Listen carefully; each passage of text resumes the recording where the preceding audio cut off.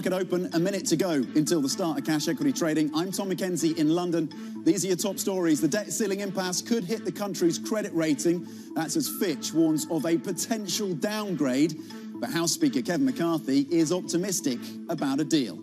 Nvidia shares soar after hours as the world's most valuable chipmaker hikes its sales outlook on strong demand for AI processors. Plus, German GDP, it's revised down, pushing Europe's biggest economy into a recession. Let's check in on these futures then after the sharp selling that we saw across the European space yesterday. Futures pointing to gains of 0.4%, looking to claw back some of the losses.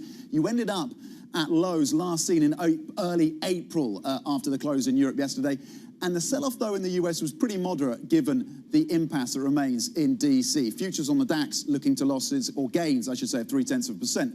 Here's how things are opening up then. You have to factor in, of course, the GDP data out of Germany. What that tells us about the ECB, is there still that determination to go that much higher on rate hikes, given that we now have confirmation that Germany was in recession in the first quarter? The FTSE 100 currently flat. The pain was really felt yesterday across the European space in real estate. That was the biggest loser across your sectors, followed by travel and leisure. We'll see if that reshapes in the session today. The FTSE 100 currently down 0.2%. The Spanish IBEX is flat. The German DAX, though, is looking at gains of 0.2%. Let's flip it over and see how things are shaping out across some of the other asset classes. We have, of course, a continued look at what is happening at the front end of the yield curve in the US. You've seen a move higher in terms of yields by about 30 basis points since the start of the month. You're now looking at the 2-year at 440. That's a move again higher by 2 basis points. Fitch, with, of course, that announcement that is watching in terms of a potential downgrade of that AAA rating for the US as the conversations continue in DC. We're getting very close to the wire now. The tech sell-off in China continues. These are Chinese-listed companies in Hong Kong. The concerns coming through on the earnings front from the likes of Xpeng, but also a bit of profit-taking as well, it seems, ahead of a holiday in that part of the world, down 2.2%. So again, further losses for the tech sector of China. Talking of the tech sector, it's a different picture around the US because of that demand, the voracious demand that we're seeing from Nvidia around AI chips. The NASDAQ futures pointing to gains of 1.5%. You could be seeing upside of between 20 and 30% for Nvidia when it starts trading later. Euro dollar, a bit of pressure coming through as the dollar is bid 107 on the single currency, just down 0.2%. Let's get to the big political debate, of course, in the moment that is leaking into this global economy. US House Speaker Kevin McCarthy has signaled some debt ceiling deal optimism. That's after meeting with President Biden's negotiators for 4 hours. But after McCarthy spoke to reporters, Fitch, of course, put the US AAA credit rating on watch. It is a sign, of course, of growing unease about the country's ability to avert a first ever default. Let's bring in Bloomberg's Jill Desus then with the details. Jill, what is the current status of these talks then?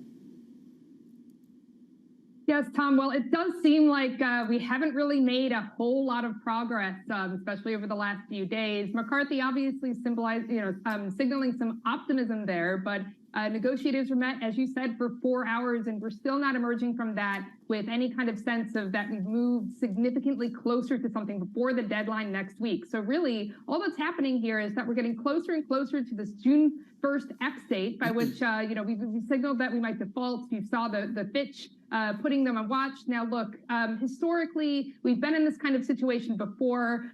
Congress and White House, they seem to like, bringing things right down to the wire, making making 11th hour decisions here, but ultimately we've still got a long way to go. After this gets through this kind of negotiation with Biden and McCarthy, remember, we've still got Congress to pass this kind of legislation through. So ultimately, we're still not incredibly close, it seems, to getting something done here.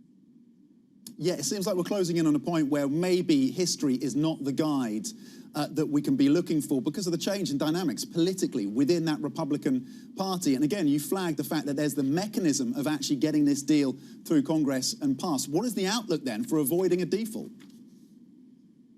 Well, right now, I think if you look at what some economists are saying, you've got JP Morgan saying that the chance of missing that June 1st deadline is something like 25% and rising. So that might be a benchmark by which we can maybe look at how this is evolving as we get closer into next week.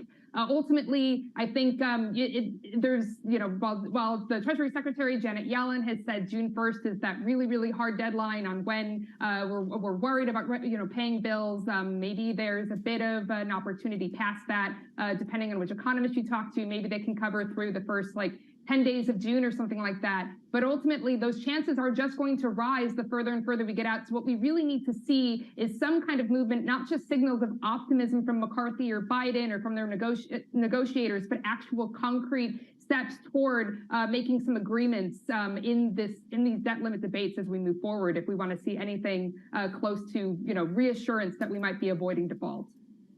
Yeah, the optimistic rhetoric is starting to wear a bit thin, isn't it? Jill Deesis, excellent. Thank you with the update there on the impasse that continues around the debt ceiling. Let's bring in for the analysis and the market reaction Ian Stealey now, International CIO of Fixed Income at JP Morgan Asset Management. And Ian, good morning. Your team, the team at JP Morgan, has put the odds of a default at around 25%. It's pretty remarkable. Do you position for a default? How are you hedging in this environment?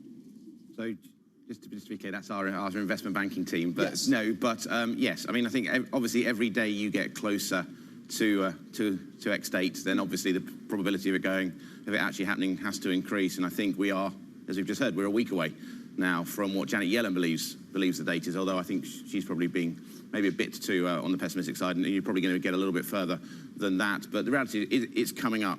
And I think what you need to do is you need to have a look at what happened back in 2011, and the obvious reaction would be for any other issuer, if there's going to be a default, you do not want to own them. But I actually don't think that's the case for the Treasury market, because if there was something, it would be a very short time frame before an agreement was reached. And we saw back in 2011, actually, Treasuries did very well on the back of that on the flight to quality bid. So I think actually you want to be owning US core government bonds in that environment, as strange as that might appear to some people. Because T-bills, June the 6th T-bills, they got to, what, 7% yesterday. Credit default stocks on US Treasuries are jumping, but you'd want to own Treasuries, presumably not at the front end. No. Where do you want to be positioned in Treasuries? Yeah, you could completely correct. You don't want to be owning those bills, because that's where all the fun and games really will be if we don't get payment. But really, it's the 10-year part of the curve. It's effectively the flight to quality markets that are going to be the beneficiaries of that. So further out the Treasury curve, I think would actually do well on the announcement. And what's your take then? How does this tie into the decision-making of the Federal Reserve? The next meeting, the next decision, June the 14th, so after the X date, the FOMC minutes suggesting there is a live debate now about whether or not to pause. Is it your expectation that you get a hawkish pause in June and that July is very much in play? What is your take? I think when we look at the data and everything we look at today, our sense is they should pause. Definitely. I think the Federal Reserve are still of the mindset that they are concerned that they were maybe a little bit too late to the hiking cycle, or they were too late to the hiking cycle last year, and now they've had to effectively go a lot faster, and they're very concerned that they possibly pause too early. So they're giving themselves the optionality. But the data we look at, we know that inflation on a spot basis is too high. But if you look at the forward indicators, if you look at some of the 3-month moving averages, taking out the elevated shelter component, actually inflation is heading in the right direction. So I think they can get confidence around that, but they're not going to want to take away that optionality. So I think the talk of the skip is going to be live. My sense is it's a pause, and it will be a pause for the foreseeable future. And actually, if you do get uncertainty around the debt ceiling, then actually the Fed might need to react and ease policy into that. I want to kind of push on that view, because we had the likes of James Bullard. Okay, he's not a voting member, but of course he was out front in terms of calling for the Fed, or at least pushing and making the case for hikes early on in the cycle. You're saying there are cuts that are going to come through, likely, by the end of this year. James Bullard is suggesting that he could see another 2 rate hikes from the Fed. How do you push back on that view? What is underpinning your view that you could still get cuts this year? When we look at the data, we do understand that the jobs data still looks pretty strong. The inflation data on a spot basis, on a year-over-year basis, still looks elevated. But as we look forward, the leading indicators that our team track would indicate that we are seeing slowing in jobs growth. If you look at things like continuing claims, it's up 25% over the last year. That doesn't happen outside of a recession. If you look at some of the prices paid of the NFIB surveys, if you look at some of the shelter, the more real-time private rental markets, they're all coming down, and they're all pointing to the fact that the Fed's done 500 basis points. They've done an awful lot of hiking over the last 14 months or so, and it feels to us that we're starting to see cracks. We've obviously seen beginning in the banking system. It makes sense for them to pause now, assess the data, and our expectation is that by the end of this year, they'll be thinking they can go the other way. And it's the labour market that would push them over the edge. I think it is. The labour market is the critical point at the moment. I think we would definitely argue that inflation has come to a level, at least over the near term, where they could probably get comfortable, but the jobs market still does look strong, and it will be whether those leading indicators do actually transpire into actual a slowdown in job growth or even a reduction in job growth. Okay, Ian Stilley on the case for possibly cuts coming through from the Fed later this year, and maybe sheltering in the US 10-year amid all this angst around the debt ceiling. The 10-year currently yielding 3.74 in the US. We'll get more of Ian's calls on the ECB and where he thinks the direction is as well for the Bank of England after that shock inflation print of yesterday and a blowout in gilt yields. Let's check in on the chip makers here in Europe, because the other big story, of course, is what's happening in terms of AI chips, that demand, particularly around data centers. NVIDIA just coming out with that voracious demand outlook. ASML, there you go. There's the equipment maker based in the Netherlands. No one makes the machines that ASML does. They supply them to likes of TSMC, which crunches out the chips for companies like NVIDIA. And again, NVIDIA pointing to that very, very strong demand coming forward that really blew out the estimates from all the analysts yesterday for their AI chips. ASML benefiting, gaining 4.2% on the back of the read across there. ST Micro over in France, flat currently. Infineon down 0.9%, and Nordic Semiconductor gaining 1.5%. But the standout winner here in Europe is ASML. Coming up, Europe's biggest economy faces a challenging outlook as fresh German data shows that country, of course, Europe's largest economy, did suffer a winter recession. We get into the numbers next. This is Bloomberg.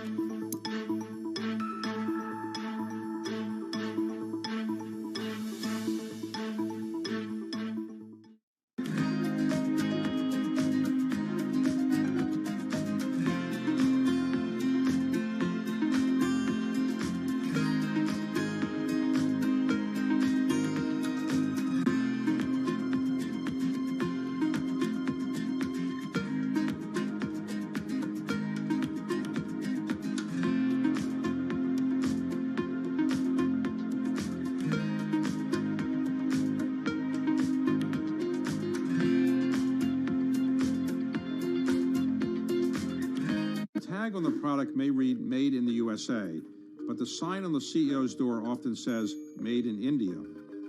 Alphabet's Sundar Pichai, Microsoft's Satya Nadella, IBM's Arvind Krishna, Micron Technology's Sanjay Mehrotra, and that's just the start.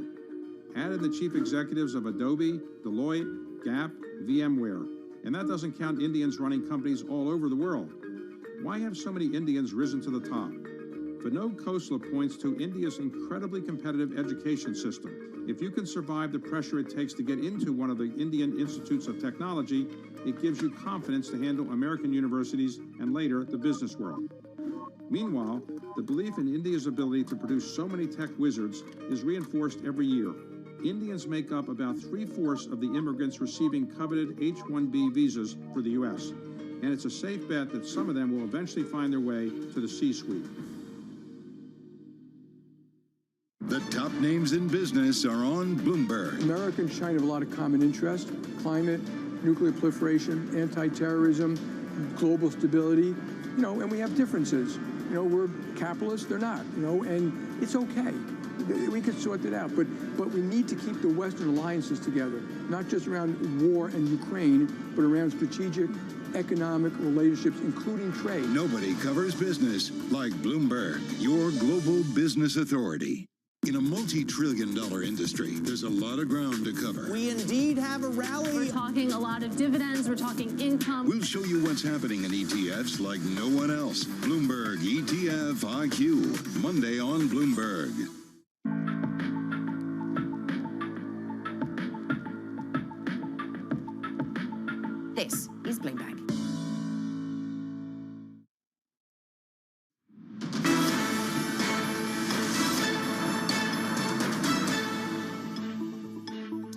Welcome back to the Open. We are 13 minutes into the European trading day. You're currently flat. The futures are pointing to gains in Europe, but you're flat, actually, and you're down by 0.4% here in the UK on those debt ceiling concerns. Of course, Fitch putting the US rating on watch on the back of that impasse. On the tech story, of course, it's NVIDIA and the demand for AI chips that is lifting that sector. Let's get to the broader economy, though, of Germany. GDP has contracted for a second consecutive quarter, pushing Europe's largest economy into a technical recession. Bloomberg's Ollie Crook joins us from Berlin. Ollie, let's get into the numbers then. What did we get?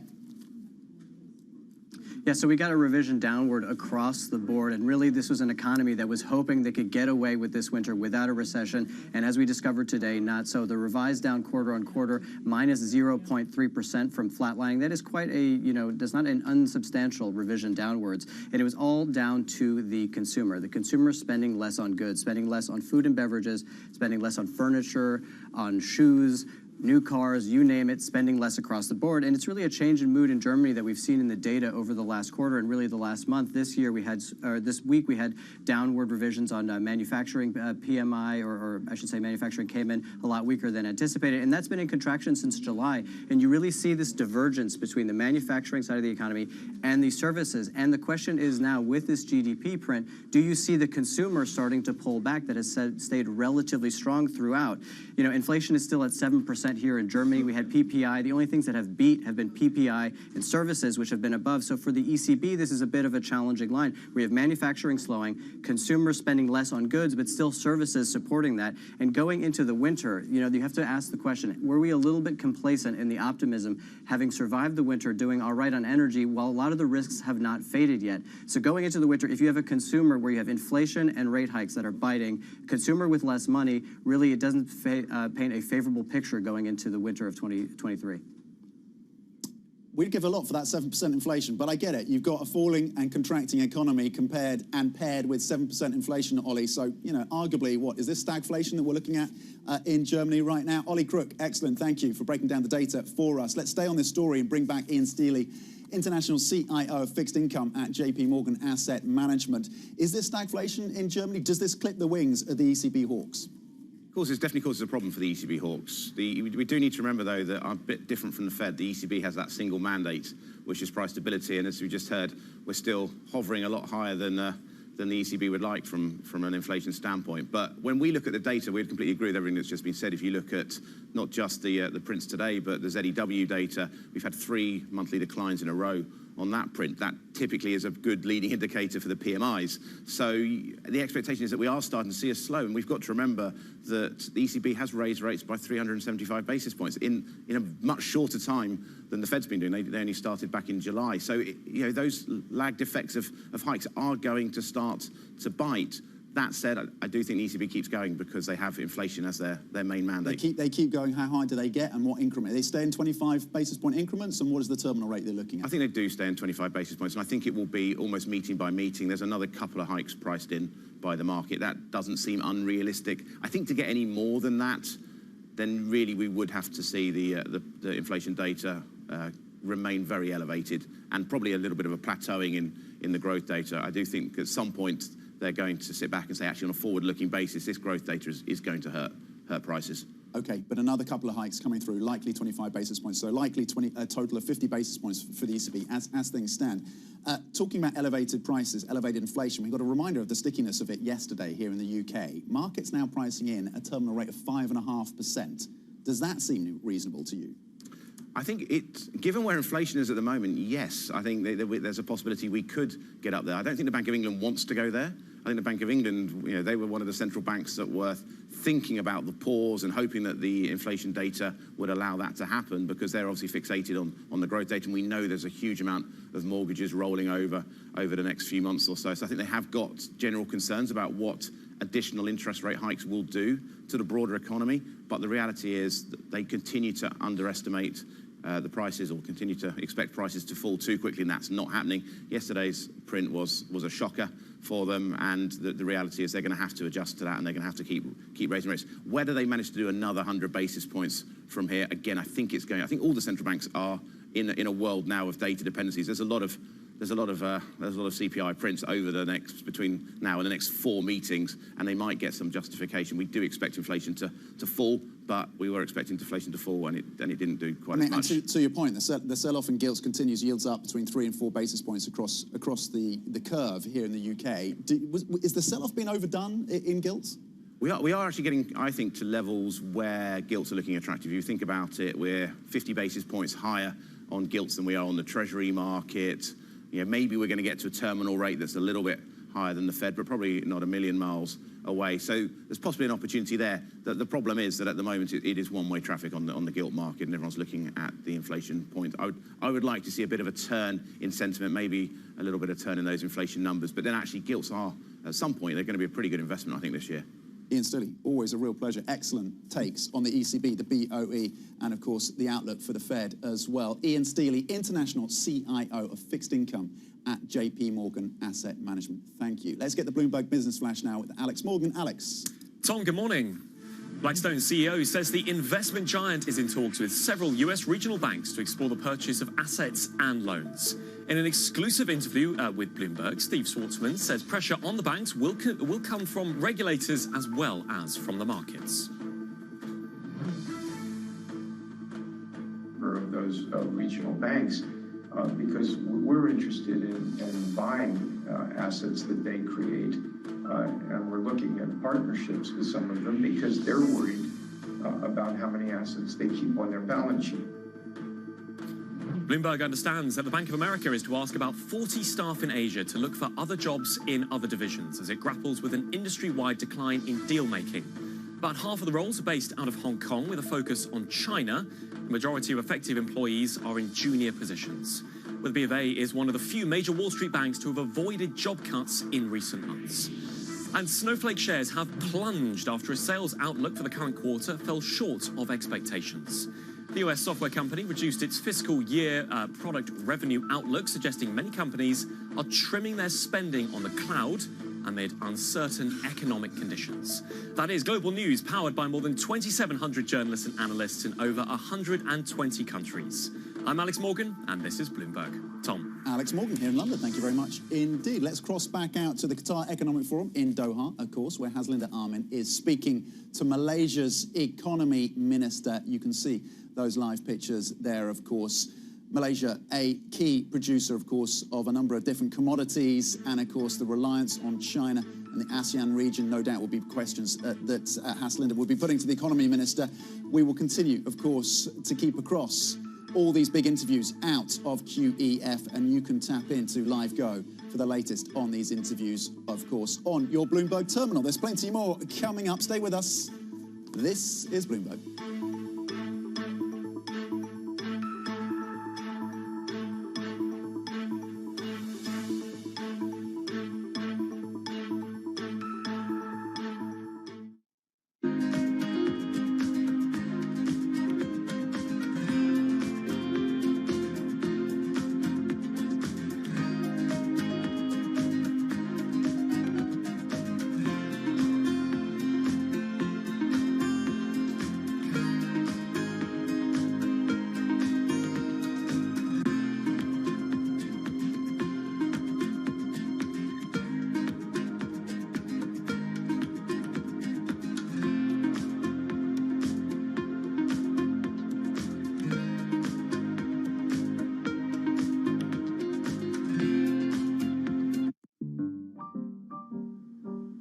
Okay, so you're moving in on me, quick, distracting me with your fancy hands. I'm going to deal with your knight because it's really bothering me. Ah, my knights. Yeah, he's a troublemaker. Yeah. What did you get up to this weekend? You know, just robot stuff. A lot of chess. I was practicing for you.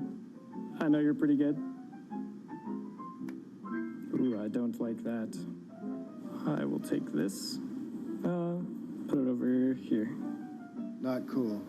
Not cool. All right. I will concede. I can see.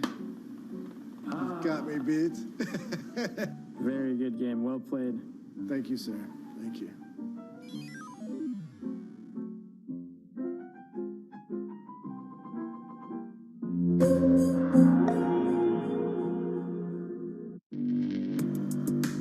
Access the financial world on demand. Hear from leading economists, policymakers, and industry experts via live and on-demand webinars, only from Bloomberg. Start exploring to see what's moving the markets. Visit Bloomberg.com/webinars. Welcome back to Bloomberg Daybreak Europe. Good morning, good morning. This is Bloomberg Surveillance. Welcome to Bloomberg Markets, trying to open. This is Bloomberg Technology. Welcome to Balance of Power. This is Bloomberg.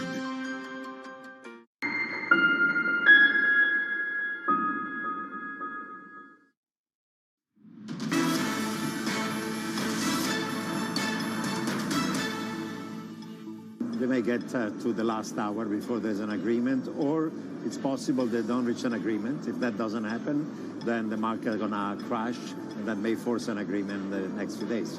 History tells us that the U.S. would wrestle with this notion of default, but comes the 11th hour, it gets resolved, and I have confidence we will see that playing again. I would say, these debates, we have seen them before, and get resolved usually. Sometimes wait until the last second, but we're used to that. I would just say that I hope wisdom would prevail and would prevail sooner. It is not easy to play with the international markets. Some of the guests there we've been speaking to at the Qatar Economic Forum about the US debt ceiling standoff. Joining us from the event, of course, on its last day is Bloomberg's Francine Lacqua. Francine, is this the debate? Is this the topic that's really dominated conversations at the forum?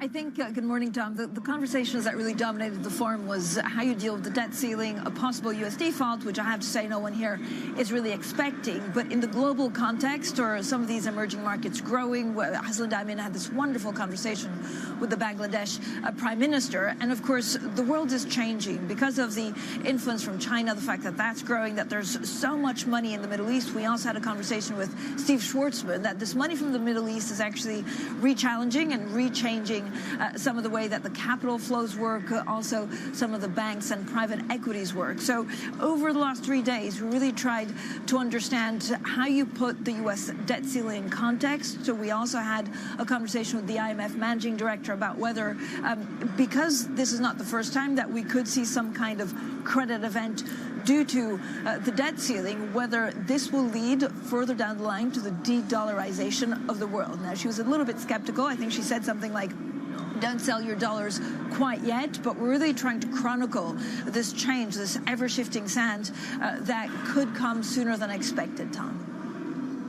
Yeah, really, really fascinating. Don't sell your dollars quite yet, maybe particularly in the next few days as something of a hedge. But the de-dollarization story is real, isn't it? Bloomberg's Francine Lacqua, thank you, in Doha, with some of the big topics being discussed there by leaders and CEOs. Coming up, NVIDIA surges in after-hours trading after giving a glimpse of the strong demand for AI-related products. We get the details. That is next. This is Bloomberg.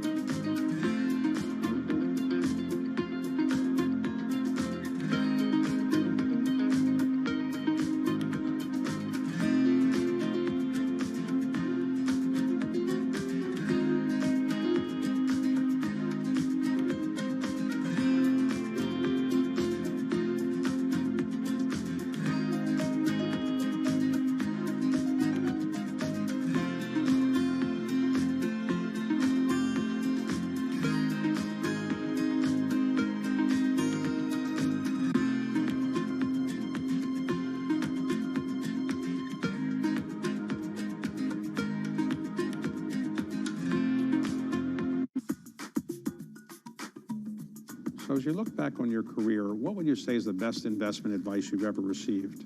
Probably the best investment advice that I never received, but that I've lived my whole life around, is surround yourself with really good people. I thought about it just today, like I do many times, you know, what makes a great investor? A great investment firm is comprised of people who are optimists and pessimists and realists. Because in the intersection of the debates that go across that wide range of personalities is where you find truth. It's part of the reason I'm so focused on freedom of expression. I see it in my own four walls, the robust and fulsome debates around how we commit our capital, what defines a good idea, what businesses to build or pursue. That's what drives the success at Citadel. And I've been very fortunate in life to have always had a group of friends who really push me, who make me better. And here I get to work with 3,500 colleagues who in their ways make me better each and every day. And collectively, as a team, we've had the opportunity to have an incredible impact on the financial landscape around the world. Top names at the Fed are on Bloomberg. Right now, if you had to tip the scales, the next move is going to be an increase or a cut. It's pretty heavily weighted to the increase for me. Nobody covers the Fed like Bloomberg.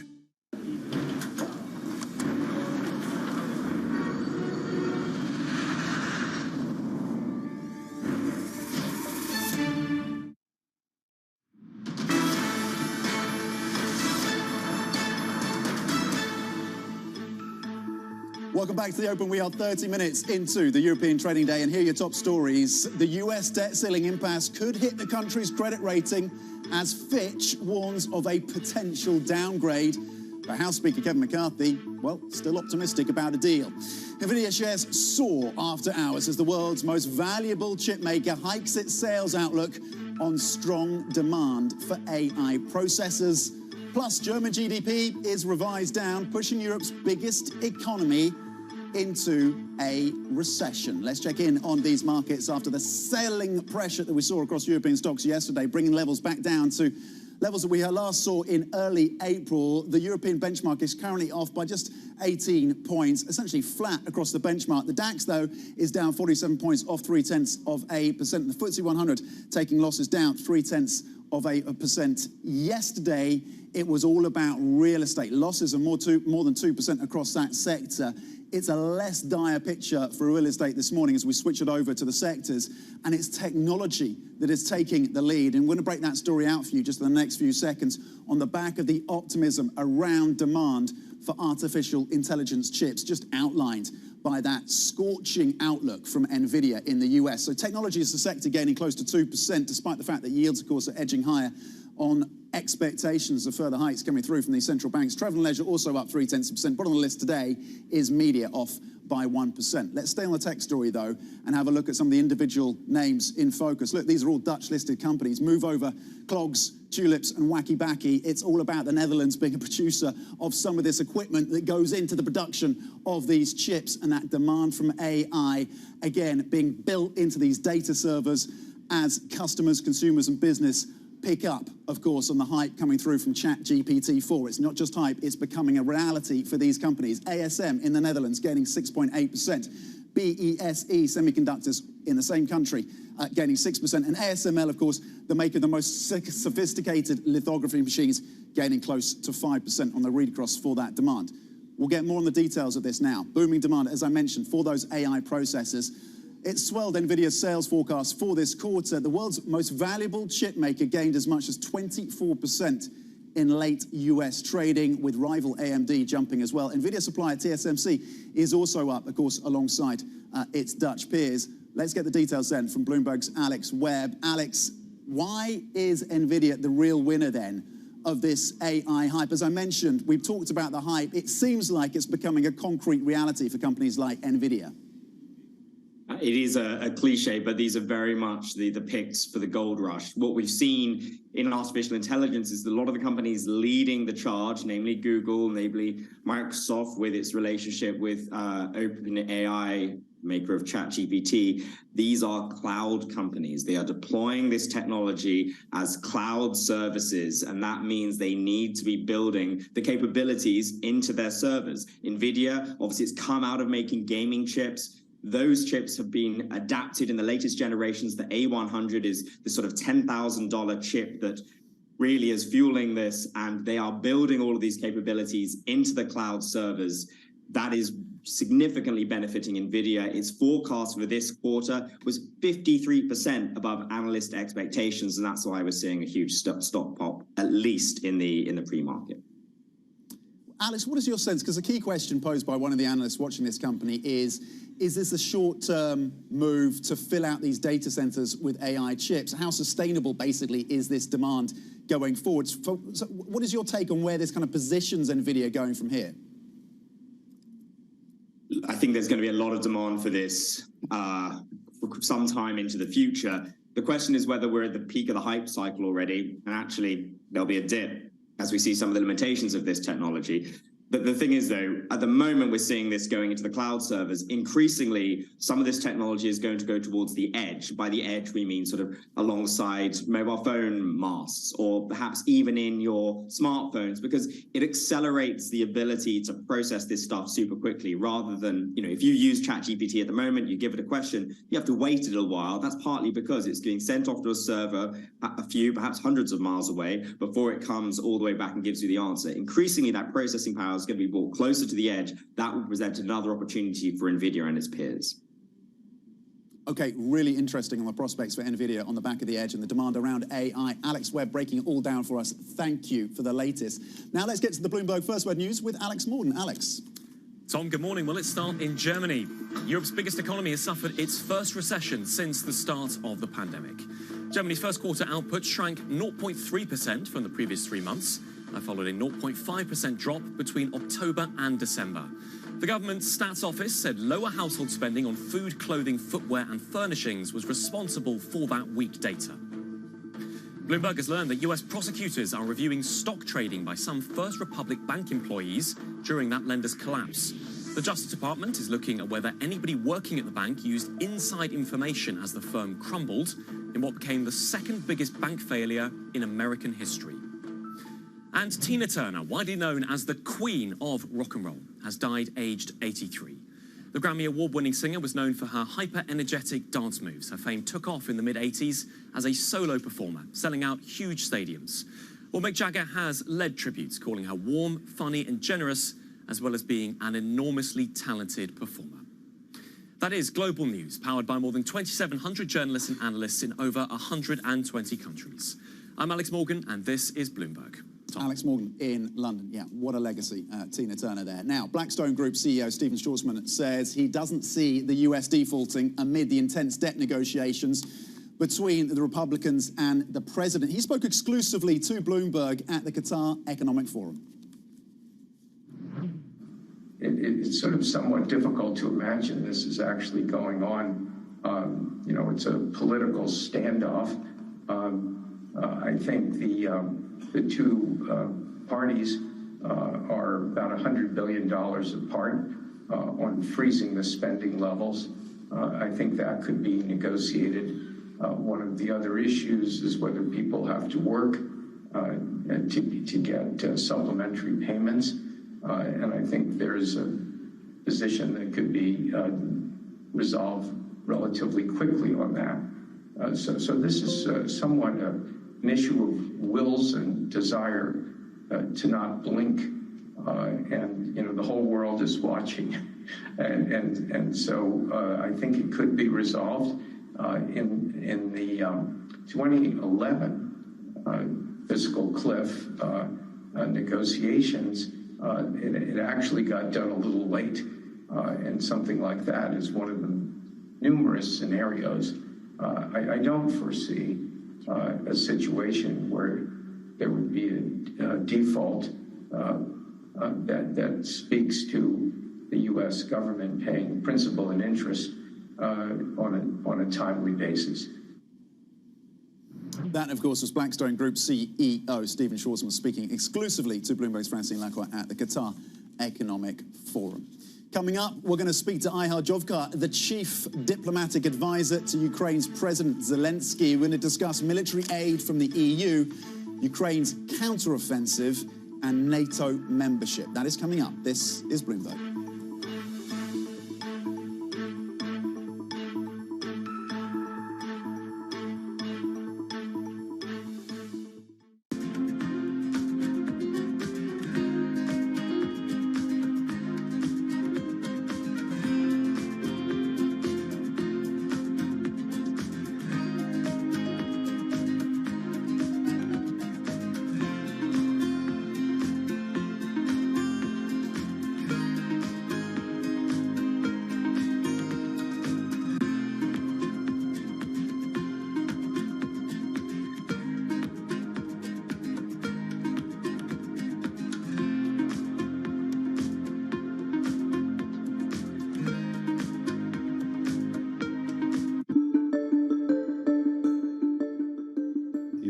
Is as safe as it was when you were in the government? It's not as safe as it was. Crime is clearly rising.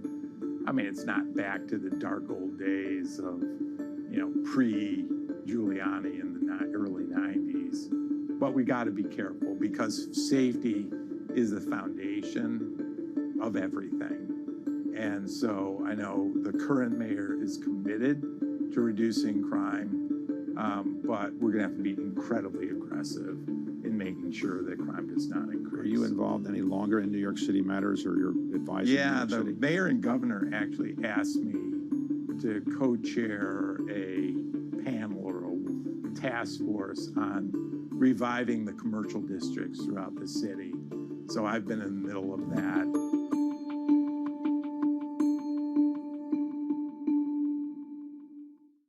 Our studios in New York and San Francisco. Our expert hosts of the data and analysis about the companies you know and the startups to watch. Plus, the interviews you don't want to miss. Watch Caroline Hyde and Ed Ludlow on Bloomberg Technology, the only daily business show dedicated to tech, right in the middle of the trading action. 12 p.m. on the East Coast, 9 a.m. in the West. Only on Bloomberg Television, your global business authority. Markets countdown in Europe. From the financial centers of the world, Bloomberg Markets European Close with Guy Johnson in London and Alex Steele in New York. Real-time numbers, real-time analysis. Weekdays.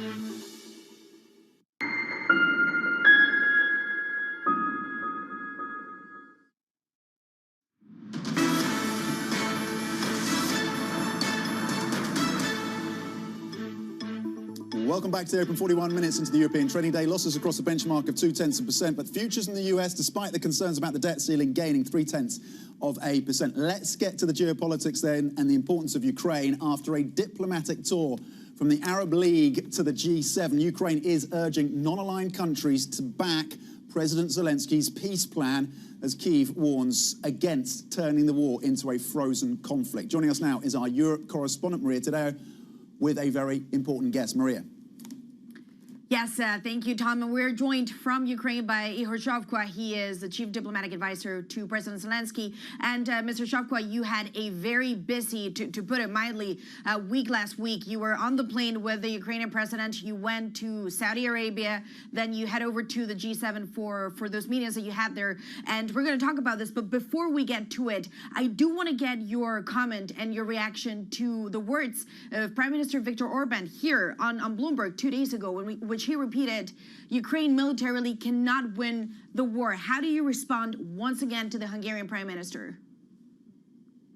I don't know, maybe I missed something, but maybe Prime Minister became a very good military expert and knows the potential of Ukrainian armed forces and maybe knows very good the potential of Russian armed forces. It just reminded me that at the beginning of this open aggression in February 2022, the military experts, probably of the same knowledge as the leader you quoted, were telling that Kyiv will be surrounded and we will defeat in 3 or 5 days. Then they said maybe not 3 or 5 days, maybe 1 week, 2 weeks. Now we are having more than 450 days of war. Not only we are not we're not defeated, but we managed to take back 50% of the territory Russia has managed to occupy after this open aggression. And we will further be preparing the counteroffensive. And as soon as we will be ready, with the support of our partners who are delivering us and continue to deliver us high-level artillery, enough ammunition, battle tanks, and armored vehicles, as soon as we get it, we'll start this counteroffensive, and definitely it will be resultful. So what you say in very diplomatic terms is that Viktor Orban is, well, not a strategist, I guess, or a military expert on the war. But just to wrap this chapter, again, the Hungarians, however, they're blocking some aid, military aid for Ukraine. They say this has to do with a bank, OTP, that you have blacklisted. Is there any conversations that you're having with them to try to be able to unblock the situation? Look, I know that the Commission is preparing its legislative proposal on the 11th package of sanctions, and the proposal has been spreaded, and the countries started the discussion. You know, that's what happened ahead of each and every sanction package when it's being prepared. There's only one country who is telling, we will not do this, we will not let this package happen. But in the end, we managed to receive already 10 packages of sanctions. We will definitely have this 11th package of sanctions. Very important for this package to be really full, because you know, we have to introduce still sanctions against nuclear sector of Russia. We still have to fight each and every Russia propaganda people in the personal sanctions list. We still have to cut Russia of many trade operations it's able still to have with the European countries, earning money, being able to produce much more rockets, missiles, and drones. Today in the night, 36 drones attacked all the territory of Ukraine, even the western Ukraine. All of them were intersected, but every night we are having these attacks. So we have to unite our efforts to deprive Russia of its economic assets. And of course, you make that clear on the situation is still very difficult for the people of Ukraine on the ground. But let's talk about the meeting at the G7. The goal of the meeting in many ways was to have your president, President Zelensky, speak to other leaders that have been ambiguous at times and he doesn't get to talk to in some ways. You spoke with the leaders of India. It seemed they warmed up to you, but Brazil, that is still complicated. And the meeting between your president and President Lula did not happen. What's your takeaway from it? Look, really, the format itself was very important. Not that my president only was sitting with all G7 leaders at one table. He meets the G7 leaders regularly. All of them were in Kyiv during the wartime, and my president visited most of the G7 capitals. But that summit, that G7 summit, was really important that President of Ukraine, together with the G7 leaders, sit with the leaders of the so-called Global South. You mentioned the countries. And yes, at that meeting, my president was explaining the substance about the Ukrainian peace formula, very clearly saying there can't be a Brazilian peace plan, a South Africa peace plan, any other peace plan about Ukraine. The war is going on the territory of Ukraine. So we were talking about establishing peace in Ukraine. We have to utilize the peace formula suggested by President Zelensky in the G20 summit in Indonesia. By the way, my president also met the president of Indonesia, also discussed with him this peace plan. So very clearly was stated by my president, with the support of the G7 leaders, we have to start to prepare the peace formula summit, to start to implement the concrete points of the peace formula. Let each and every country take 1 or 2 points and be the co-organizer, co-leader of this peace point. And you can find, every country can find something for it. There are points about food security, there are points about nuclear safety, there are points about deportation of the children. So the countries you mentioned, India, Brazil, Indonesia, other countries can find its place in order to bring peace to Ukraine according to Ukrainian rules. And Mr. Shovkwa, you make it very clear that there has been many peace plans. You also you didn't mention China, but that is also a proposal out there. Some say that's not a peace plan; it's just a ceasefire. But what I hear from you is that you say Ukraine is fighting the war. It should be the Ukrainian peace plan. But just very briefly, before we move on to other things, the Brazilian delegation, just a yes or no answer on this. They say the issue here is that your delegation kept President Lula waiting for an hour almost, and then didn't show up.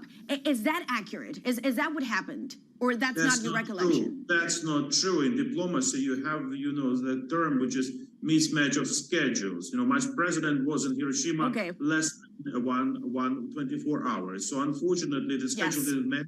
But definitely, we will find the opportunities to meet President Lula in person. We know about Brazilian proposals. They know about their reaction, our reaction. So we will definitely talk. So you say obviously he was very busy there, and to be fair, President Lula was there longer than your president was. It was a very short trip. And just a final question, Mr. Shavkwa, from that trip, you did get now a shift on the fighter jets, on the F-16s. You will get the training, but obviously the conclusion is that you want the actual planes. What did you hear from G7 leaders? When do you think you will have the planes? Because it's not just a training. 5 out of 7 G7 countries supported the idea and joined practically what we call the fighter jets coalition.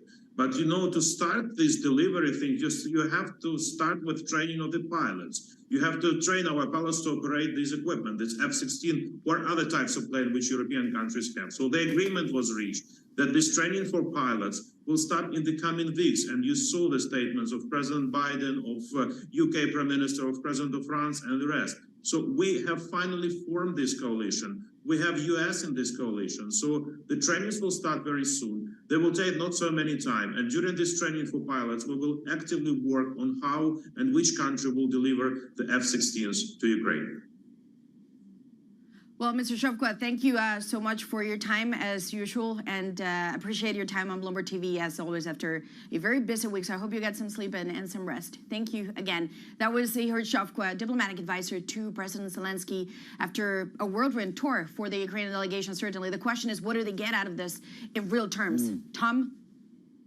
Really, really important conversation, Maria, today, of course, in Brussels on potentially a pivotal moment, of course, for Ukraine as they gear up for that so-called spring offensive. Let's quickly cross over to Doha, though, where Jen Zabataja, of course, of Bloomberg, is sitting down with the co-founder of blockchain.com. This is a company that, amid reports that they are having to kind of sell off assets to fill a $270 million hole left by their exposure to a bankrupt hedge fund. No doubt that will be a question being put to the founder of blockchain.com by Jen. You can continue to watch that, of course, on Live Go on your Bloomberg terminal. Coming up, Florida Governor Ron DeSantis has officially jumped into the presidential race. Oh, it was messy. We're going to bring you the latest on that race for the Republican nomination. It's next. This is Bloomberg.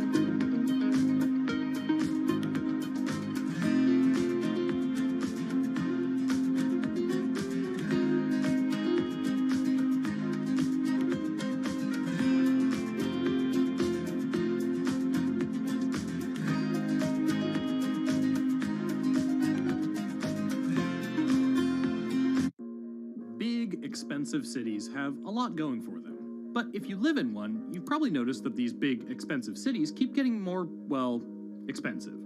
You could always move away. You might have just started working remotely, so there's really nothing keeping you there. But then again, moving is a hassle.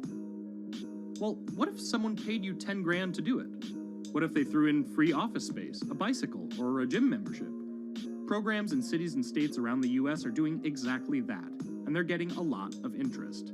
We've had over 50,000 applications. About 90,000 applications. We've had over 1,800 applicants from all over North America. So are these nascent programs actually beneficial to their communities and the workers joining them? Or are they little more than flashy advertising campaigns for places looking for an injection of fresh talent?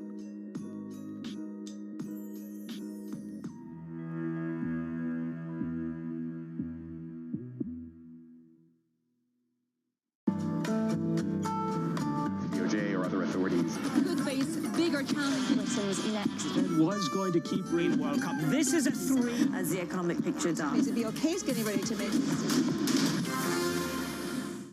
When U.S. jobs numbers are released, Bloomberg brings you crucial data at terminal speed and instant expert analysis. Nobody covers Jobs Day like Bloomberg. Earnings season is here. Earnings season is in full swing. UK consumer is still strong. Bloomberg breaks the numbers first. UniCredit smashing the earnings. Underlying sales up by 10.5%. Volkswagen, BMW. Deutsche is on fire. With exclusive expert analysis. The first quarter was very challenging. Do you worry about the supply chain? I'm really pleased with the quarter's results. What's your timeline for this actually being able to reach market? Our business remains very resilient. The overall performance has been stellar. Bloomberg Television and Radio. The fastest numbers and analysis you trust.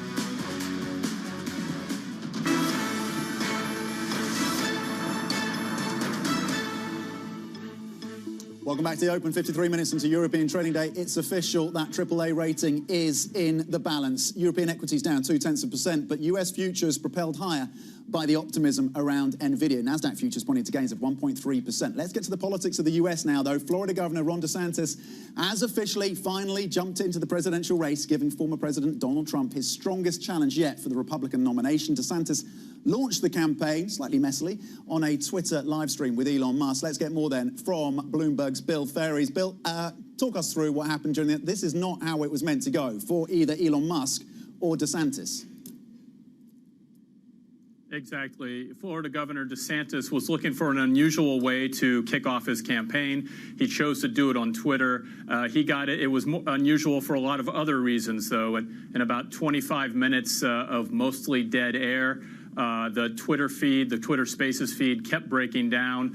Sometimes it got back online for people to hear, technicians trying to figure out what was going on. The host said that there were just so many people tuning in, although it was far less than what the number who might tune into a YouTube video or the evening news. So in the end, he did get it pulled off and also released a campaign video. So it's all back on track. But it was a rocky start for the Florida governor on day one. A rocky start on day one, yeah, to say the least. What is the significance of it all happening on Twitter then? Well, it's interesting because Twitter is starting to look like a more friendly place for conservative or right-wing supporters of people like Donald Trump and now Ron DeSantis. A lot of media organizations have limited their involvement.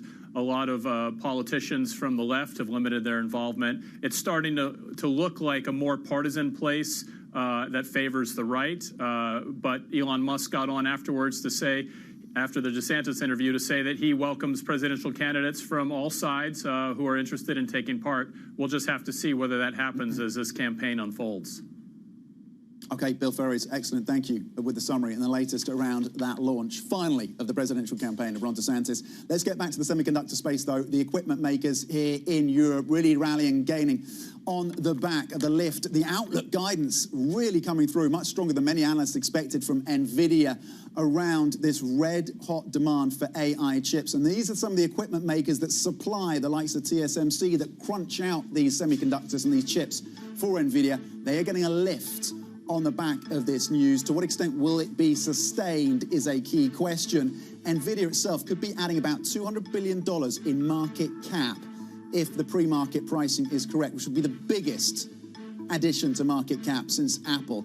Stay with us, plenty more ahead. Surveillance Early Edition is up next. This is Bloomberg.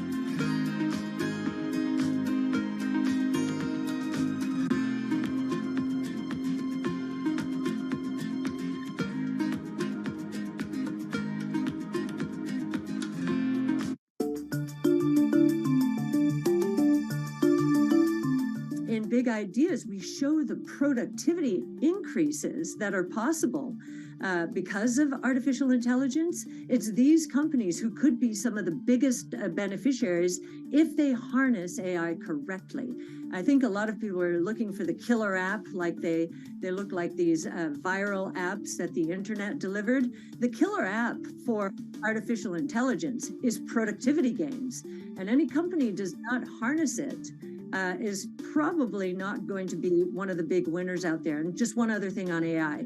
The real winners here are going to be those companies that have proprietary data and have lots of it, have the best domain expertise, best AI expertise, the best pools of high quality data to basically create new businesses.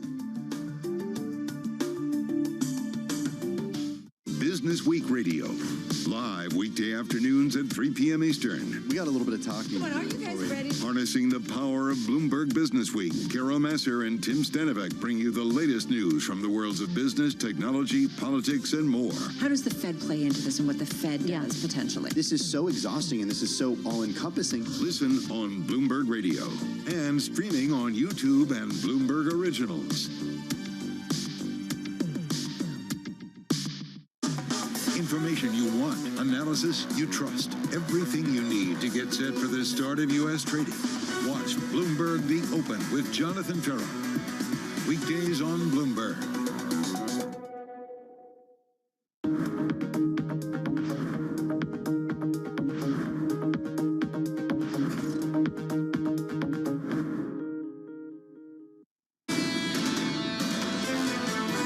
This is Bloomberg Surveillance, Early Edition, with Francine Lacqua. Good morning. Welcome to Bloomberg Surveillance. This is the Early Edition. I'm Danny Berger in London. Here's what's coming up on today's program. When the chips are up, European semiconductor stocks jump after NVIDIA hypes its sales outlook on strong demand for AI processors. Shares in the world's most valuable chip maker soar after hours. Credit Watch, the debt impasse could hit America's AAA rating as Fitch warns of a potential downgrade, but House Speaker Kevin McCarthy is optimistic about the deal. Plus, private credit is booming in the wake of the recent banking turmoil. Apollo Asset Management's Jim Zelter joins us exclusively to talk about opportunities in the funding market. First, let's get your check on markets. And if it wasn't for the AI story, if it wasn't for NVIDIA, it'd be a difficult day for risk. European stocks down 0.2% about an hour into the cash trade. If you were to just look at some of the European chips in a demand. Then we're also looking at sterling. That falls ever so slightly for a second day. We had those inflation figures yesterday that caused that pump up in front end yields, about 30 basis points at one point, and a weaker pound. So in terms of the overall European picture, again, it's mostly lower. It's mostly lower this morning. There are concerns about a debt agreement. We had that Fitch warning. That was enough to turn sentiment. And then we also had some Fed speak trying to price out cuts in this market. At least that's what Waller was talking about, saying a skip. Again, not great for risk sentiment. So most of these regions are lower. Again, if you were to just pull out the mega caps, pull out the big tech ones, especially with an AI exposure, they would be doing well. On that note, I do want to show you what NVIDIA shares have done in the pre-market trade. We should just be getting a reading on that. 23%. Again, after the close yesterday was up about 25%, so we're easily holding on to that. You know, I did look at the NVIDIA sales call yesterday. 122 times is how often they mentioned the word AI. Everything that's a chip maker, everything that touches AI doing well today, whether it be the Asia trade or the Europe trade. Let's get more into that NVIDIA story and get over to Bloomberg's Alex Webb. Alex, why is NVIDIA the winner of AI here? It is a bit of a cliche, but they are very much the makers of the picks or the shovels for the gold rush. We've seen a huge charge into AI, and the companies leading that charge, particularly Google and Microsoft with its relationship with ChatGPT maker OpenAI, they're very much pitching these as cloud products. If you want to be using their large language models, you probably need to be using Azure in Microsoft's case, or Google Cloud in the case of Google. if it's going to be a cloud product, that means you need to put the processing power in the cloud. And of course, NVIDIA makes the chips that can do just that. That's why we're seeing this huge surge in demand. The forecast that they made for the current quarter, the quarter we're in, was 53% above analyst expectations. A sort of mind-blowing beat, and that's why we're seeing such a huge pop in the stock. A mind-blowing beat, but still it's up over 100% year to date. Its price has doubled. It is richly priced. There's, of course, a lot of hope here, but a lot of this pricing is hope. What will it take for NVIDIA to continue to live up to those expectations? I think the question is actually whether they can meet the demand. The demand for AI chips is going to increase not just from the cloud operators, but increasingly we're going to see this come closer to the edge. Of course, when I talk about the edge, that's perhaps on cell phone towers. It's in custom company server farms. They need, if they want to have AI that reacts very, very quickly to requests, you don't necessarily want to be handing it off to a server that could be miles or hundreds or even thousands of miles away. So that actually is the long tail of demand that could well be there at the moment. Yes, we are very much in the peak of the hype cycle, but unlike something like Web3, this is technology people can really get their teeth into. They can see real world applications. They can also see how it can reduce some of their costs. So I think that's one of the reasons we're seeing the stock price so generously, because there is a huge amount of optimism about this very real technology. Yeah, and that's perhaps a strong distinguishing factor to make between that and what was somewhat called the crypto bubble of years past. Hey, Alex, thank you so much for the update there. That's Bloomberg's Alex Webb. Now, if that's the thing that has markets excited, let's talk about the thing that has markets pessimistic this morning. Ratings agency Fitch has put the U.S. AAA rating on negative watch as tensions over debt talks continue. House Speaker Kevin McCarthy did signal some optimism that a deal can be done in time to avert a default after top negotiators met on Wednesday. Let's get to Bloomberg's Bruce Einhorn on this. So, Bruce, Fitch issuing a warning here. Where are the current talks standing at the moment? Well, there's no deal yet, which I think isn't a surprise to anybody. Nobody was expecting that there'd be a deal that this soon. Expectation is we are going to get closer and closer to the deadline. When that deadline is, Janet Yellen says that it's as early as June 1st. That's the X date. Many Republicans have expressed doubt about that, saying, oh, no, we have more time. Negotiations are ongoing. As you said, there was a multi-hour meeting at the White House between the two sides. Interestingly, this came a day after one of Speaker McCarthy's deputies, Representative Patrick Henry, had said, oh, we have the upper hand because the negotiations have been going on at the Capitol, and then they did it at the White House. As far as what are the key differences, where the key areas of disagreement, we know that the two sides still don't agree on what sort of restrictions there should be on spending, how long those restrictions should last. The leader of the Democrats in the House, Hakeem Jeffries, said that any cap on spending could only last as long as the actual increase in the debt ceiling. That's different than what the Republican proposal that passed through the House recently was said, which was that they wanted to have a 10-year spending freeze or restriction on spending that would go for 10 years, while they would extend the debt ceiling only by about a year. So Jeffries of the Democrats has said that's a non-starter. Other disagreements have to do with things like work requirements for recipients of Medicaid. So still a lot of issues where the two sides still remain far apart. As far as the calendar goes, we're looking at a long Memorial Day weekend coming up, and so the House won't be in session. However, Republican leaders have said that they've told members they need to be prepared to return on short notice in case they have to vote on a deal. Danny. Okay, Bruce, thank you very much. That's Bloomberg's Bruce Einhorn there. All right, let's get to some of our other top stories with the Bloomberg First Word News is Alex Morgan. Alex. Danny, good morning. Well, we start in Germany, where Europe's biggest economy has suffered its first recession since the start of the pandemic. Germany's first quarter output shrank 0.3% from the previous 3 months. That followed a 0.5% drop between October and December. Well, the government's stats office said lower household spending on food, clothing, footwear and furnishings was responsible for that weak data. Ron DeSantis has officially launched his long-awaited US presidential campaign, signaling he's going to make culture war issues central to a strategy to win the Republican nomination. The Florida governor made the announcement on a Twitter live stream with Elon Musk, which was beset with technical glitches and with audio problems. Well, polls suggest DeSantis is currently the strongest challenger to the frontrunner and the former president, Donald Trump. Bloomberg has learned that US prosecutors are reviewing stock trading by some First Republic Bank employees during the lender's collapse. The Justice Department is looking at whether anybody working at the bank used inside information as the firm crumbled in what became the second biggest bank failure in American history. Well, that is global news powered by more than 2,700 journalists and analysts in over 120 countries. I'm Alex Morgan, and this is Bloomberg. Danny.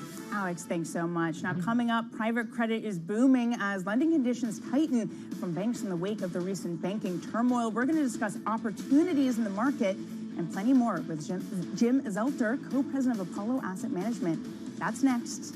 This is Bloomberg.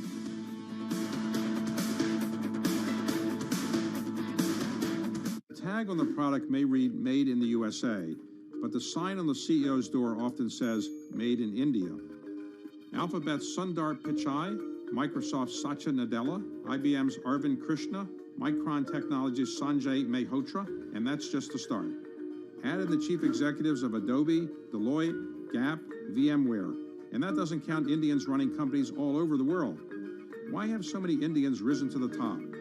Vinod Khosla points to India's incredibly competitive education system. If you can survive the pressure it takes to get into one of the Indian institutes of technology, it gives you confidence to handle American universities and later the business world. Meanwhile, the belief in India's ability to produce so many tech wizards is reinforced every year. Indians make up about 3/4 of the immigrants receiving coveted H-1B visas for the U.S., and it's a safe bet that some of them will eventually find their way to the C-suite.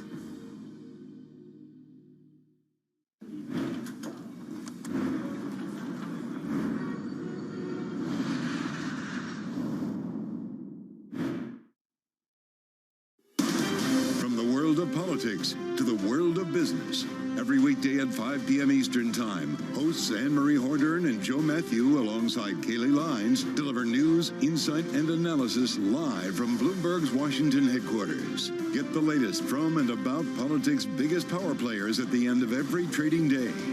Balance of Power, every weekday at 5 p.m. Eastern Time, only on Bloomberg, your global business authority. BSO Now is your online home for weekly Boston Symphony Orchestra and Boston Pops performances. See new concerts that go behind the scenes, plus acclaimed archival concerts. Visit bso.org/now, where the music plays on. BSO season sponsor, Bank of America.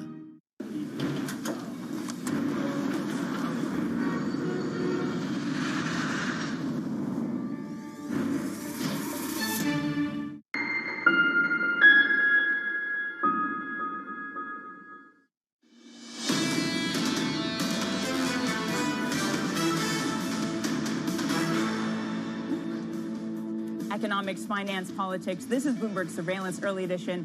I'm Danny Berger in London. Let's discuss the burgeoning market in private credit. According to a Carlyle Group report, funds at firms like Apollo and Blackstone have financed as much as 94% of buyouts in the first quarter via private credit.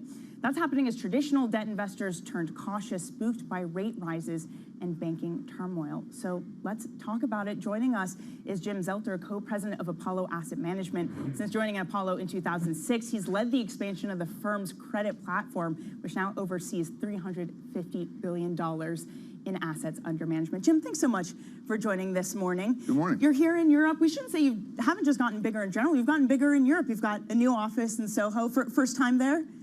Yes, we had a couple offices over the last. We've been in Europe for almost 20 years. Yeah. We had 2 offices in London. We've got a few on the continent, but you know, a lot of great growth the last 2 or 3 years as our business expands around the continent, around the UK. So we found ourselves needing space in London and have a great new office in Soho, which we're excited about. We opened it about a month ago. Yeah, you're really in the heart of London. I got to say, it almost feels like such a statement at a time where, you know, inflation is really high in London. There's concerns about the economy. To really double down on this area, not just the UK and Europe. How has your investing philosophy changed in Europe? Is there anything you're looking at now that you weren't before?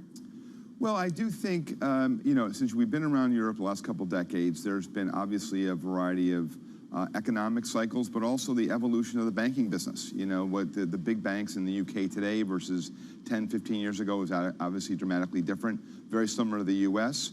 And so the role that we play as an integrated platform, investment grade, leverage finance, asset-based, along with our private equity and our real assets business, we're just playing a larger role in the financing market. So it's not a surprise that we've basically doubled our staff in London the last 3 or 4 years, and also on the continent. We expect that trend to continue. I got to say, it's also a good time because the pound has weakened significantly. So hopefully you got some dollars to spend while you're here. We did all right. We've done all right. No complaints. Fair enough. So, but on that point, I mean, inflation has been really persistent in this country. Are you worried about the economic outlook for the UK and for Europe, for that matter?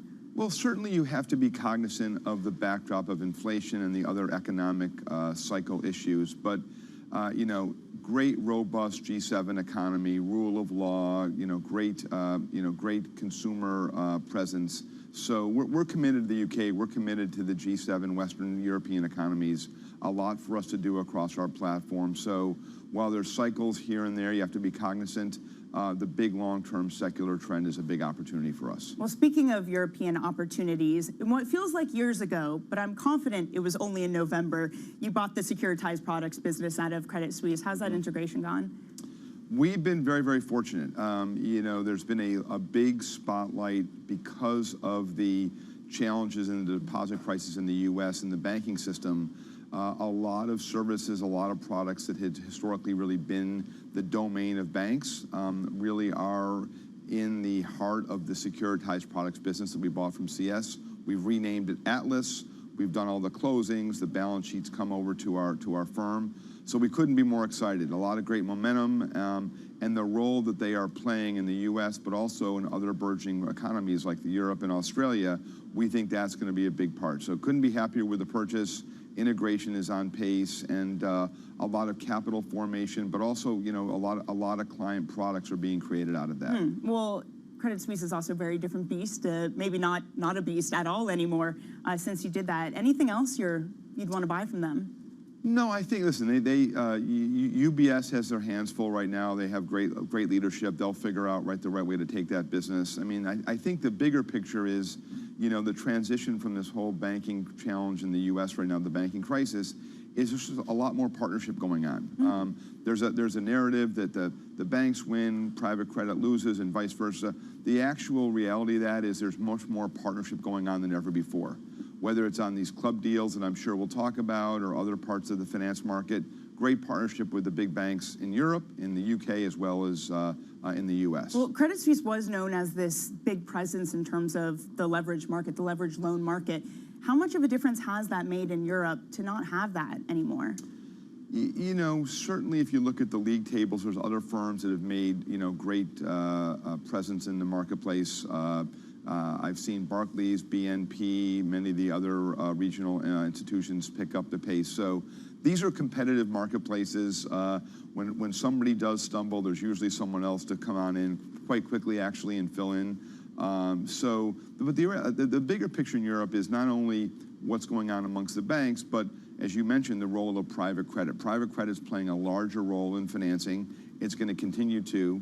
And not only in the non-investment grade, the leverage finance side, but also in the investment grade area as well as asset-based finance. Right. That's where the future of the business is going. Okay, well, we definitely have more to talk about. We're going to take a quick break. We'll get back to all of that. We'll dive more in. Great. Deeper in. Jim Zelter there, co-president of Apollo Asset Management, stays with us. This is Bloomberg.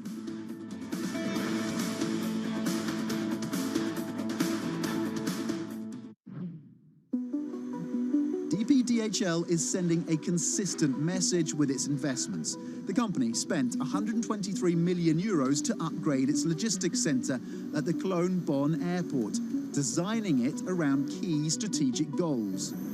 What I love about this building is it actually shows the big mega trends which formed our strategy 2025, which was inaugurated in 2019 when this building opened. So globalization, connecting the world. E-commerce, we have a lot of sortation facilities here for smaller e-commerce shipments. Sustainability, it's a very sustainable building with solar panels on the roof and everything, and digitalization, and well, you can obviously see that it is quite automated. How did the team pitch this investment to you initially, and how hard was it as a sell for them? How quickly did you turn around and say, yes, this is worth the 123 million euros? Of course, you always have to make sure that you have the right capacity for the growth in the network. And at that time, they came and said, hey, we will really see a strong growth in e-commerce volumes on top of the regular B2B growth. We need more sorting capacity. We need this building. And of course, there are always debates. Does it really have to cost 123 million euros and so on? But fortunately, they convinced us, because then with COVID and the volume surge, we urgently needed the capacity.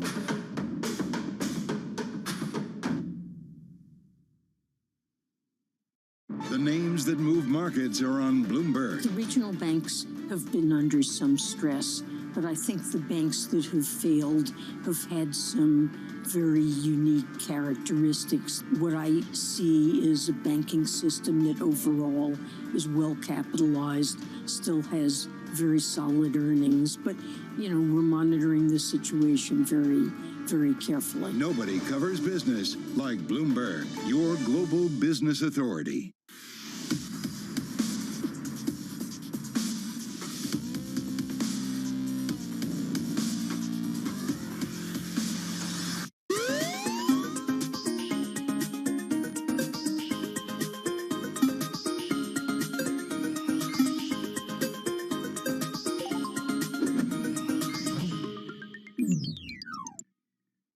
The top names in business are on Bloomberg. America and China have a lot of common interests: climate, nuclear proliferation, anti-terrorism, global stability, and we have differences. We're capitalists, they're not, and it's okay.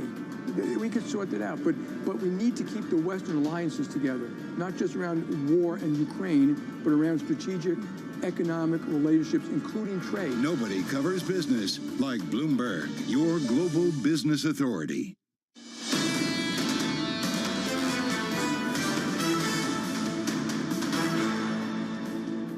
Economics, finance, politics. This is Bloomberg Surveillance Early Edition.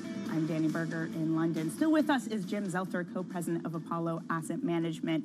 Jim, so I'm heading off to Berlin for Super Return a bit. I'll see your colleague Scott Kleinman there. And it is a moment, we're talking about this in the break, where private equity still has a lot of dry powder. But there's a lot of hesitation when it comes to doing deals. So where do you, the private capital side of the business, fit into that environment? Well, I think the comment right now is there's certainly a cloudy future. Worries about inflation, worries about economic slowdown in different parts of the globe, obviously the debt ceiling more particularly. But the reality is the financing markets are open. They're just not as buoyant as they were 12, 18 months ago. So as a private equity investor right now, you're confronted with a marketplace where, while there's clouds on the horizon, the prices of assets have really not moved down. And so there's a bid offer between purchase price and seller price. That's why M&A volumes are a bit down overall. But the reality is private credit now really is a very broad scale, legitimate answer or tool for many, many private equity firms when they're purchasing a company. Private capital gives certainty, it gives scale. They're able to go to the market quite quickly. Right. And that ability is a big part of the market. So if you are a private equity sponsor and you have a company that you want to buy, you can get financing right now. The terms are a little bit higher. Many folks have, in terms of my partners, have been out there saying golden era for credit. For 10 years, you were not getting paid much to be a lender. Now you're getting paid north of 10%, depending on the type of company, on leverage finance. Just to that point quickly, because Yeah. I mean, that is an attractive yield to get right now. If you have private equity valuations maybe starting to come down, credit is looking more attractive. Well, does that mean that all of a sudden it's much more easier to fundraise when it comes to the credit side of the business? There's no doubt around the globe right now, investors virtually in every region, private credit had been an asset class that, 10, 15 years ago was high yield or distressed. It was very binary. Now most investors have a credit allocation, 3 to 5%. It's going up to 10 to 15%, depending on the investor around the globe. So raising capital for private credit, and it's one where scale does matter. The largest firms are getting the lion's share of it. But yes, it's a quite interesting time. As you mentioned, on a relative risk-reward basis, getting those type of returns for being senior in the capital structure, quite attractive. Absolutely. Yes. It's good for investors, but what about companies who are already facing higher costs? Can they handle 12%, say? Certainly a bit more challenge, and some that have pricing power and have higher margins, certainly yes.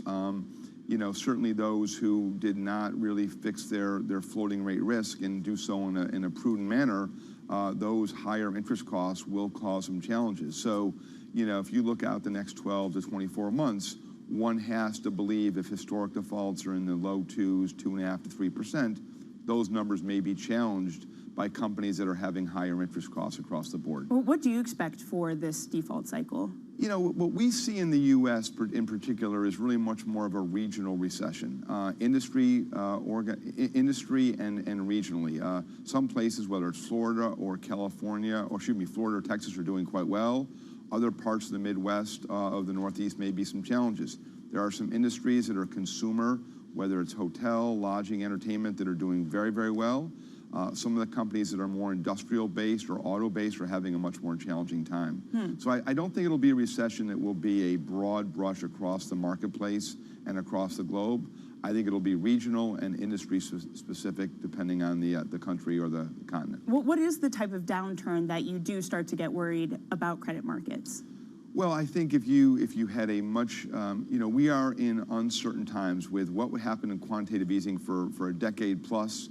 The rates have risen dramatically over a short period of time, and you know, I think the market is sort of waiting for that impact, and financial conditions have certainly tightened in the U.S.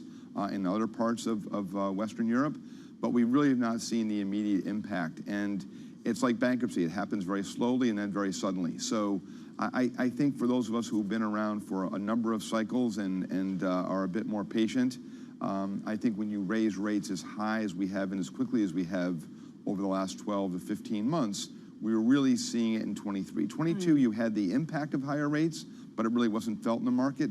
23, you're feeling it more so in the marketplace. Well, I hate to end on that pessimistic note, but Jim, we're out of time. Great. But hey, we're not too far from Soho here. I have a free schedule if you want to show me the new digs. Come on over. We have a great place, great coffee bar, and our employees love it. I'll never turn down a free coffee. Hey, Jim, thank you so much for stopping by. Jim Zelter there, co-president of Apollo Asset Management.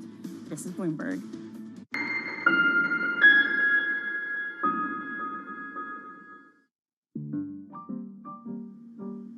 Okay, so you're moving in on me, quick, distracting me with your fancy hands. I'm going to deal with your knight because it's really bothering me. Ah, my knights. Yeah, he's a troublemaker. Yeah. What did you get up to this weekend?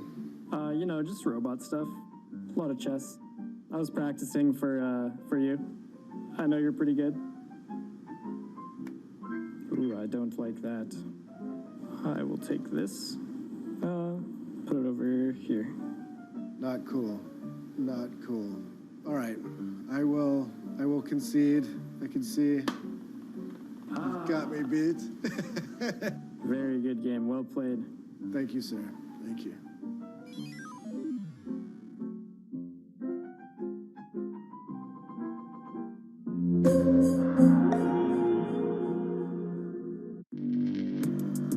Access the financial world on demand.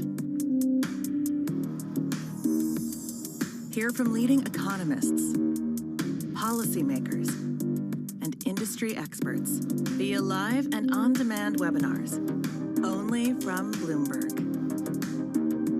Start exploring to see what's moving the markets. Visit Bloomberg.com/webinars. In a multi-trillion-dollar industry, there's a lot of ground to cover. We indeed have a rally. We're talking a lot of dividends. We're talking income. We'll show you what's happening in ETFs like no one else. Bloomberg ETF IQ, Monday on Bloomberg.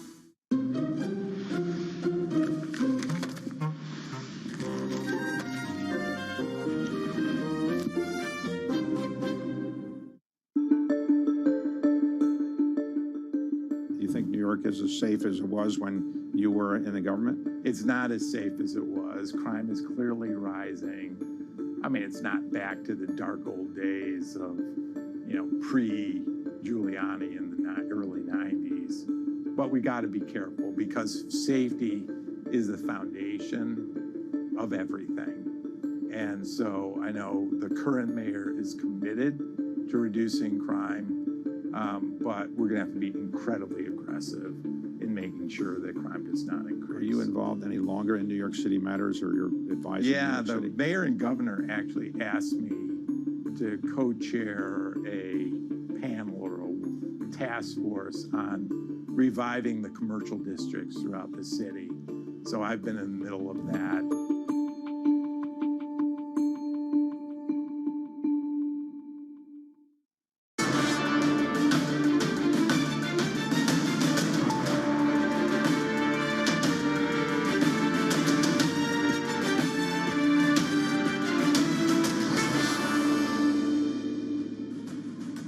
Good morning and welcome to Bloomberg UK. I'm Danny Berger in London. On today's show, we focus on the British real estate market as households react to the fastest interest rate hiking cycle in decades. Latest official data from the ONS and Centre for Cities show that London employees are now appearing in the office less than half of the week, with older workers leading the shift to remote working. And that's taking a toll on city centre retailers, transport operators, and of course, property values. British real estate company Savills recently said that transaction volumes for offices and malls are down by as much as 80% in the past 2 quarters. The report says that capital values in the City of London are down by 21%. Of course, our Bloomberg intelligence team says European real estate investment trust property values in Europe may drop further as interest rates continue to rise.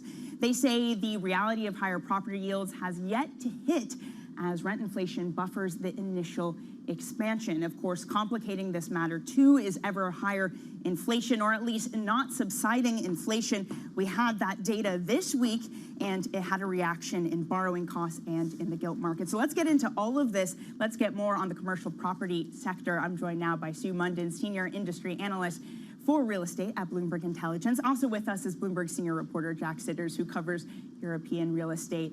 Sue, if I can start with you just to get the macro outlook. So how has rising interest rates impacted commercial real estate values? Well, it's quite profound, obviously, as you've been saying. The increase in interest rates has pushed up yields. Generally, we see those tracking each other when we price property off a 5-year swap. So in the UK, for example, the 5-year swap has gone, as we know, from 1 to 4.5%.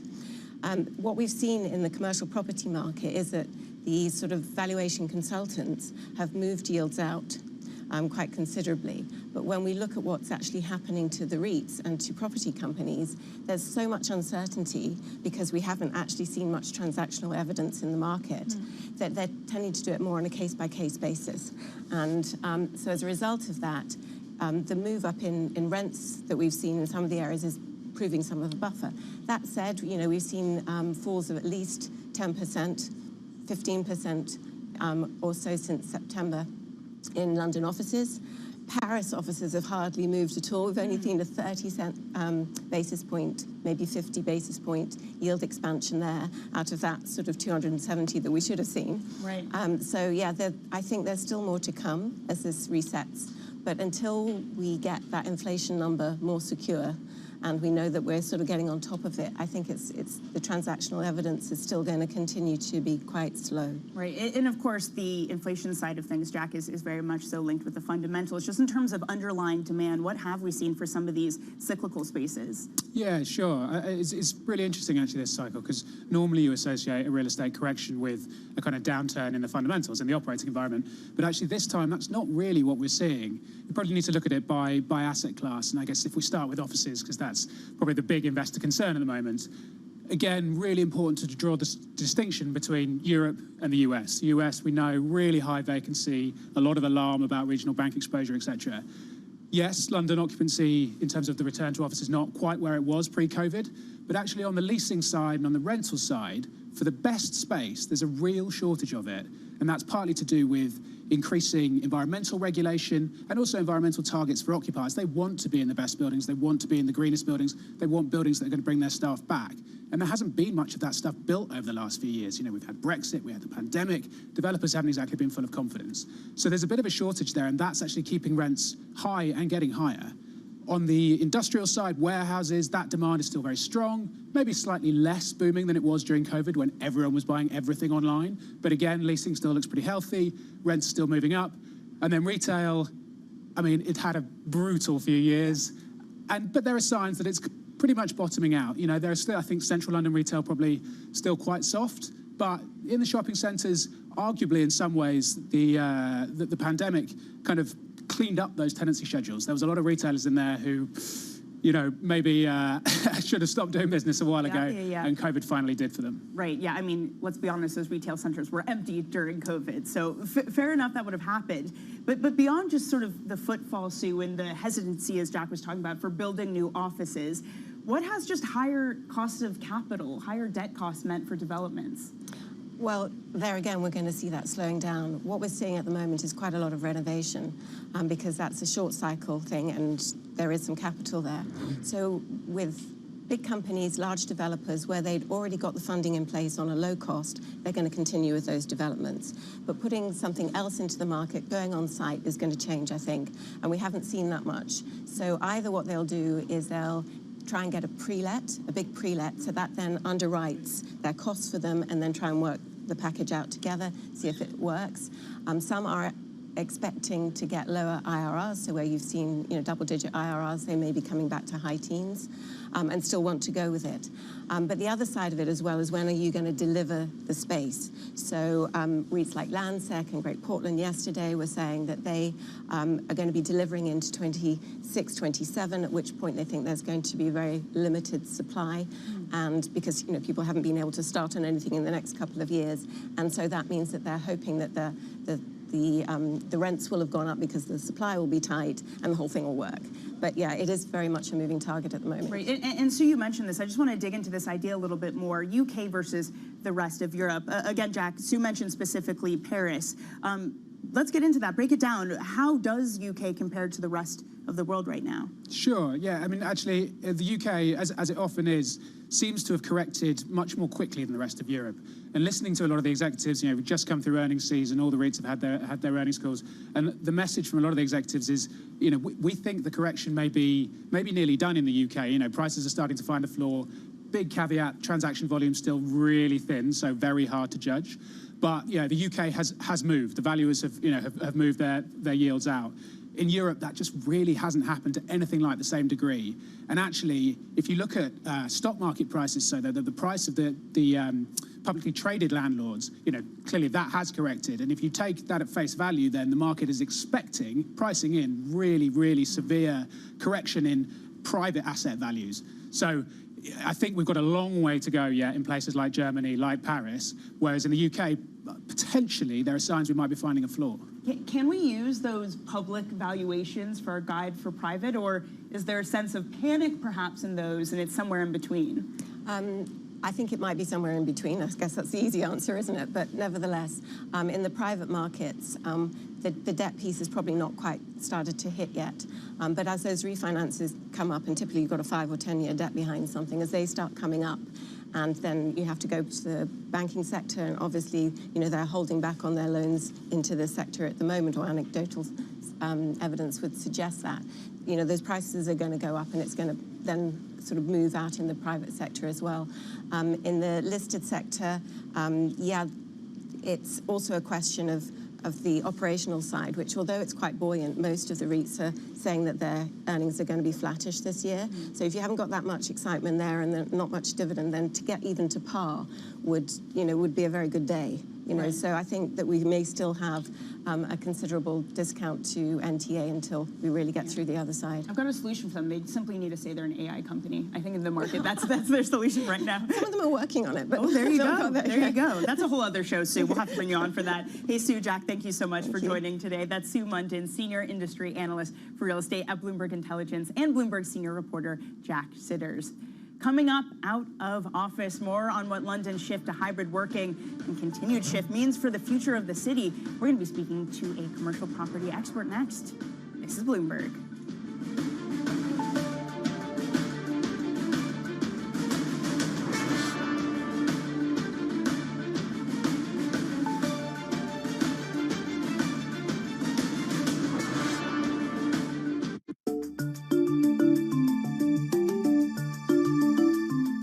Big ideas, we show the productivity increases that are possible because of artificial intelligence. It's these companies who could be some of the biggest beneficiaries if they harness AI correctly.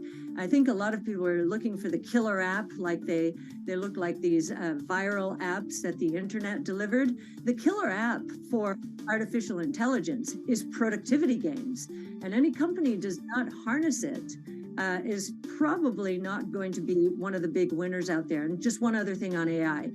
The real winners here are going to be those companies that have proprietary data and have lots of it, have the best domain expertise, best AI expertise, the best pools of high quality data to basically create new businesses.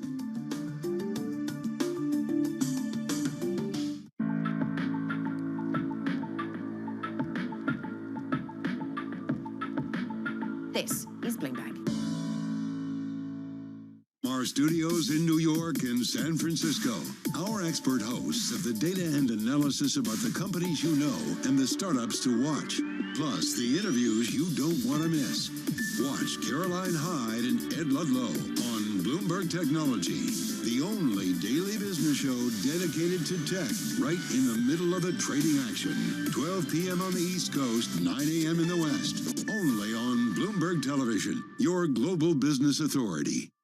Welcome back to Bloomberg Daybreak Europe. Good morning, good morning. This is Bloomberg Surveillance. Welcome to Bloomberg Markets, trying to open. This is Bloomberg Technology. Welcome to Balance of Power. This is Bloomberg.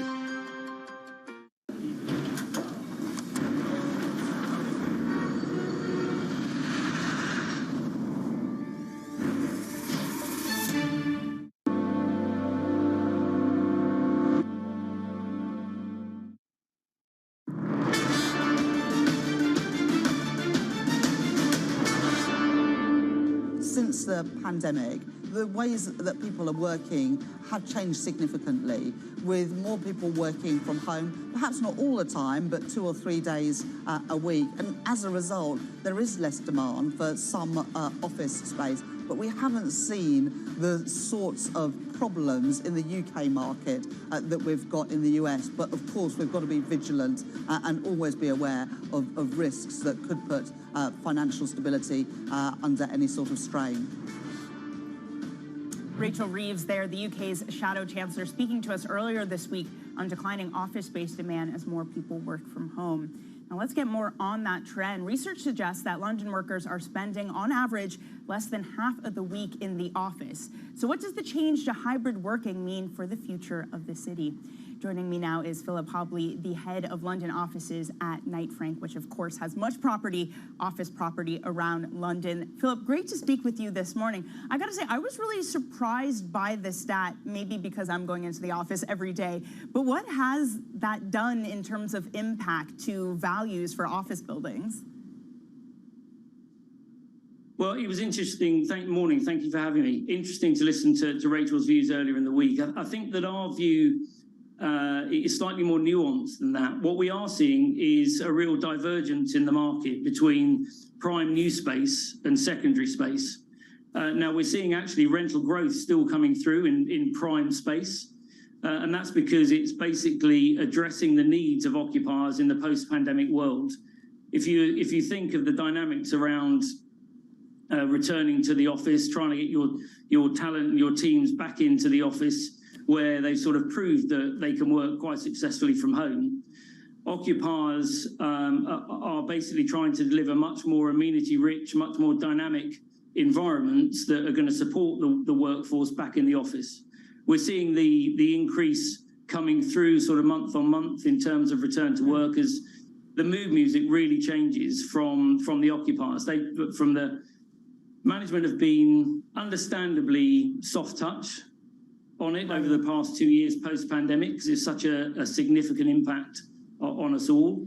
But I think that with that mood music changing, impact starting to come through in lack of productivity, it's time for people to get back to the office. There's demand for the best offices. There's demand for new, sparkly, shiny buildings that have good energy ratings, have things like that. But we are in this environment where the cost of capital, the cost of debt is higher, interest rates are higher, perhaps putting a dampening effect on developments. How big of a mismatch is there between the demand and actual properties which fit that bill? Well, you're absolutely right. The cost of development in terms of materials, cost of finance for development, and also the planning regime has become really hard. It's a real barrier to entry. Now, it's that sort of fundamental structural lack of supply coming through over the next 5 years that's underpinning the market and our view of its performance over that 5-year period.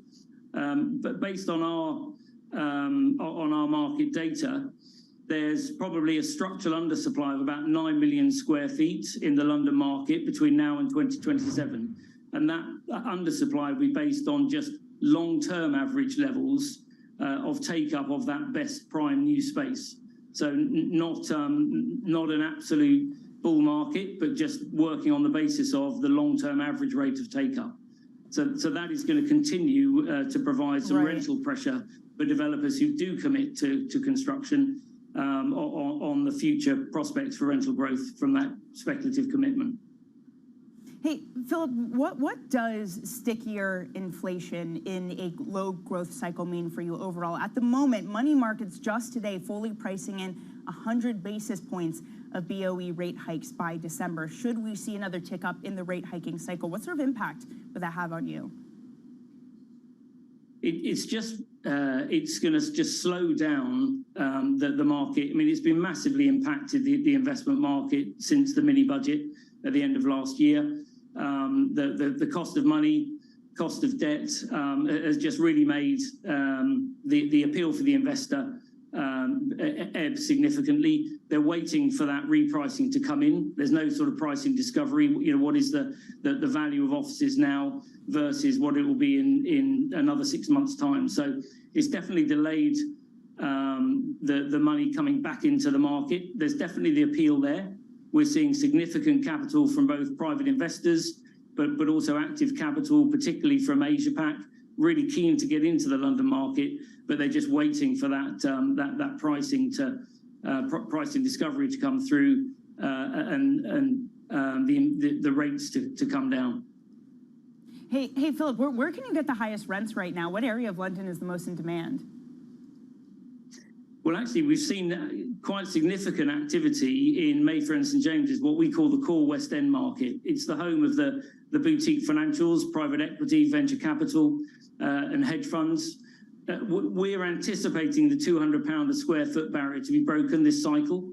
We've come very close to it. There have been some very significant deals, such as Blackstone committing to over 250,000 square feet on a block, the entire south side of Berkeley Square. So the demand from that sector, who tend to be sort of counter-cyclical, they like a volatile market, they've been very successful and have a lot of money under management. So they've been committing to new office space that supports their high-value talent. And so we're expecting the £200 per square foot barrier to be broken sometime soon this cycle.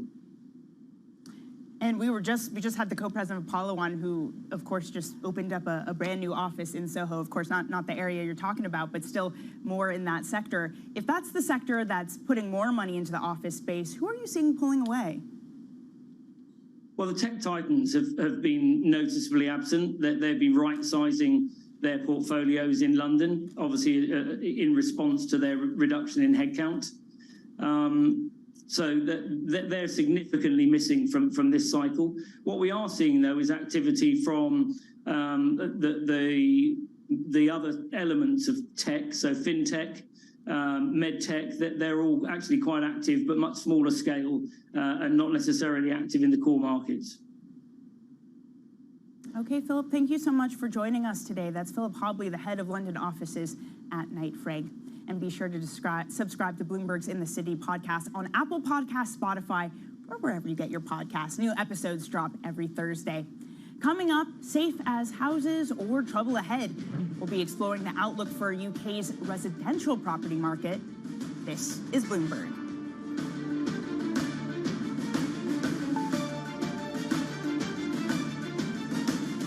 Business Week Radio, live weekday afternoons at 3 p.m. Eastern. We got a little bit of talking. Come on, are you guys ready? Harnessing the power of Bloomberg Business Week, Carol Masser and Tim Stanovic bring you the latest news from the worlds of business, technology, politics, and more. How does the Fed play into this and what the Fed does potentially? This is so exhausting and this is so all-encompassing. Listen on Bloomberg Radio and streaming on YouTube and Bloomberg Originals.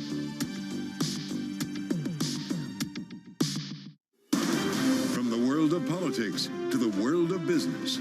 Every weekday at 5 p.m. Eastern Time, hosts Anne-Marie Hordern and Joe Matthew alongside Kaylee Lines deliver news, insight, and analysis live from Bloomberg's Washington headquarters. Get the latest from and about politics' biggest power players at the end of every trading day.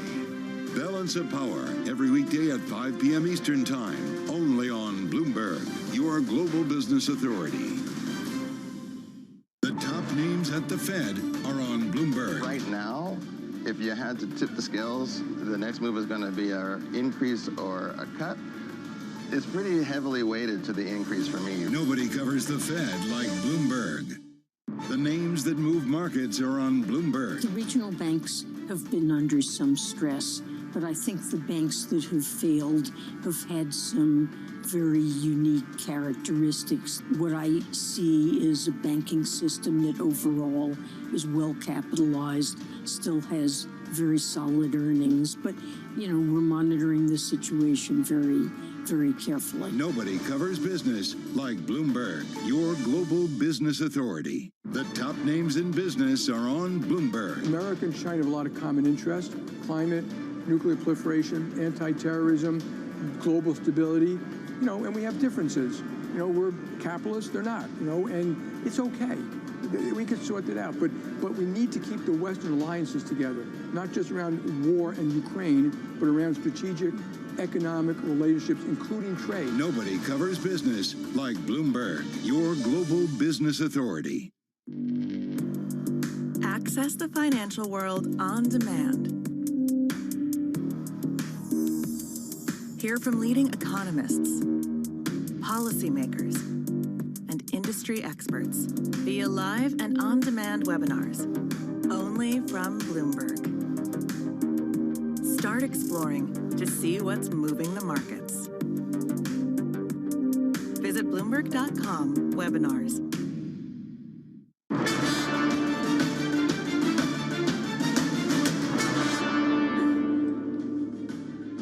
Economics, finance, politics. This is Bloomberg UK. I'm Danny Berger in London. Now, we've been talking about commercial property, but is the residential market defying predictions of a slump? Online property site Rightmove said average asking prices jumped 1.8% in May, hitting a new record high. And official data shows house prices rose more than 4% year on year in March.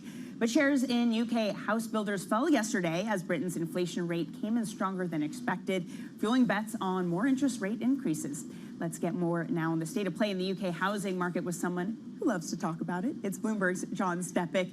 John, the latest data does show that there's some sense of bouncing back. What do you make of it?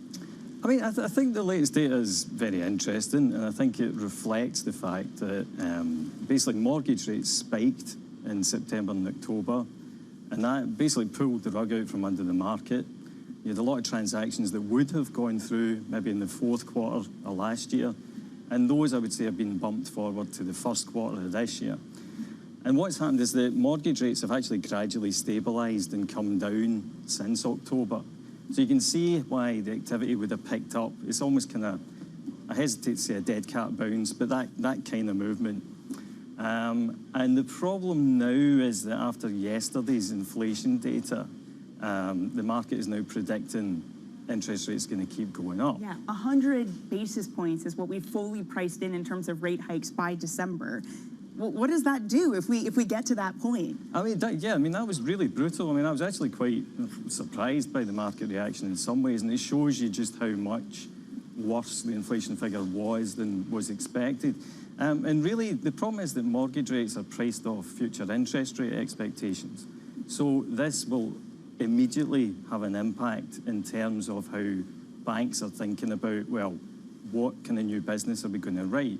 Now, lots of things obviously do affect the mortgage market, the amount of competition between banks and how much demand there is out there.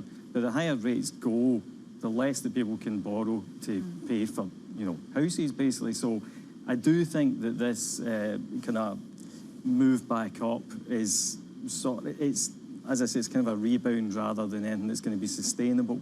That doesn't mean that, you shouldn't go out and buy a house if you are planning to buy one anyway. But I do think that it's important to understand that, the recent easing down in mortgage rates that we've seen has probably now ended, at least for the time being, and quite possibly they will go up in the future. Because that, as you say, is like a sharp bounce in interest rates. Yeah, I mean, I was just talking to a friend who's looking at buying a flat and looking at a 2-year mortgage, and I wanted to confidently say, yeah, in 2 years, you'll be okay, you can refinance and things will look better. I don't know, in 2 years, there's been some really sticky inflation. I mean, I hope we're still not around 5% in 2 years, but... You would hope, but I mean, the thing is, the post-2008 environment was really unusual. So we had the lowest interest rates in 5,000 years, and I'm not making that up. There's an actual study that shows that since Babylonian times, interest rates had not been that low in the UK or in the US. So if we're going back to something approaching a more normal time, I mean, I remember I got my first mortgage in the kind of early 2000s, and the rate was 7%, and that wasn't unusual. Right. The difference is that obviously house prices were lower because you couldn't afford to borrow as much to buy a house, and that's the kind of fundamental problem at the moment. We've got house prices are at record levels, affordability is the worst it's ever been, and now the cost of borrowing is going up. So there's really, it's very difficult to see how you avoid the situation where house prices go down, because there simply isn't the volume of money going into the market anymore, which is what drove it up in the first place. As to what happens in 2 years' time with interest rates, my point is don't gamble your future on it. If you can't afford for rates to go up any further than that, then maybe trying to fix for a longer period of time wouldn't be a bad idea. Well, I got a flat to sell you in South Ken if you're still willing to buy and not gamble. So, hey, John, thank you so much for joining. Really appreciate it. As always, that's Bloomberg Wealth's John Stepek. Now, Bloomberg Surveillance Early Edition will continue in the next hour. Kriti Gupta is in New York. Anna Edwards is in London. A whole lot more to discuss, not just the UK, but we've also got debt ceiling fears and AI. This is Bloomberg.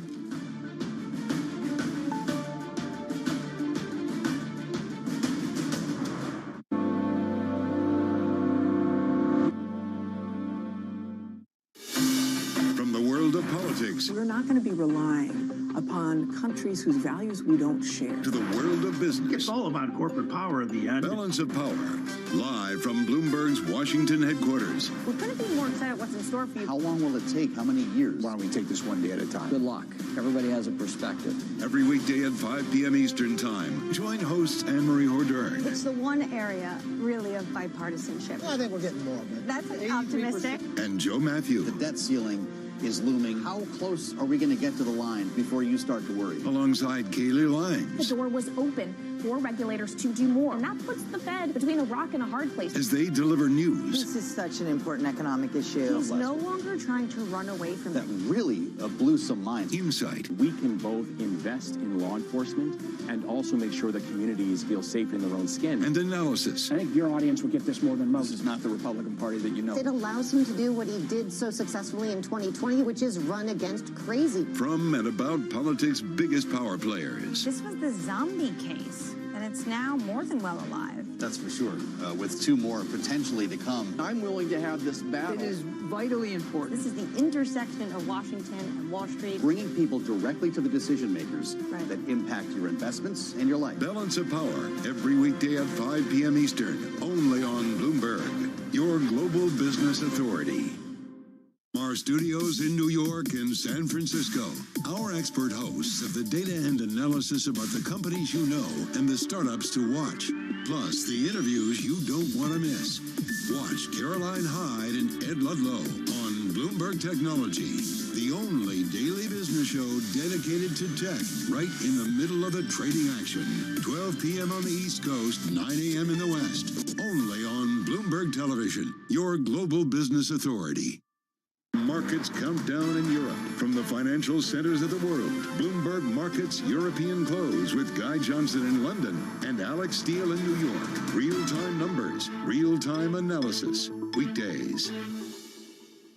When U.S. jobs numbers are released, Bloomberg brings you crucial data at terminal speed and instant expert analysis. Nobody covers jobs day like Bloomberg. The tag on the product may read Made in the USA, but the sign on the CEO's door often says Made in India. Alphabet's Sundar Pichai, Microsoft's Satya Nadella, IBM's Arvind Krishna, Micron Technology's Sanjay Mehrotra, and that's just the start. Add in the chief executives of Adobe, Deloitte, Gap, VMware, and that doesn't count Indians running companies all over the world. Why have so many Indians risen to the top? Vinod Khosla points to India's incredibly competitive education system. If you can survive the pressure it takes to get into one of the Indian institutes of technology, it gives you confidence to handle American universities and later the business world. Meanwhile, the belief in India's ability to produce so many tech wizards is reinforced every year. Indians make up about 3/4 of the immigrants receiving coveted H-1B visas for the U.S., and it's a safe bet that some of them will eventually find their way to the C-suite.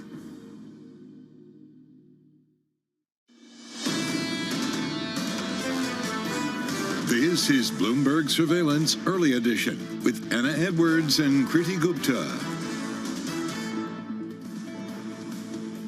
It is 10 a.m. in London, 5 a.m. in New York, and 5 p.m. in Hong Kong. Our top stories today. NVIDIA surges, the world's most valuable chip maker, hikes its sales outlook on strong demand for AI processors. The results are fueling a rally for its rivals and giving Nasdaq futures a boost. Downgrade warning. Fitch puts America's AAA rating on negative watch as House Speaker Kevin McCarthy expresses optimism that a debt deal can be reached on time. And Ron DeSantis officially jumps into the race for US president. He held a Twitter Spaces event with Elon Musk last night that was plagued by technical glitches. Welcome to Bloomberg Surveillance Early Edition. I'm Tom McKenzie, stepping in for Anna Edwards in London, with Kriti Gupta, of course, in New York. Kriti, the optimism around AI so far lifting the markets, looking past the debt ceiling doubts and gloom. Yeah, I mean, look, we've seen a market here that has been kind of on the sidelines, at least when you look at the equity market, the bond market really catching the action. But NVIDIA just changed the game when it came to their earnings. Look, the second quarter forecast, 1.5 times the Wall Street estimate, really fueling not just NVIDIA shares, but to your point, the entire complex. Take a look at NASDAQ futures here, soaring in pre-market trading, higher by 1.7%. Relative to the S&P 500 futures, that's only up about 0.5%. So again, almost 3 times the gain, more than 3 times the gain you are seeing in technology this morning. That's just a taste of what we might get after the opening bells. The 10-year yield also crucial. Like I said, the bond volatility really going to be in focus, Tom, as we talk about not just the debt ceiling debate, but how the Treasury starts to navigate it. We've got auctions coming up today that may or may not get delayed in fear of not just this downgrade warning that you now have from Fitch, but the idea here simply that maybe, just maybe, now is not the time to take on more debt as we're talking about that default. So we are, of course, on auction delay watch. The 10-year yield sitting at 3.74, unchanged at the moment, but really keep an eye on this as we get those announcements coming out of Washington. The Bloomberg Dollar Index kind of taking its cue from the bond market here, only higher by 0.1%. It's nothing I would write home about, but something I got to say, our colleague Eddie Vanderwalt over on the MLive team early on told me, Tom, was that when gold and the dollar are both moving in the same direction, that inverse correlation is not kicking in, it tells you the market is in acute stress. And I think you're starting to get a little bit of a taste of that today as gold resumes some of its gains this morning, higher by about 0.3%, Tom. Yeah, let's see if that yellow metal crosses that 2,000 level and what that tells us about the risks then emanating from DC. Here in Europe, yes, there has been a bit of a lift in terms of the push and pull versus AI coming through in terms of driving higher, particularly the likes of ASML versus those concerns, of course, about a potential downgrade for the US from its AAA rating. On the AI front, it is ASML. It is the standout. It really is the only company that produces those very high-tech machines that end up being sent to the likes of TSMC, that produce and churn out chips for NVIDIA and many others, of course. So you're getting a lift for a lot of the Dutch equipment makers around the semiconductor space. Across the benchmark here in Europe, you're now seeing gains. It's been a bit of a choppy session so far in the session this Thursday, but you're seeing gains of close to 0.2%. The pressure and the pain being felt yesterday in the real estate sector, that has started to come off a little bit, at least for that area of the market. The DAX now down about 0.1%, losing 23 points, and the German data coming out for the first quarter confirming that, in fact, Europe's largest economy did fall into recession in the first 3 months of this year. Euro dollar 107, down 0.2%, largely as a result of the strength coming through for the US dollar. But what does it mean, the weaker print out of Germany for the ECB? Do the hawks, are they still in the ascendancy? That debate remains live. JP Morgan Asset Management telling us earlier they still think 2 further hikes coming through from the ECB. ASML, there's the move then higher on the back of the linkages to NVIDIA and the optimism around AI, up 5%. Pretty. Well, sticking with that optimism, the AI story, the frenzy swelled demand at the world's most valuable chip maker. NVIDIA's sales forecast for this quarter smashing expectations. NVIDIA shares edging higher, not just in the pre-market, but in the post-market yesterday as well, with rivals like AMD jumping as well, really getting along for the ride. Joining us for more context here, Bloomberg's Alex Webb. Alex, NVIDIA isn't your traditional AI play until now. Walk us through it. It's a bit of a cliche, really, but they are making the picks or the shovels for the gold rush. The chip making, they are, that was the first sort of half of their 3/4 of their history was very much to do with GPUs, processors for gaming. What they've managed to do is adapt that technology, and in the latest generation, they are really making the bleeding edge chips to drive AI functionality. And of course, the companies that are driving the AI adoption are Google and Microsoft through its relationship with ChatGPT maker OpenAI, and they're pushing them as cloud products. So if they're cloud products, they need to be putting the AI functionality into their cloud servers. They therefore turn to NVIDIA and buy up as many of these chips as they possibly can. So we've seen a 53%, so the forecast for this quarter is 53% above what analysts had expected, and that's why we're seeing such a massive bump in the share price. Wow, it's just huge, isn't it, in terms of the analyst expectations versus what they're forecasting now. Is this, though, a case of a one-off boost for NVIDIA? Is this building out their customers of these data centers with these AI chips, or is there some sustainability for this business? I think the expectation is there's quite a lot of sustainability. If you look at where the stock is trading, it's at something like 53 times its forward earnings, 50-odd times its forward earnings. Presumably that'll come down a bit as the earnings increase, of course. The long tail, really, we're looking right now at the bleeding edge at the servers. There's going to be a long tail of people wanting more AI functionality, particularly as it gets closer to the edge. If you're saying, I want AI functions in whatever my services might be, but I want them to be hyper responsive. At the moment, there's a bit of a lag. It goes off, talks to a server miles, tens of miles, hundreds of miles away. As that functionality gets closer to the edge, it gets put in cell phone towers, perhaps even in company. By the edge, you mean closer to the end user? Exactly, close to the end user. The extreme edge is here on my mobile phone. There is some AI functionality in Apple's chips and these things, but that might be the ultimate place it goes. Now look, the NVIDIA chips, they cost $10,000 a pop. Unlikely to see them in mobile phones, and anytime soon, that is. But certainly we'll be seeing them closer and closer, further and further away from the main cloud servers and in companies in cell phone towers. Okay, Alex Webb, excellent. Thank you very much. On the corporate story of the day, of course, around NVIDIA's results and that smashing outlook in terms of demand for AI chips. Now, Fitch has warned it may downgrade America's AAA credit rating because of the political impasse surrounding debt limit negotiations. Former Dallas Fed President Robert Kaplan spoke exclusively to Bloomberg's Kathleen Hayes on the possible implications. I think what's going on with Fitch speaks to the fact that default should be off the table, but we do need a real discussion because we're going to have problems down the road if we don't get fiscal discipline. All right, joining us now is Bloomberg Economy and Government Editor Jill Dicus. Jill, get us up to speed on where the debate is in Washington around this debt ceiling as the clock very much ticks down. Definitely, Tom. So look, at this point, we've had negotiators from both sides meeting for 4 hours yesterday to try to work through everything. We've really only got about a week left before this comes together. And as of right now, Kevin McCarthy, the House Speaker, may see that things seem very optimistic. But I think as you saw from that Fitch putting their credit rating on watch, I don't really know that that's pouring over into what markets and analysts are seeing right now, because what they want to see is a deal done. And so far, it still seems like there's still a lot of daylight between these two sides. Are they going to resolve what the Democrats want, which is cuts to defense spending? Republicans don't want that. They want to target social services spending. It seems like we're still at odds here with what's happening here. So unless these two sides come out of one of these, multi-hour meetings and actually say, yes, we have a deal, then that's what's going to actually move us forward. Because remember, it's not just about Biden and McCarthy agreeing and their negotiators agreeing. It's also about getting something through Congress, through the Senate, like it actually passed. And we're counting down to X Day pretty quickly here. So they've got to make something happen soon. Jill, I want to quickly, for the sake of our audience, really quickly talk about what the wording actually was from that potential downgrade. The rating watched negative, reflecting increased political partisanship that's hindering reaching a resolution to raise or suspend the debt limit despite the fast approaching X date. Increased political partisanship. Jill, this is exactly what you're talking about here.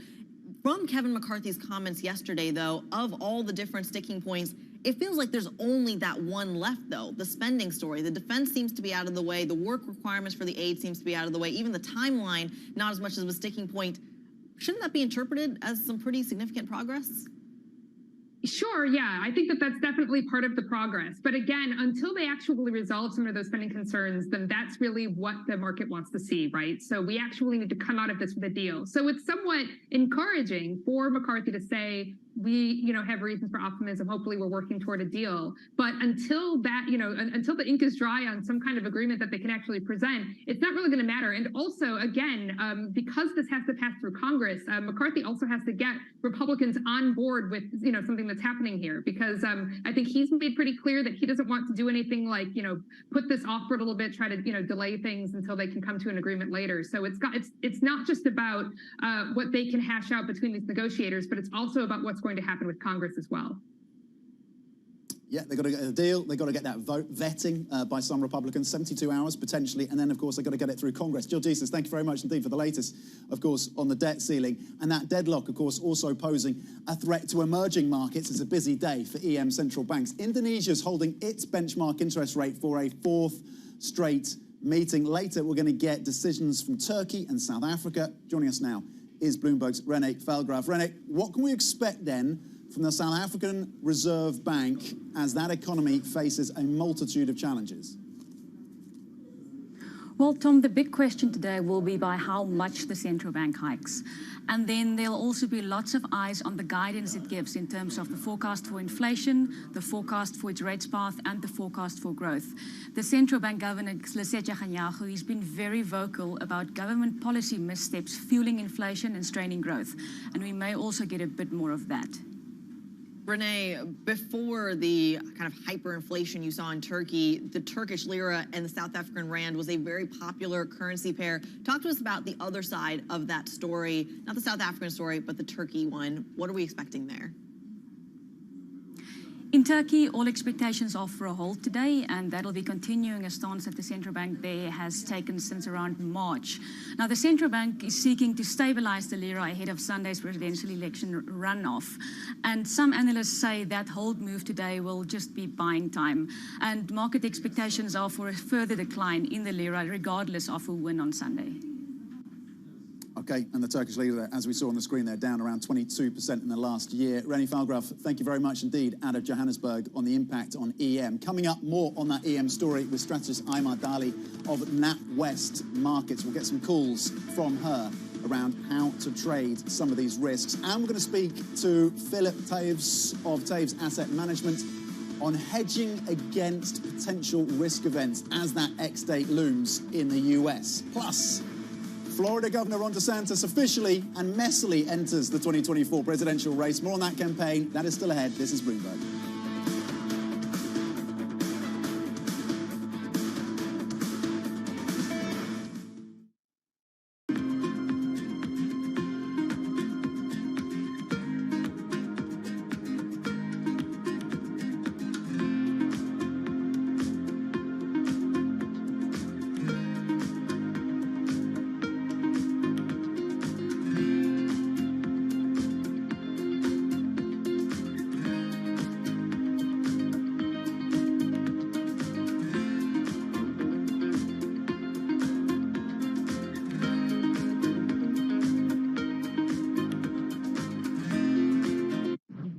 for the first, call it 18 years of Chipotle, this was you come into Chipotle along the line, you interact with the crew, and you customize your meal.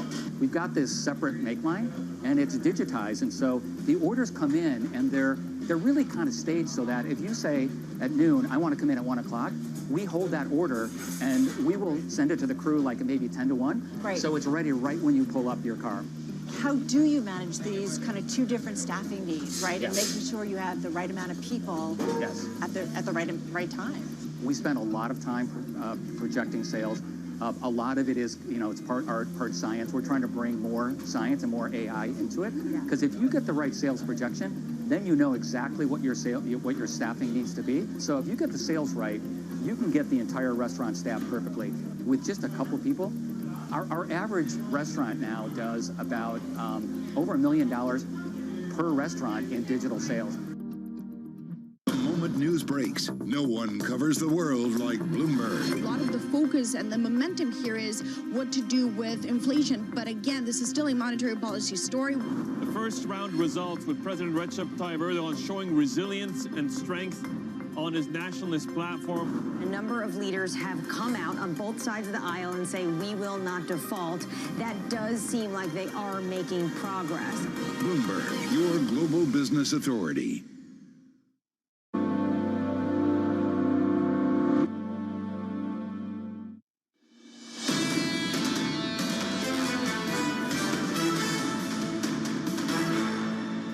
This is Bloomberg Surveillance Early Edition. I'm Kriti Gupta in New York alongside Tom McKenzie in London. Anna Edwards on assignment today. Look, it's all about the debt ceiling when you're looking at the macro stories here, although I feel like NVIDIA earnings have kind of changed the tape just a little bit when it comes to just how much the debt ceiling is overshadowing the story. But let's focus on the debt for a second because it is interesting how it's playing out in the markets. The equity markets maybe focusing a little bit more on the earnings. The bond markets, 100%, it's all about the debt. For our radio audience, stick with me. We are looking at a chart here of some of the T-bills. And this is really interesting. As you can specifically see the dates that they start to expire, that June 1st T-bill already crossing a yield of about 7%. Go out to June 6th, we're at about 7% there as well. Here's my question, though. It's a no-brainer if you're worried about a default to start selling that part of the market. What happens if we avert one? How quickly does the market correct itself? That bond volatility that it feels like has been perhaps creeping back into the market, how quickly does that accelerate? Let's get a little bit more perspective here. Joining us now, Bloomberg Markets Live editor Noor Al-Ali. Noor, you are no stranger to the bond market. We've seen a lot of this volatility in the last couple of months. What happens in the unwind? Well, look, it's an incredible opportunity, obviously, for traders that have been trying to hedge against the risks of a default, and then those that are playing their cards on a potential agreement. Now, obviously, here you're talking about 6-7% here. I mean, that's basically where more than some corporate bonds that are being sold by junk-rated companies. So it shows you that there are some tensions there around those dates. But perhaps that's a reflection of maybe how remarkably low credit spreads are at the moment. So in hindsight of all of this, if we're looking at 2011 and what happened there, you saw that the dollar surged about 20% that year, even though we did approach those uncomfortable levels. So I'm looking at the dollar today and I'm thinking, that's potentially, it has room to surge further, particularly if we're also looking at the levels of real yields as well. So the dollar gaining, again, the Bloomberg Dollar Index up about 1/10% in the session today, to your point, Noor. Talk to us about the real yield impact then. You touched on it there, and how you fold that into the views coming through from the FOMC that maybe, or at least the takeaway from the FOMC, that maybe you get a pause in June. Yeah, absolutely. Look, I mean, if you're looking at market pricing, there's still a lot of uncertainty about whether or not we're going to get a rate hike or a pause in June. Just a couple of weeks ago, the market was expecting the Fed to cut rates as soon as June. So obviously there's a lot of adjustments here. And with real yields pushing higher now, they're extending and they're potentially going to as high as their 2022 peak, where obviously the dollar also peaked as well at that time. You can see that definitely aiding the dollar because obviously real yields pushing further above 2% is something that bodes well for the dollar. Add to that market expectations of the Fed potentially holding rates at a high, at the high levels that they are, or even raising rates in July. And that is even another positive for the dollar. So obviously, as a store of value right now, the market sentiment or the narrative is shifting towards a much more bullish view towards the dollar this year. So maybe some further upside for the dollar. Interesting, we spoke to JP Morgan Asset Management earlier. Ian Steely suggesting that he still thinks that cuts are going to come through from the Fed by the end of this year. So kind of pushing back on that view. But I know you've been writing about oil as well, Noor, and Brent is down around 1% in the session today. WTI at $73 a barrel after the rally that we saw on the back of the comments from the Saudi energy minister. The dollar strength, arguably a challenge for oil. Is there further pressure there? Do we look ahead to OPEC Plus and a potential cut? Look, it's a really interesting time now to cover oil and look at OPEC. We know that Saudi Arabia has a history of trading barbs with traders, particularly against short sellers and speculators there. That's not new here. But what's really interesting is that the market is pushing back, and it puts, OPEC Plus at a very unique place. Now, potentially, it could be the case where, Saudi Arabia, sent that warning of watch out to those spectators, right? To test the waters and to see if they can flush out those short sellers. But the reality of a recession, and the probability of a U.S. recession, obviously China demand still in question, really does play a big factor whether or not oil will rise this year. And it also puts into question whether or not now OPEC Plus will want to further raise their production cuts or add to the production cuts that they announced earlier this year. So there's a lot to watch for here, and that makes that in-person meeting early June that much more interesting. Noor, I love that you brought up the OPEC story, because one of the kind of interesting dynamics I feel like the markets haven't properly explored is whether or not oil is actually trading on its fundamentals, especially in an environment where you're looking for that extra yield, where you're incentivized to take on the extra risk, whether it's through the commodity market or the EM market. Are you seeing that kind of speculative dynamic show up yet? Absolutely. And, that's always been Saudi Arabia's point, is that paper markets, or basically the futures markets, have not been trading with, as close to the fundamentals or the supply and demand fundamentals that we see in the physical market. And that's something that you see, in terms of time spreads. You have seen now time spreads shift into contango recently in WTI. There's obviously the question as well of the U.S. The U.S. did say that they're going to start buying and refilling their reserves, when WTI hits around the 70 level. That seems to be a comfortable level. We expect that to come in sometime, in June. If that comes through, you'll see that demand. Obviously, also OPEC is expecting Chinese demand to pick up. We are seeing some numbers that can potentially help with that. But so far, the narrative, or the overarching narrative of the concerns about whether or not a recession is going to come to the U.S. globally as well, is really playing out in markets. And that divergence is really what's holding prices at a point where, I'm looking at my markets right now, Brent at around 77, WTI holding above 70. I think these levels are telling you there's still a lot of optimism, but not without caution. Okay, the caution, the potential headwinds for this oil market, and the real yield impulse for the US dollar. Bloomberg's Noor Ali, excellent. Thank you very much for walking through some of those key themes for us. More market analysis, of course. Check out MLive Go on your terminal. This is Bloomberg.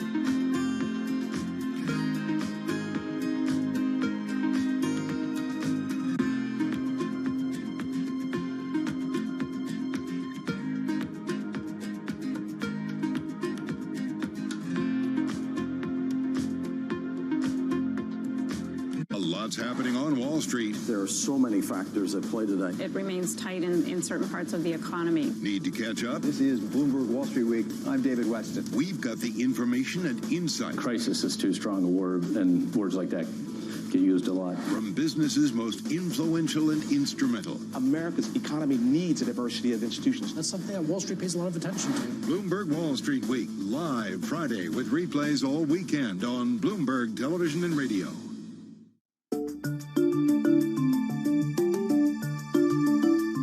In Big Ideas, we show the productivity increases that are possible because of artificial intelligence. It's these companies who could be some of the biggest beneficiaries if they harness AI correctly. I think a lot of people are looking for the killer app, like they look like these viral apps that the internet delivered. The killer app for artificial intelligence is productivity gains, and any company does not harness it is probably not going to be one of the big winners out there. And just one other thing on AI. The real winners here are going to be those companies that have proprietary data and have lots of it, have the best domain expertise, best AI expertise, the best pools of high quality data to basically create new businesses.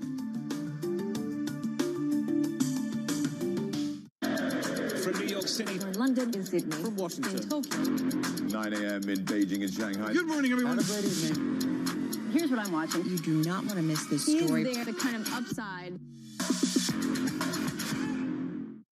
The names that move markets are on Bloomberg. The regional banks have been under some stress, but I think the banks that have failed have had some very unique characteristics. What I see is a banking system that overall is well capitalized, still has very solid earnings, but we're monitoring the situation very, very carefully. Nobody covers business like Bloomberg, your global business authority.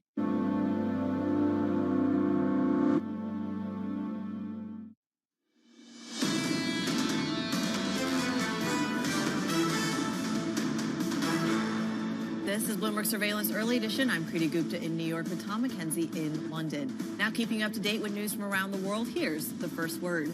Germany has suffered its first recession since the start of the COVID-19 pandemic. Europe's biggest economy saw first quarter output shrink 0.3% from the previous 3 months. That followed a 0.5% drop between October and December. The government says lower household spending on food, clothing, footwear, and furnishings was responsible for the weak data. Bill Ackman says Hindenburg Research has, quote, outed the way billionaire Carl Icahn runs his publicly traded company. In a lengthy Twitter post, Ackman also suggested shares have room to fall after tumbling Wednesday to the lowest levels since 2009. He said Icahn Enterprises reminds him of Archegos, referring to Bill Wong's family office that spectacularly blew up in 2021. A Chinese state-sponsored hacking group has stealthily gained access to infrastructure organizations in Guam and elsewhere in the United States. That's according to a new report from Microsoft, which says the group is likely trying to disrupt critical communications in the event of a crisis. Microsoft says the hackers, known as Volt Typhoon, have been active since 2021, and Guam has become an increasingly important military and strategic hub as tensions with China ratchet up. Tom, this is your area of expertise. You spent plenty of time in China, and I'll bring my one fun fact here, which is that cybersecurity is really at the core of a lot of the tech conversation and the business investment. Your take on what Microsoft has to say? I mean, clearly it's a discussion amongst boardrooms as well, isn't it? But Guam is a really important military base for the US as well, and will be consequential in the event of any military action involving Taiwan. So that is the focus and the scrutiny for China. Plenty more coming up. We're going to get some views on these markets and some analysis, how to position amid the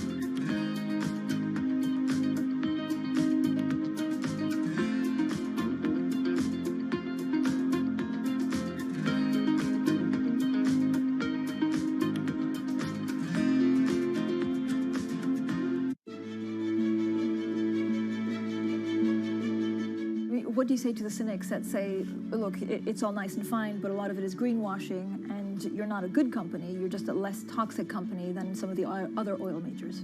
Well, the first thing to say is that, you know, I'm a big believer in we need to put ourselves in other person's shoes in life in general. And so I understand that point of view, and I get that people have that perspective. I don't agree with that, obviously, but I understand where they're coming from. We have an enormous challenge as society, which is to provide the world with reliable, affordable, and clean energy. That's what society wants.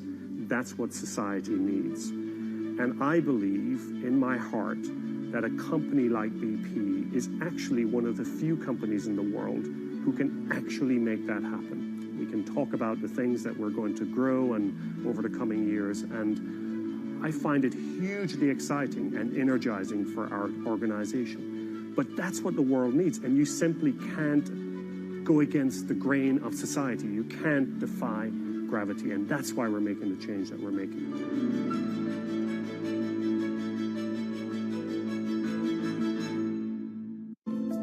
Bloomberg covers the world with unmatched reach and resources.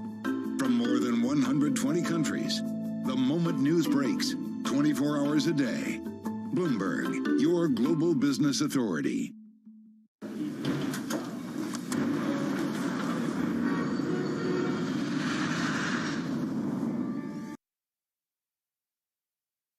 Hello traders, how are you doing today? I'm going to place order to buy euro. The price I'm looking to buy 107.27. Okay guys, I placed the order. So if you want to follow our trades, please do so. Otherwise, please watch closely what's going to happen with euro against United States dollar. Okay guys, I'll speak to you later. Optimism that a debt deal can be reached on time. And Ron DeSantis officially jumps into the race for U.S. president. He held a Twitter Spaces event with Elon Musk last night that was plagued by technical glitches. I'm Kriti Gupta in New York with Tom McKenzie stepping in for Anna Edwards in London. Tom, a lot to digest. Then you add the political race on top of it. But I got to say, I think right now earnings might just be taking the spotlight. What do you think? Yeah, NVIDIA seems to be taking the lead here in Europe as well, and we'll delve into that story just in the next few seconds. But of course, investors, as you say, they are weighing up all of these dueling pressures when it comes to the debt ceiling risks, of course, in Germany, weakness when it comes to the growth picture, and on the corporate front, the optimism around AI. So that is just winning out, for the moment at least. Gains of about 0.1%, and technology is the leading sector here in Europe as a result of that. I did want to bring up the DAX over in Germany, down about 0.1%. Because of that GDP data, it confirmed that Europe's largest economy did hit a recession in the first quarter. So that does lead into the question as to whether or not the hawkish push from the ECB is really going to be sustained in that slower growth environment. Euro dollar at 107, dollar strength, of course, but again, factoring in to what extent and how far the ECB can go on rates, whether they get above 4% comfortably or not. And here's the tech story reflected in Europe, the AI impulse coming through for ASML. They are producers of these highly sophisticated lithography machines. They're based in the Netherlands. They're getting an uptick because, of course, those machines are consequential, essential in the manufacturing of these semiconductors, gaining 5% in the session so far today. Kriti. I mean, Tom, it's a similar story here, essentially, that got kick-started after the closing bell yesterday. Those NVIDIA earnings you were just mentioning really starting to show up in NASDAQ futures, and they are soaring higher by 1.8%, more than triple the move you were seeing in S&P 500 futures, which tells you if you see green on the screen today at today's closing bell stateside, a lot of it is likely to be a tech-driven rally. That breadth may not necessarily be. There's something certainly to watch. Again, the futures higher by 1.8% for our radio audience. The 10-year yield, though, seeing a little bit of stagnation, because if the stock market is focused on earnings, the bond market laser focused on the debt ceiling debate and the developments there, especially now that Fitch has put the U.S. credit rating on that triple wash. 10-year yield hovering at about 376. What happens when we get closer and closer to 4%? More importantly, what happens in the unwind once this saga ends? Bloomberg Dollar Index as well, taking its cue from the bond market. No major reaction in the FX space. Those interest rates are really going to drive the currency picture. What's interesting to me, though, is already as you see us getting closer and trend closer to the X date, which again, maybe anywhere between June 1st and June 15th, you are starting to see that bid in gold come back in. So you are seeing 1963 on the precious metal higher by about 0.3%. Nothing to write home about, but really watch this space as we, again, head towards those opening bells. But I think the question is, what's the trade? How do you hedge it? Who better to join us than Phil Taves, President and CEO of Taves Asset Management. Phil, thank you for waking up early for us, folks. What you need to know about Phil is that in the last global financial crisis, this is the guy who knew how to hedge it, one of the best performing strategies in that era. So if you're worried about a downturn, this guy knows how to tell you or how to navigate it. Phil, let's get very simple. What's the trade? What's the hedge? Okay, so, we looked at a lot of history as we started to come up to this event. About a month ago, because you've got 2011, 2013, and a lot of historical precedent about how markets look leading into debt issues like the one we're experiencing right now. So we looked at things like gold that you were mentioning. We looked at treasuries. We looked at VIX options, which gets a lot of play because everyone's thinking about potentially a VIX surge. But what we realized is that with volatility as low as it has been, and frankly still is, put options on the stock market, and in particular just the S&P 500, are super reasonable, and it doesn't make sense to us. So, because what you want, Critty, is you want something in your portfolio that's going to appreciate if everything goes badly. And look, the thing that's so surprising to us is that everyone remains so... Basically, the markets are not acknowledging, even still, a couple of down days in the last, this week, but they're really not acknowledging in any meaningful way the reality of what we may face. So we like put contracts. We took across our equity funds and ETFs, and we added extra protection in the case that there could be a downturn in the markets. In my own personal accounts, I'll have to disclose I bought about 38 million notional in put options betting against the market. That'll be a limited cost across all of our funds and our ETFs. So we think that you need to make the action, make the move now in the case things roll over. And we think that will happen soon, obviously. Interesting. Betting against the market. But Phil, look at these NVIDIA earnings after the bell. Already you're seeing NASDAQ futures higher by 1.8%. What do you make of this AI craze now that actual money is being put to work in this field? Yeah, so it's working in terms of certainly revenue and profits for certain parts of the market. I think we just have to say, I was just speaking at the Inside ETFs conference here in Miami, where I still remain, and no one is really thinking about or talking about the debt issue. I think it has to be the focus right now. It's sort of like the apartment building's on fire. Should we do something about it, or should we refresh in our cocktails? That's how we feel about it. And so I think all eyes need to be addressing that. I think it's time for investors and advisors to make the focus. Another simple button for investors to make is just move into some hedged equity funds or ETFs that have some options as a part of them and address that. Yeah, we're surprised. I look at the futures coming into the open today. We're looking at only less than a week before potential X date. So yeah, I think people need to stay focused on that. Phil, you're counter consensus again because the equity markets just want to talk about NVIDIA, and you're bringing it back to the debt ceiling. So you're talking about putting in place those put options and how to hedge around this event. And you're making the call, arguably as well, that the politics are different this time round, because almost everyone we speak to says, look to 2011, they got it across the line. But you're saying 2011, in terms of the politics, that's the wrong heuristic to look through. Well, first of all, if you look to 2011, where they did get it across the line, we saw peak to trough drops of 20% and a lot of chaos and damage to the economy. So that's our base case right there, is that you can say that the deal gets done, but we all know that the market can be massively damaged in the lead up to that. Now, in 2011, it happened very quickly, too. So there was basically no acknowledgement in the markets that anything was going to happen. And then within a 2-week period of time, the markets just completely rolled over. So that's what we're watching for right now. Another thing to think about or frame this is that you think about probabilities and consequences, right? So you can argue about what the probability is that we either get very close and damage the markets or actually go into default, but no one really is arguing about the consequences, where you're looking at treasuries, which are the oxygen to the financial system, and the question there is, how long can the financial system go without oxygen? It's a place that we just don't even know what the consequences would be. So yeah, we're really focused on that. But going back to the politics of what you're talking about, in 2011, we did not have parts of the party that actually were saying, yeah, default might be okay. So as far as the Freedom Caucus, they would probably rather see us go into default than make some kind of unwieldy compromise.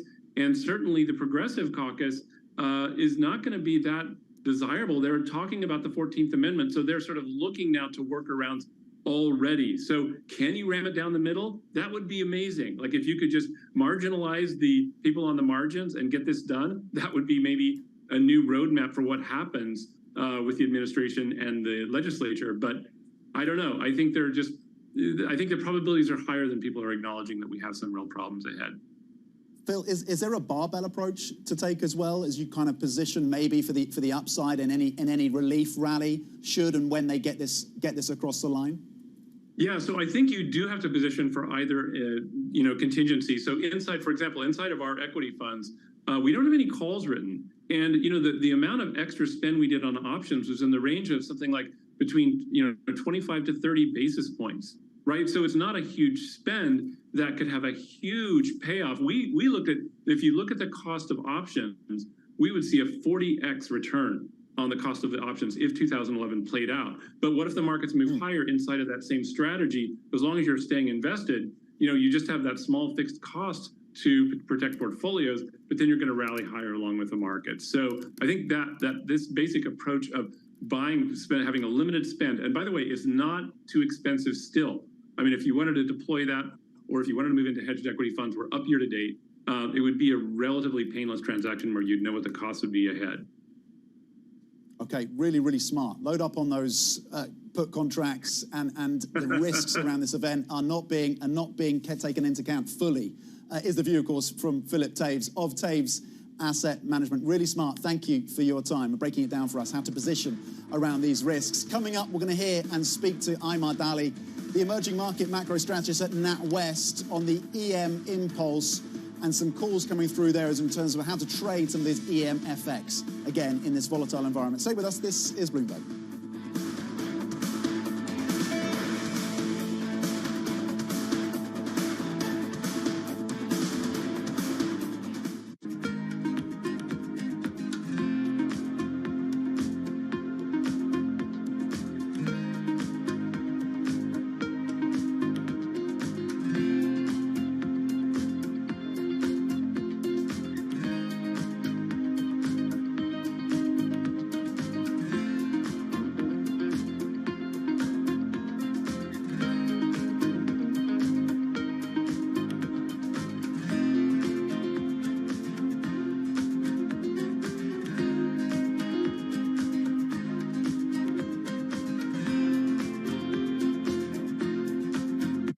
CFOs are reshaping the C-suite. Bloomberg's chief future officer shines a spotlight on these dynamic leaders. Today's CFO has to be much, much more than a bookkeeper. One of the most important things is looking around the corner. We have to let go of the traditional legacy department store. Their impact goes far beyond the balance sheet. And on Chief Future Officer, they focus on much more than just revenues and margins. You also have to be credible business leaders in order to really impact the business and steer the direction. We are like biologists. We need to deeply understand the financial DNA of a company. People just come with a playbook and say, okay, we're going to roll that. Don't do that. Think longer term. It's an amazing time to be in this role. It's a lot more than the profit today. It's building the future of tomorrow. Get passion, perspective, and more from the chief future officers of some of the world's most influential companies. A new episode every month, only on Bloomberg.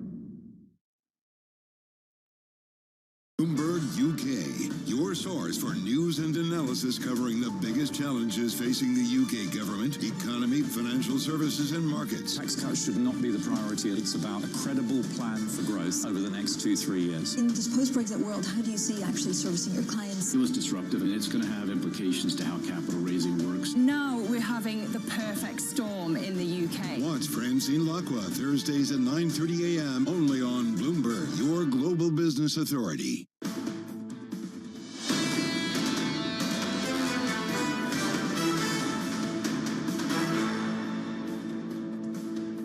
This is Bloomberg's Surveillance Early Edition. I'm Tom McKenzie in London with Kriti Gupta in New York. Now, emerging market central banks are facing the twin spectres of inflation and a repricing of Fed rate hike bets and significant domestic risks. Joining us now to take a closer look is Emar Daly, emerging market strategist at NatWest. Emar, we can talk about the carry trade, we can talk about the Fed minutes and how positioning around the dollar is going to impact some of your calls. Do you need a weaker dollar to make some of your calls around EM come to the fore? Is there an expectation that you're going to get softness in the US dollar? Looking at gains today on some of these risk haven moves, and the real yield story is true for the greenback. But do you need weaker dollar for some of these EM plays to come through? I mean, a weaker dollar definitely helps, but I think there is still significant carry available in EM. And I think, investors are historically underinvested. And we've really seen kind of credible central bank policy coming out. So I would say selectively bullish EM, but I think there are some great kind of growth stories coming through in EM and really places that really offer investors an attractive scenario and a lot of return. Do you have to put the commod producing EM into a separate basket, given the slowing growth impulse out of China? It's interesting because we've actually seen some of those commodities producers perform really well and actually, outperform what's happening in commodities. And I would say it's really the central bank story that's really driving it. It is all about they got ahead of the curve in terms of the rate cuts. They got ahead of the curve. And I mean, if you look at it, you've already seen this structural correction coming through. We've seen, trade balances go back into surplus when they were deficits. We have seen, inflation really come off. And I think it's worth saying that, these are emerging markets. They're, by definition, poor. So food, energy prices are a bigger component of their CPI basket. So you will see inflation coming down a lot faster in these economies. And yet their central banks have been really hesitant to hike on any kind of easing bandwagon. They're really being cautious. They're really guaranteeing investors return and carry. Emar, Kriti Gupta in New York. Talk to us a little bit about the risk-taking here, because it feels like from a more macro view when it comes to EM, there is this incentive that as soon as the debt saga is over and this kind of dollar trade unwinds, EM has a lot to benefit. Do you already see anyone kind of getting ahead of that trade? I think there are some great kind of stories within EM. So, for example, Czech Koruna has been one of our kind of outperformers. We've got FX intervention, so basically investors are backstopped from any kind of currency depreciation. It offers significant carry. And you've got a central bank that basically was one vote away from actually hiking. I would say that investors are probably not really playing the US debt ceiling so much. I feel like they're kind of waiting on the sidelines, but they are kind of doing bottom-up stories where, you kind of focus on relative value. I think we're probably shifting away from kind of a global investment environment, which is just dominated by the US, and we're looking at more kind of idiosyncratic national stories. Well, speaking of one of those idiosyncratic national stories, one of your highest conviction calls here, shorting the South African rand relative to the Brazilian real. Why Brazil? Brazil offers you great carry. So I guess when you're shorting an emerging market currency, you want to do it against something where you have positive carry, so you still get a significant return. We think that, domestics are improving in Brazil, and it's probably the other side of the coin in South Africa, where South Africa is one economy where you've actually seen its current account actually return to deficit when it did kind of enjoy a terms of trade boost. And I think probably what's most prevalent and the biggest story in South Africa right now is these accusations that it actually armed Russia and the risk that you could have U.S. retaliation.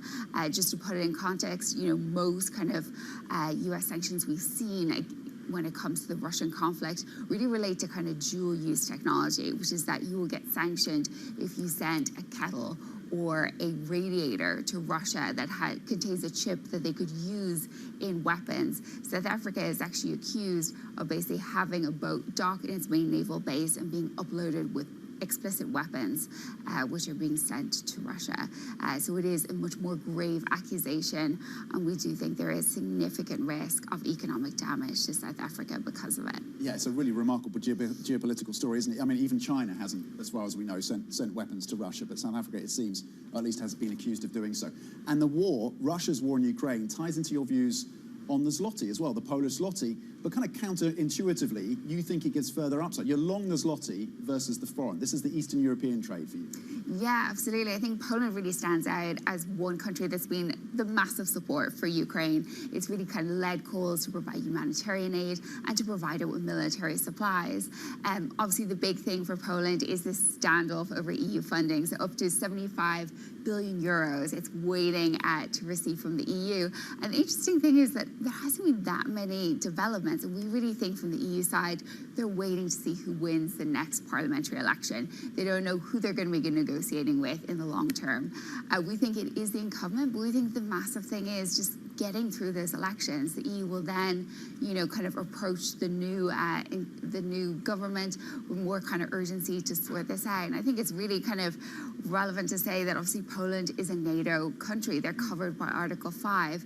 So, if any kind of weapons spill across that border, you need Poland to be kind of very kind of astute in how they respond to it. Emma Daly of NatWest. Really, really interesting calls coming through in terms of the emerging markets of Eastern Europe, but also in terms of what is happening in South Africa and the geopolitics, how that ties into the rand, short the rand versus the Brazilian real, long the zloty versus the Hungarian foreign.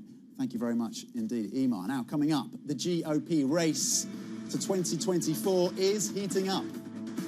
Truth must be our foundation, and common sense can no longer be an uncommon virtue. In Florida, we prove that it can be done. I'm Ron DeSantis, and I'm running for president to lead our great American comeback. Florida Governor Ron DeSantis making his bid official on Twitter. More on that next. This is Bloomberg.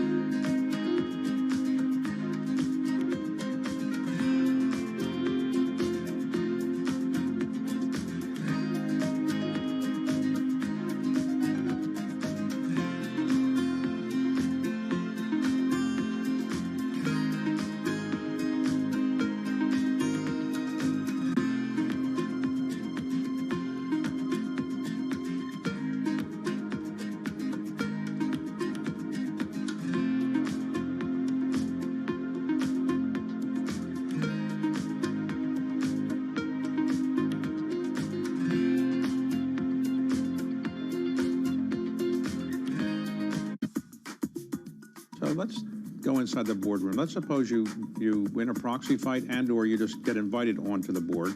You go to your first board meeting, and you're the person who's saying you can fix this company, and all of the others on the board of directors are saying, well, we're doing pretty well. How do you get received when you start saying, here's what I wanted you to do? Well, first of all, we don't bring that to the boardroom. Our time is spent with the CEO, the chairman, the CFO, and share our plans with them outside the boardroom. We try never to solve an issue in a boardroom. Okay, it's always best done the day before, the week before, outside that room. We wouldn't be there if they really were doing well. So it's really hard for them to straight face and tell us we're doing well. And we present them with the plan. People ask me all the time, what is the key to being a really good investor? And I tell them it's to surround yourself with and work with the best investors you can find. On Bloomberg Wealth, I'm going to take you to meet the greatest investors in the world, the people that I would like to have managing my money. So I think the main thing we did, which was not so easy, was to stick with our process. And then it kicked in big time in the last really 2 years.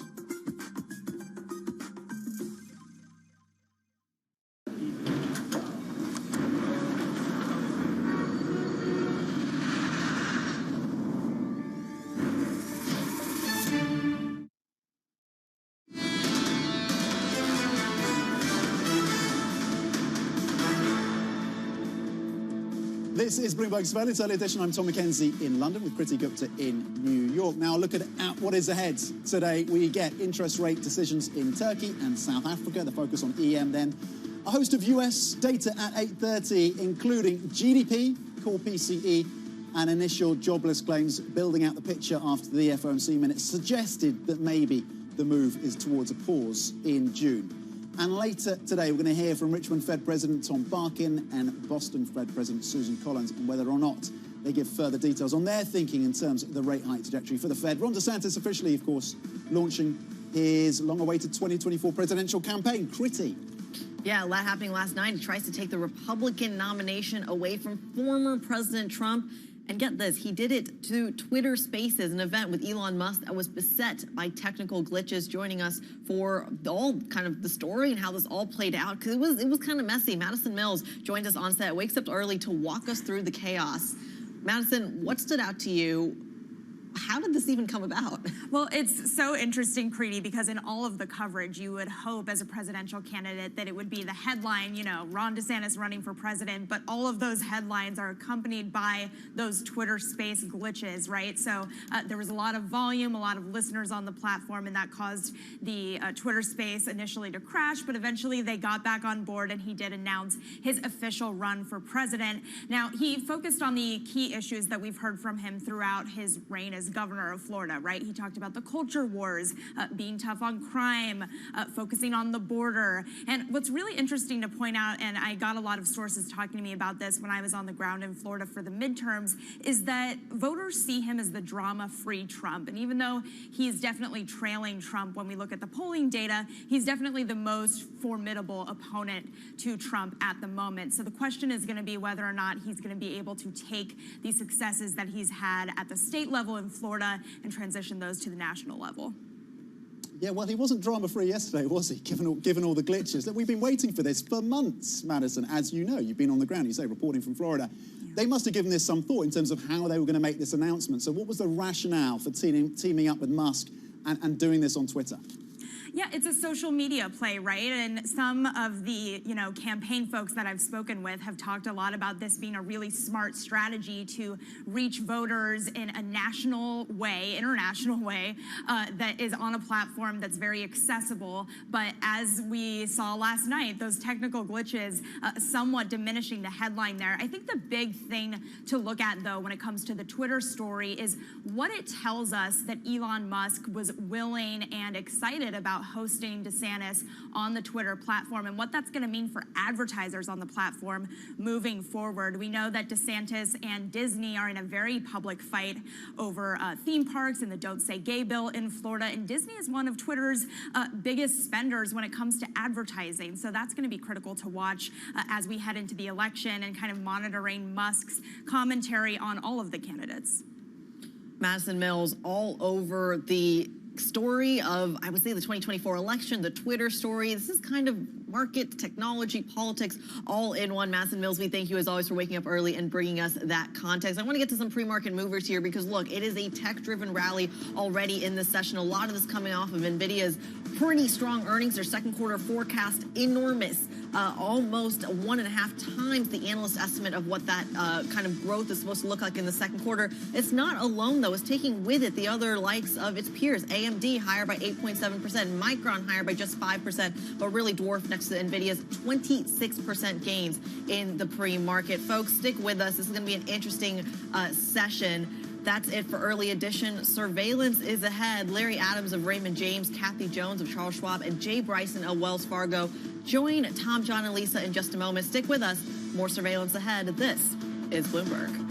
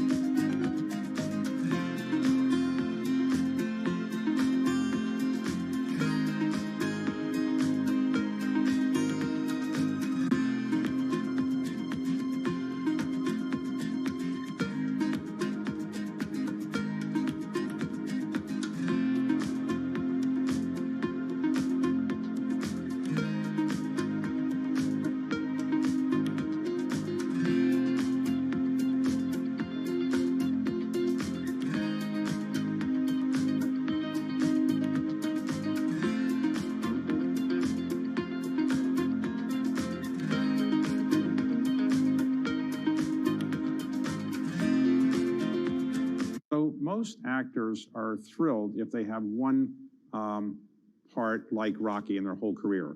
Yeah. You had another one, Rambo. Yeah. Now, Rambo was not something you created, is that right? No, Rambo was a novel by David Morrell, and I was the 11th choice. Everyone, it was like, I don't know who was next after me because they had gone through everyone, and it passed, including 3 different directors. So this had become sort of a pariah of sorts. The first time we go in there, Rambo was, in the original screenplay, was horrible. He was a psychopath. He killed children, he killed fishermen, this and that. So I said, if I'm gonna get involved with this, I see the character going on beyond this. And they said, what do you want to do? I said, I want to rewrite the screenplay. And I want him to go right to the edge of violence, right to the point where he's being pushed, but he pulls back because, similar to James Dean in East of Eden, he wanted to be accepted back into the family of man. So if Rambo got in a fight with Rocky, who would win? Rambo. Rambo. Easy. Because not even a fight. Unless it's in a ring. See, first of all, Rambo is a killer, for real. He's almost a psychopath when that switch flips. Rocky is a good guy. You know, he has mercy. The other one has no mercy. BSO Now is your online home for weekly Boston Symphony Orchestra and Boston Pops performances. See new concerts that go behind the scenes, plus acclaimed archival concerts. Visit bso.org/now, where the music plays on. BSO season sponsor, Bank of America.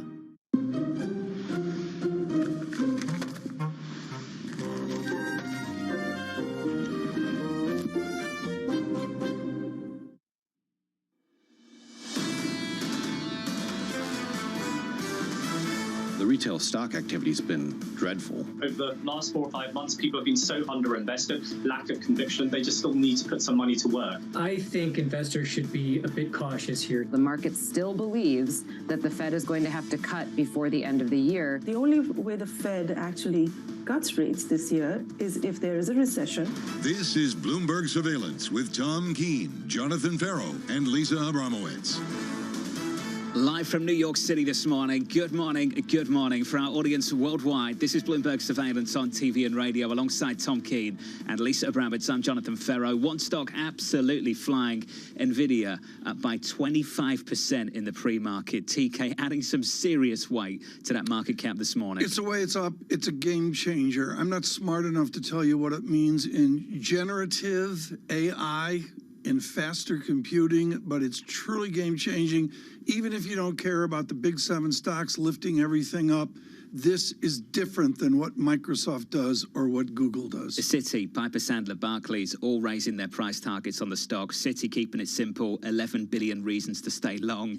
Piper Sandler says an unprecedented influx of orders associated with AI. Barclays say this was at least a quarter early, and Lisa, extraordinary in magnitude. Evercore ISI said, what can we say other than just wow? Basically, they absolutely blew out of the water expectations. Right now, we're looking at potentially one of the biggest one-day increases in market capitalization in U.S. history. And we're looking at a valuation for this company with just a fraction of the sales of Amazon that is the same almost as Amazon.com. So this raises a question, is the hype more than the actuality, number one? And number two, what's the potential risk? I know you guys are going to get on my case for this, but what's the potential risk with the tit-for-tat going on with China? There was great framing from the team here at Bloomberg overnight when they put this story together. Just to build on your comparison to Amazon, compare it to Intel. The chip maker is more than 6 times the size of Intel, a company that had more than twice NVIDIA's annual revenue last year, Tom. This is about growth, and people are very excited about the growth of this company. It's about growth, but it's a very strategic discussion about the length of the model. Like in the cloud computing space, our Anurag Rana makes clear there's a 5-year window of growth there. I think what they said yesterday is they see a more persistent, predictable growth in generative AI. It's not, I came away with the idea, John, as a complete amateur, that all of a sudden AI is not some bubble or something to chit-chat about, that these people are actually minting revenue and margin from it. In a major way and quickly. Yeah. Looking forward to catching up with Mandeep Singh of Bloomberg Intelligence later this hour on this story. We also need to talk about what's developing in this bond market. 10 consecutive sessions of yields climbing at the front end of the curve. We're talking about a 50 basis point move over the last 10 sessions, Tom. This is really interesting going into this debt ceiling impasse. Treasuries aren't rallying. Right. They're selling off. Thursday before Memorial Day, I had a fan from Perth call in last night, and he said, "Is this real, or do you guys just take the vacation off?" And I said, "No, this is tangible on Thursday, tangible tomorrow, on Friday, into a 3-day weekend." And you see it first in the bond market, but you also see it with this idea of convexity in foreign exchange. There's accelerating tendencies towards strong dollar and FX bouncing off that. I'm struggling to pair this idea of the yield increase with the debt ceiling debate. And I don't know how much this is just this feeling that perhaps the Fed will skip the next meeting in terms of a rate hike, but then we'll hike rates in July. That seems to be more on the table, and there seems to be this feeling, banking crisis over. Perhaps it never was a banking crisis, and people are getting back to that issue rather than really focusing on the debt ceiling. That's kind of the feeling under the market. I can tell you this, dollar's stronger.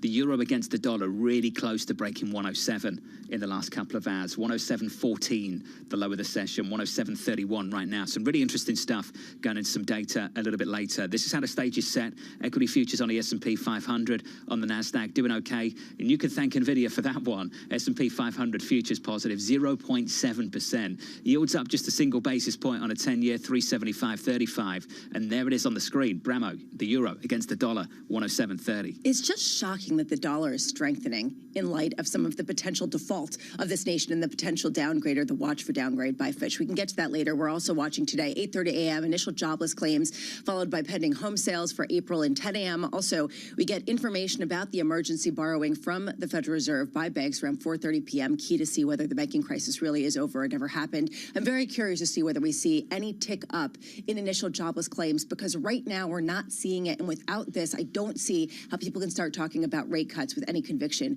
by year end. Today, retail earnings continue. We get Best Buy, Dollar Tree, and Ralph Lauren before the bell, Costco and Gap after the close. Retailers have done really well this year, and I think this is sort of also a sort of conundrum amid the gloom that everyone's been talking about, up more than 15%, despite the fact that people are talking about recession still. And we do get Fed speak, just in case you guys were worried about not hearing from Federal Reserve officials. We are going to hear from Richmond Fed President Tom Barkin at 9:50 a.m., Boston Fed President Susan Collins, John, around 10:30 a.m. Very cool. Looking forward to it. Joining us now is Larry Adam, the Chief Investment Officer at Raymond James. Larry, let's break this interview up in two. We can talk about the debt ceiling in a moment. I want to talk about this rip-roaring rally in tech so far this year. Is that something you want to fight or participate in? No, we want to participate in it. I mean, if you look at tech, it continues to reinvent itself over and over. The latest generation is going to be AI. And I think as you look at the visibility of earnings, you continue to see a strong earnings coming. And I think that that's important because a lot of people continue to say that tech has gotten expensive. But when you start to factor in how much tech has been able to beat their earnings, I don't think it's as expensive as what people think. And I think that trend is going to continue. Is tech just big tech, or is it all tech? Is it basically time to go into some of the beaten up smaller tech stocks that aren't necessarily as profitable? Now, I prefer bigger tech. I mean, first of all, they're much more diversified than those smaller tech companies. I think that's an important discriminating factor, right? Back 20 years ago, tech was one trick ponies, where they had one product, one piece of software, hardware, software, where they had to fight the upgrade cycle. Now they're much more diversified. They have plenty of seeds planted that can continue to generate their earnings going forward. So I continue to like the big tech names. And by the way, from the index level, as you guys have just stated, that's what drives the index. So I think you have to be there. Larry, just because you're down south, I want to go to DeSantis and the conference call with Mr. Musk that ran like a Raymond James Swiss watch that we saw last night. You really emphasized second half of a third year of a presidential administration. Discuss the second half of a third presidential year. Well, I think it's important because what tends to happen in the markets is that momentum tends to beget momentum. And if you look at the strong start that we've had to this year, the first 100 trading days, which, by the way, today's the 100th trading day of the year, when it's up more than 8%, the rest of the year tends to be strong. If you look at this presidential election cycle that you're referring to, from June to the end of this year, historically, 92% of the time, the market continues to be positive. And that's been consistent through time that this third year of a presidential term is fairly strong. Does cash at 5%, 4.8%, whatever, is that competition for your bullish view? I mean, it's clearly become more competition today, right? I think at the beginning of this year, we were much more positive on the equity markets with upside of 15%, but clearly we've had a rally, and our upside to our target now is around 6%. So clearly it's become more competition, but I still like the equity markets longer term for people that have a long-term horizon. Tom went to the politics, so let's finish there. Larry, the debt ceiling debate of the moment. What are you advocating that clients should do? I still think that what's going on down in Washington is still pretty much noise, right? I mean, I think putting the U.S. on watch by Fitch is just another warning sign across the bow. I think in the end we get a deal at the very last second. If we don't, I think the downside in the market is probably 5 to 7%. But then, as I always say, the fourth arm of the government, the stock market, will come to the rescue. We see we see that downward movement in the equity market. That'll bring people back to the negotiating table, and we'll get a deal done, and we'll move forward. Is there a signal here that you're seeing dollar strength despite the concern of a U.S. default? Does this basically fly in the face of people who were questioning the preeminence of the dollar as the global currency and prompt you to actually go more into the dollar? Look, I still think the dollar will continue to be the dominant currency. I really don't see any other currency out there that can really challenge it. This is not a news story. People have been talking about the dollar being challenged with the yen back in the 80s, the euro in the 1990s and 2000. I don't think there's any question that the dollar will remain the dominant currency going forward. I think the two factors out there right now is that when you focus on the euro land is probably going to continue to raise interest rates. The U.S. is going to continue to have better, more dynamic growth going forward. So we're looking for more of a range bound, particularly versus the euro between 105 and 110. And for the most part, that's where it continues to be.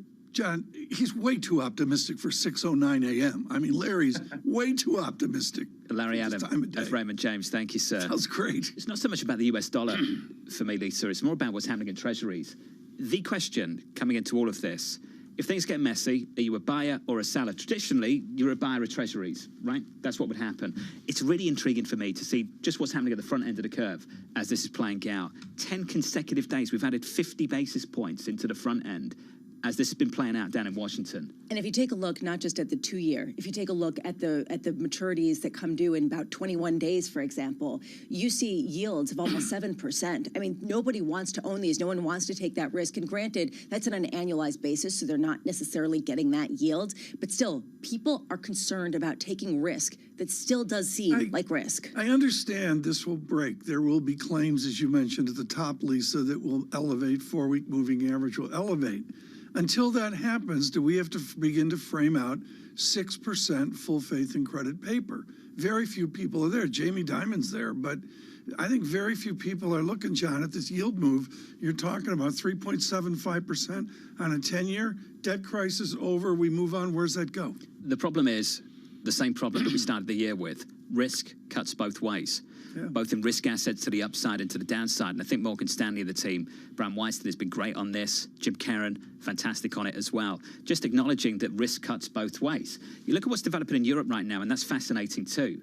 You've got the surprise index, so that's the economic data coming in relative to expectations, just rolling over aggressively in the last month or so. And that's been captured in the FX market. At the same time, you've got inflation still really sticky, both in Europe and in the UK, much more specifically. So the UK faces the prospect now of needing to raise interest rates, potentially into a weaker European economy. That's problematic. So we're going back to the story of, say, late last year where we saw this rip-roaring strength in the US dollar, and that was your backdrop. Because yields on gilts right now, Lisa, they are in and around those kind of levels. And this is a moment where you've got Germany falling into a technical recession as well. So to your point, hiking into weakness is now the base case after all these people were talking about Europe getting out of some of the slow growth and really accelerating. It's just a really fascinating and almost confusing moment for macro right now and the global economy. We'll try and address some of that with Phil Camporelli of JP Morgan Asset Management. We'll do that in the next hour. If you are just tuning in, welcome. Equity futures doing nicely. Nvidia absolutely flying in the pre-market, up 26%. Keep Keeping you up to date with news from around the world with the first word, I'm Lisa Mateo. NVIDIA on track to beat Apple for a record single-day market gain. Now, shares are surging in pre-market after the company's bullish forecast boosted confidence that the chip maker can keep its business thriving by focusing on artificial intelligence. Now, if that gain holds, its value would rise by $219 billion to an all-time high of $974 billion. And that would top Apple's $191 billion one-day pop in November.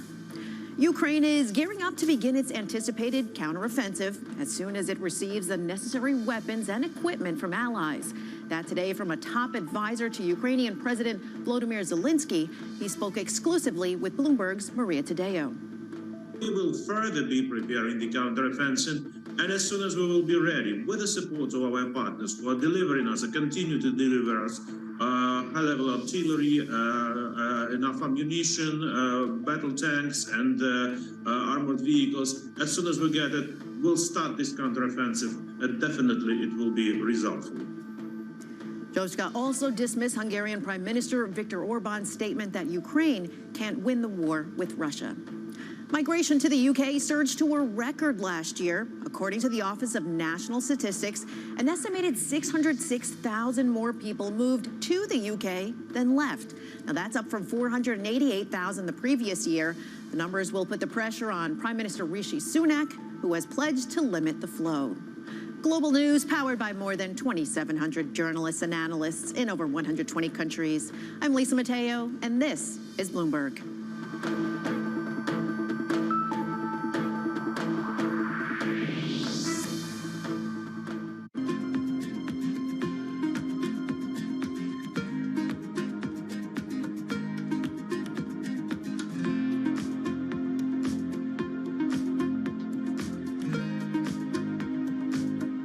Guys, as you can see, position opened on euro against United States dollar at 107.27.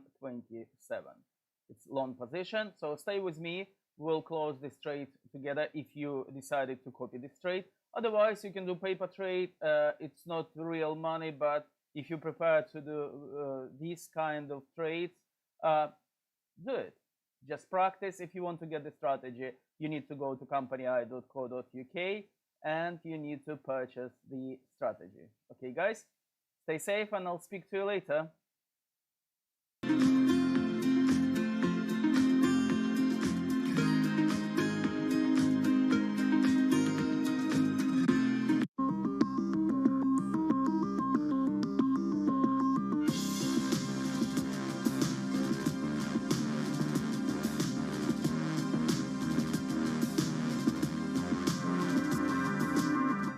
Business Week Radio, live weekday afternoons at 3 p.m. Eastern. We got a little bit of talking. Come on, are you guys ready? Harnessing the power of Bloomberg Business Week, Carol Masser and Tim Stanovic bring you the latest news from the worlds of business, technology, politics, and more. How does the Fed play into this and what the Fed does potentially? This is so exhausting and this is so all-encompassing. Listen on Bloomberg Radio and streaming on YouTube and Bloomberg Originals.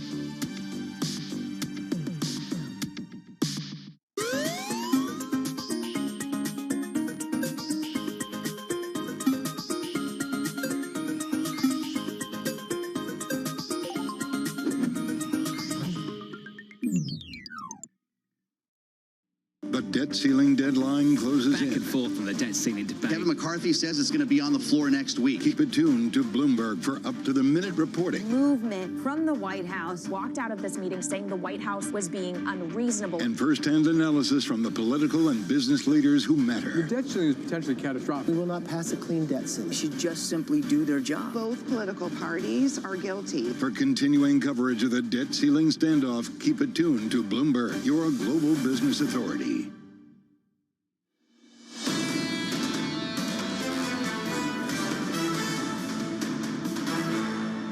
They want to spend $30 billion more than they spent this year. I've been very clear. I will not put a bill on the floor that spends more money next year than this year. House Republicans are determined to either extract deep, painful cuts that will hurt the health, the safety, or the well-being of everyday Americans or crash the economy.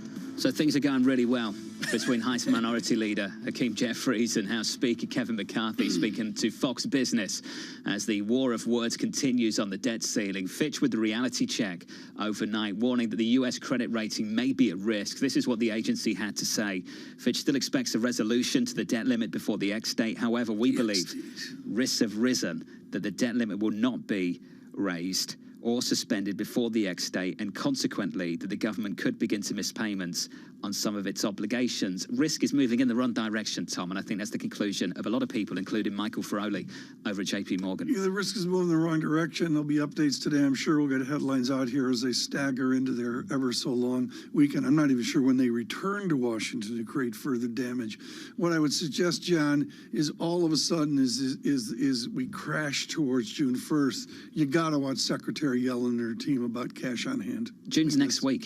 Keep going back to that, don't we? Yeah. It's next week. I go back to cash on hand. Where's your number right now? 60 gazillion? I haven't looked, Tom. I haven't looked. I'll get I it up haven't on looked the either, Bloomberg in a but moment. let's say it goes to 28 gazillion, under 30 just as a amateur number. You know what? This is a big deal. This is the money on hand to pay the obligations. And the only response is, how do the conservative Republicans react? Agreed. Nothing else matters. I mean, that's all there is to it. Interesting market. I want to make clear on a Thursday before Memorial Day, the markets are really on the move. We're going to stay on theme here with the politics of New York. And with wonderful perspective, Leslie Vinjamuri joins head of U.S. and America's program. At Chatham House, we can go 5 different ways with her, but I really think we've got to stay on the distance to June 1st as well. When you hear X date, I'm going to assume, Leslie, that was not in your textbooks in school. How do you interpret the X date? I mean, June 1st is soon. This is around the corner, and with a very long weekend ahead of us, not only in the United States but also here in the UK. The world's watching this, and that if brinkmanship is designed to be credible to force somebody's hand, it's certainly looking credible, as we've seen from this risk to the U.S. credit rating. Just last night, Tom. I would assume many of the players here could care less what the foreign response is to this debacle. Explain right now, to pick one group, conservative Republicans holding their speaker at bay here, explain what the foreign response, the ramification of that is to conservative Republicans and to America. Sure. I mean, you're absolutely right that this is inside Congress, certainly on the extremes of both parties, to be fair, very much a domestic issue. I think that there are plenty of people in the U.S. government that are well aware of the international ramifications. But, one of the very interesting things, if we do get to a deal, which I think many of us who look backwards assume that we will, as uncertain as it feels right now, is that it might actually be something that forces a degree of bipartisanship and forces the middle to compromise. We're hearing that, it might take as many as 100 Democrats to get this bill passed. I mean, that's actually quite interesting in the current political context, that you would actually get the middle saving this, coming from both parties. But if you look again, Tom, at the polls, Americans want to see a deal, but they're very divided along partisan lines on what they think that should entail. And Republican voters think that spending cuts, they've bought the line that spending cuts are important, and Democratic voters have bought the line that its party is projecting.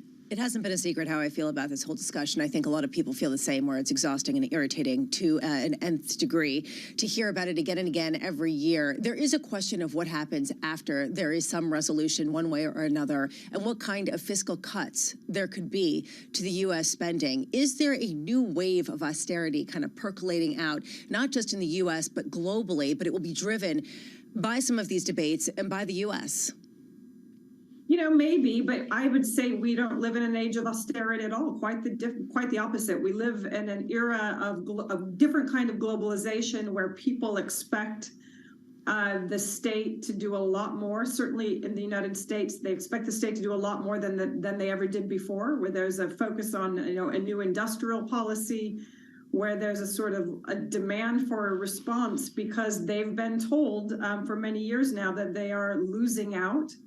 And we've seen even in the current discussion that there are certain things that are protected, obviously Social Security, Medicare, Defense is going to be protected because obviously the Republicans don't want to see cuts there. I think one of the key questions is, how, if we get to a post-deal, which I assume we will, this conversation about spending is going to take place in the context of an intense political season. DeSantis is now on the scene. There will be more. We're leading up to the primaries. So talking about spending cuts, at a general level might sell with many fiscal conservatives. But when you get down into the weeds and you talk about education or housing or transportation, these are all things that Americans have been promised will get better. Infrastructure is defined very broadly now. It's not just about roads. It's about all of these things, digital access, and that requires, there's a sense that that's going to require spending, not cuts. Just to underscore what you said, there is a belief out there on Wall Street that whatever happens, it will actually probably be negative for growth because it will lead to some level of restraint. You're pushing back against that, is that correct? Saying that that's not the case. If anything, this is just a prelude to an expansion with some political dressing so that people don't really see it that way. I think that it's an unresolved issue where we're in a period where there is a push for spending, there's a push for public investment, and there's the belief that that's going to come from the market has been unsettled, and we've seen that. The pandemic has unsettled it.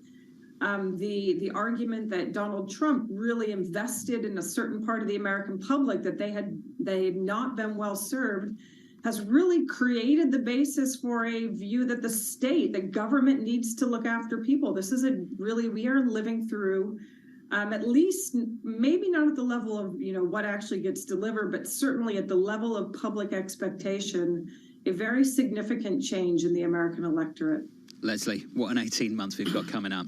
Thanks for being with us. Leslie Vidger-Murray there of Chatham House. I got that number for you, Tom. It's actually risen over the last couple of days. So the Treasury cash balance is back at about 76.5 billion. Had dropped to about 57 last Thursday. Worth pointing out that 2 Thursdays ago, that number, Tom, was north of 140 billion. Yeah. And that very same week, that number was at about 180, pushing 200 to start that week. So things have come down pretty rapidly, but just over the last couple of days. And this really captures what we've discussed several times over the last week or so, that it's very lumpy. That you can have days where things start to climb and then days when it starts to go back down again. But at the moment, as it stands, the latest data, that balance, Tom, sits at 76.5 billion. The honor of having Douglas Holtz-Eakin on the show today. He's a guy at 60,000 feet, ex-CBO, heavyweight budget guy. But then there's the visceral thing. Last night, they were at the Washington-San Diego Padres game. The Washington Senators beat, they're the Nationals now, Lisa, that was a joke. The Washington Senators beat the Padres, and those people have to go to Treasury today and cut checks. That's the visceral part of this, is they actually sit there with, what'd you say the number was now? 76.5. 76 billion, and they have to actually cut checks. That's the end result of all this mumbo jumbo standing out in front of the White House. Did they cut the checks at the baseball game? No, they go to the baseball game and they watch the Senators beat the Padres. And then they wake up. Do you know what it was? They wake up, they go to the cash room in the Treasury. I know, that's why you're like, please, go. Until recently, John, a lot like the Bank of England, they wheeled the gold and the bills and the notes into the cash room at the Treasury. They still do that, Tom. If you hang around Ted backstation, Williams was the manager. See that happen on a Thursday. I'll send you over to Wayne. On a Thursday, Tom, midday. You see him walking across the road with all the gold. It's amazing to see. Yeah. Very cool. Yeah, you'll see it.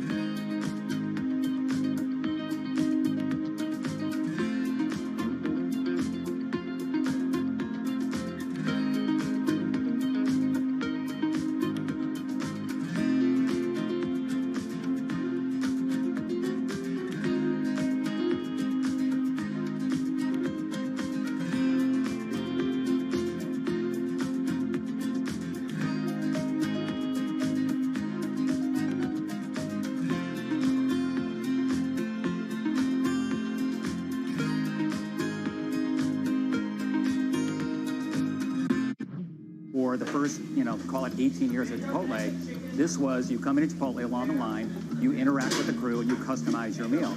We've got this separate make line, and it's digitized, and so the orders come in, and they're really kind of staged so that if you say at noon, I want to come in at 1 o'clock, we hold that order, and we will send it to the crew like maybe 10 to 1, Right. so it's ready right when you pull up your car. How do you manage these kind of two different staffing needs, right? Yes. And making sure you have the right amount of people Yes. at the right time. We spend a lot of time projecting sales. A lot of it is, it's part art, part science. We're trying to bring more science and more AI into it. Because if you get the right sales projection, then you know exactly what your staffing needs to be. So if you get the sales right, you can get the entire restaurant staffed perfectly. With just a couple of people, our average restaurant now does about over $1 million per restaurant in digital sales. The moment news breaks, no one covers the world like Bloomberg. A lot of the focus and the momentum here is what to do with inflation. But again, this is still a monetary policy story. The first round results with President Recep Tayyip Erdogan showing resilience and strength on his nationalist platform. A number of leaders have come out on both sides of the aisle and say we will not default. That does seem like they are making progress. Bloomberg, your global business authority.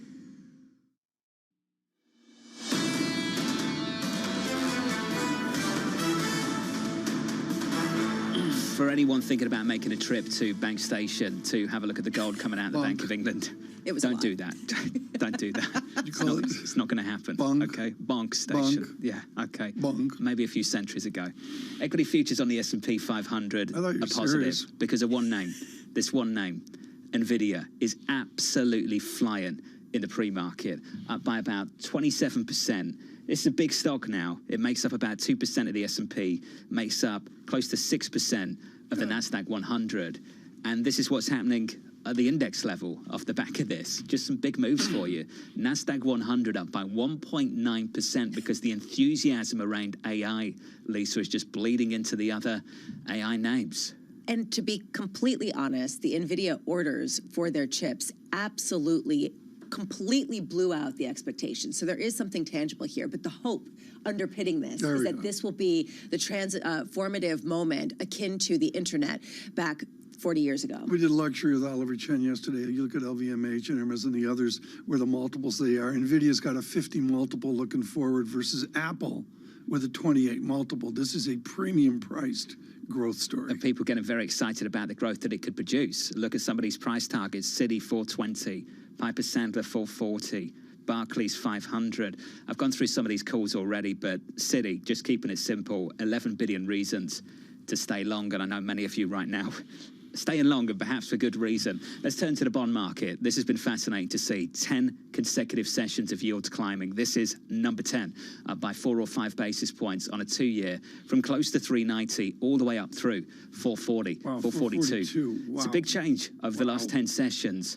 encouraged by some of the Fed speak out there, but not all of it. A real split on the committee on the FOMC in the latest minutes. Some ready to stop, several ready potentially to keep on going and hiking in June, and we'll see what happens between now and then. In between, June 2nd payrolls, 13th CPI, and hopefully some kind of debt ceiling resolution as well. This is the standout in the FX market right now. Just plain old boring vanilla euro dollar. This currency pair down from 110.95, pushing 111 at the end of April, all the way back down to 107.29, Lisa, negative 0.2% on the session. This is, to me, the story of the moment. Is this the pain trade of the moment in a way? Because the first half of this year has been defined by a flight into the riskier markets, into the non-U.S. kinds of domiciles. Do we see a sudden reversion of that? Especially in the face of a debt ceiling debate, it kind of flies in the face of the logic that really played out during the beginning of this year. I'm hearing them more bring it home, like from Voya and equity markets. They're looking at U.S. versus international. I'm sure some of that is a stronger dollar call. This is a briefing for those of you with equities, bonds, and commodities. Currencies is the deepest market, and Vasilios Giannakis joins us now, writing incredibly short, terse strategy for Citigroup. The second derivative is something called convexity. It's fancy talk, FX talk for acceleration. I see lots of convex log curves in foreign exchange. Is it convexity within stability, or are there things unraveling when you look at 42 currency pairs out there? I don't think they're unraveling. It's most likely about people having very, very low conviction right now and moving into ranges. And one of the reasons I think that people have refrained from the trades that we went through in Q4 and in Q1 has been China. I mean, there's no question about this. The April data that came out of China were broadly based, soft, very soft. And I think everyone is revising lower global growth expectations. As a matter of fact, there's a very nice chart, which we produced in our latest piece, in which basically shows you an amazing correlation between euro-dollar and US minus rest of the world global growth expectations for 2023. And you can clearly see, first 9 months, it moved in favor of the US, euro-dollar was going down. Q4, Q1, it moved against the US, euro-dollar went up. And now it has stabilized and shown signs of spiking in favor of the US. So there's definitely some resilience in the US data. Potentially, however, coupled with the understanding by the markets that the Fed may not actually overdo it.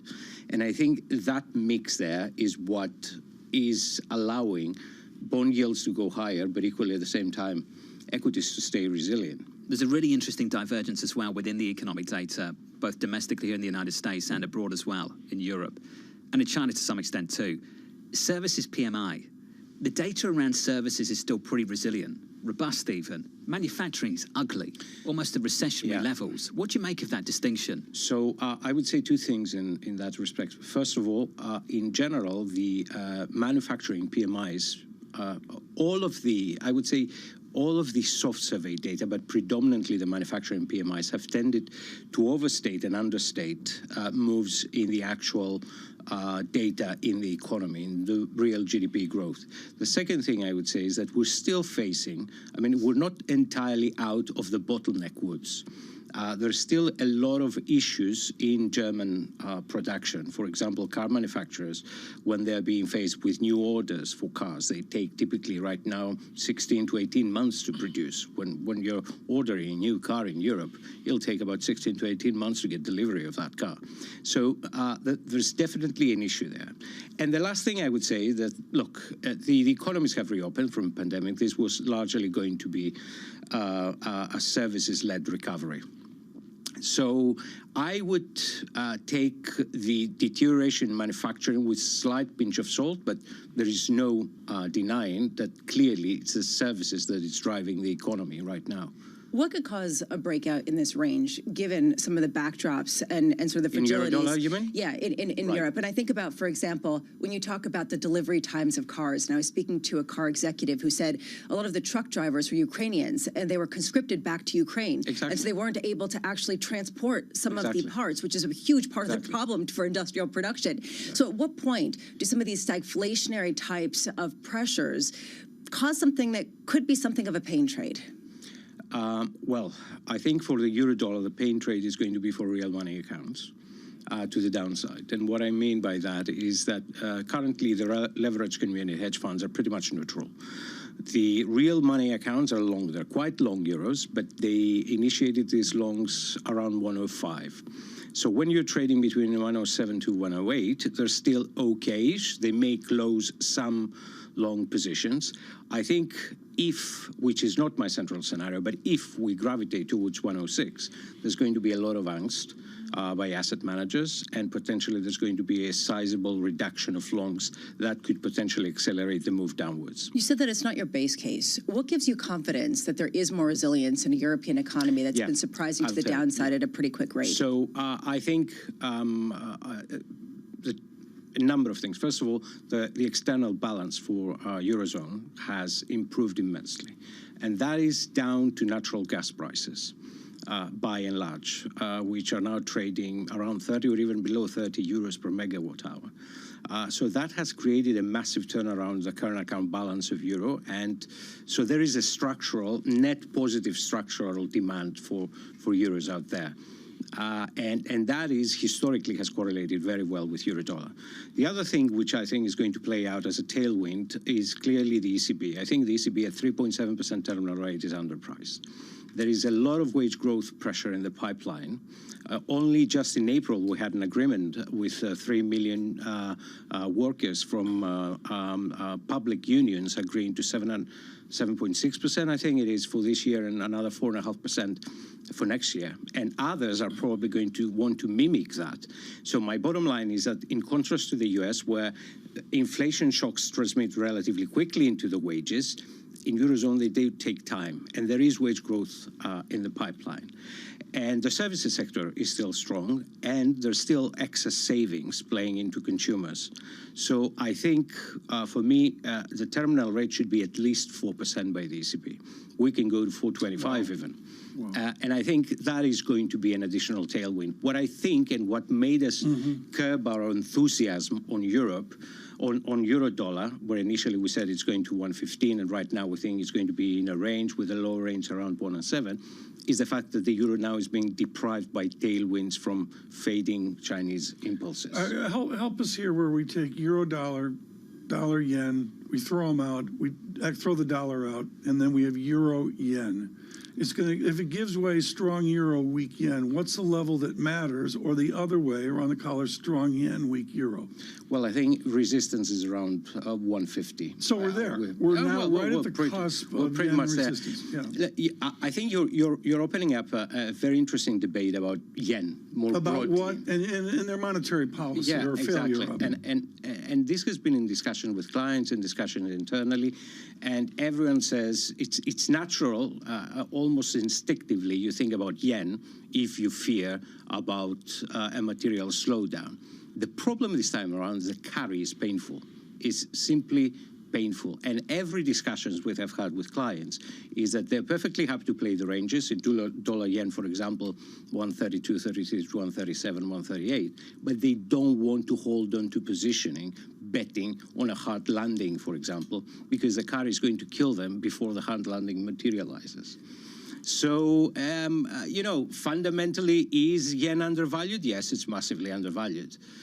Is it going to be a safe haven in case of a hard landing? Yes. But do you position in favor of that in cash? No one seems to want to do that right now. Some of that was depressing, Vasilios. We'll leave it there. It's good to see you, as always. Vasilios Giannakis there. The car crash? Something like that. John, you get a real window into the complexities here, particularly on the yen thing with the monetary theory, yield curve control, and how people are like, I just don't have the courage to enter the trade weak yen. Did you have the courage to buy this and stick with it? No. NVIDIA in the pre-market. This move right now, session highs. The stock is up by about 27%.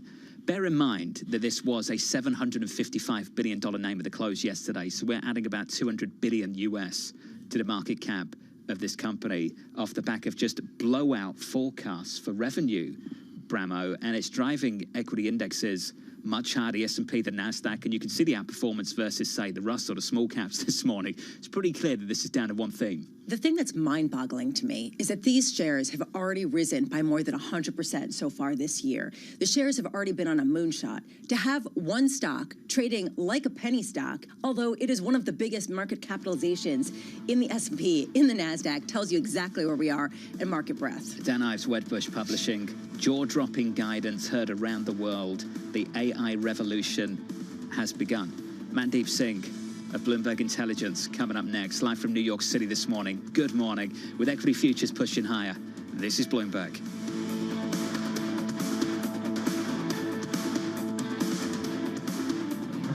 Keeping you up to date with the news from around the world with the first word, I'm Lisa Mateo. The European Union has frozen more than $215 billion in Russian central bank assets since Moscow invaded Ukraine. EU nations reported the new numbers following the bloc's 10th sanctions package, which forced banks to divulge information on the size of their holdings.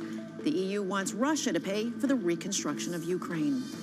Germany has suffered its first recession since the start of the COVID-19 pandemic.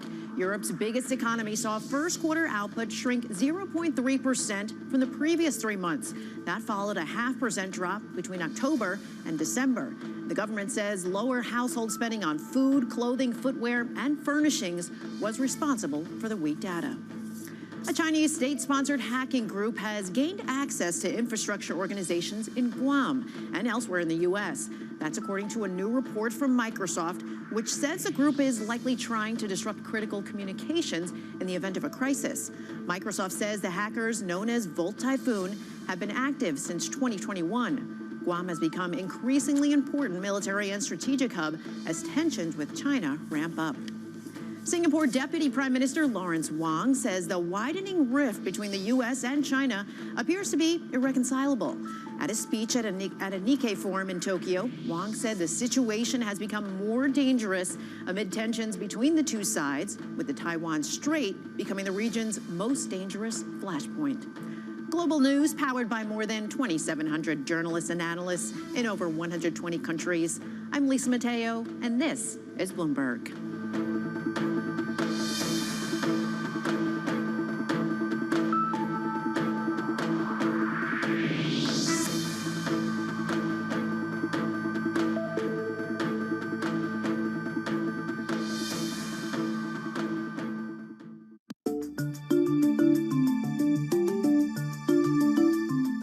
Big ideas, we show the productivity increases that are possible because of artificial intelligence. It's these companies who could be some of the biggest beneficiaries if they harness AI correctly.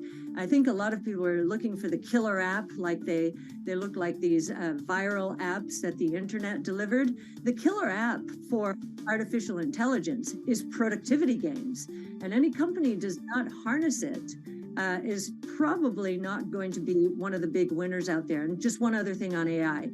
The real winners here are going to be those companies that have proprietary data and have lots of it, have the best domain expertise, best AI expertise, the best pools of high quality data to basically create new businesses. Lots happening on Wall Street. There are so many factors at play today. It remains tight in certain parts of the economy. Need to catch up? This is Bloomberg Wall Street Week. I'm David Weston. We've got the information and insight. Crisis is too strong a word, and words like that get used a lot. From businesses most influential and instrumental. America's economy needs a diversity of institutions. That's something that Wall Street pays a lot of attention to. Bloomberg Wall Street Week, live Friday with replays all weekend on Bloomberg Television and Radio. Welcome back to Bloomberg Daybreak Europe. Good morning, good morning. This is Bloomberg Surveillance. Welcome to Bloomberg Markets, trying to open. This is Bloomberg Technology. And welcome to Balance of Power. This is Bloomberg.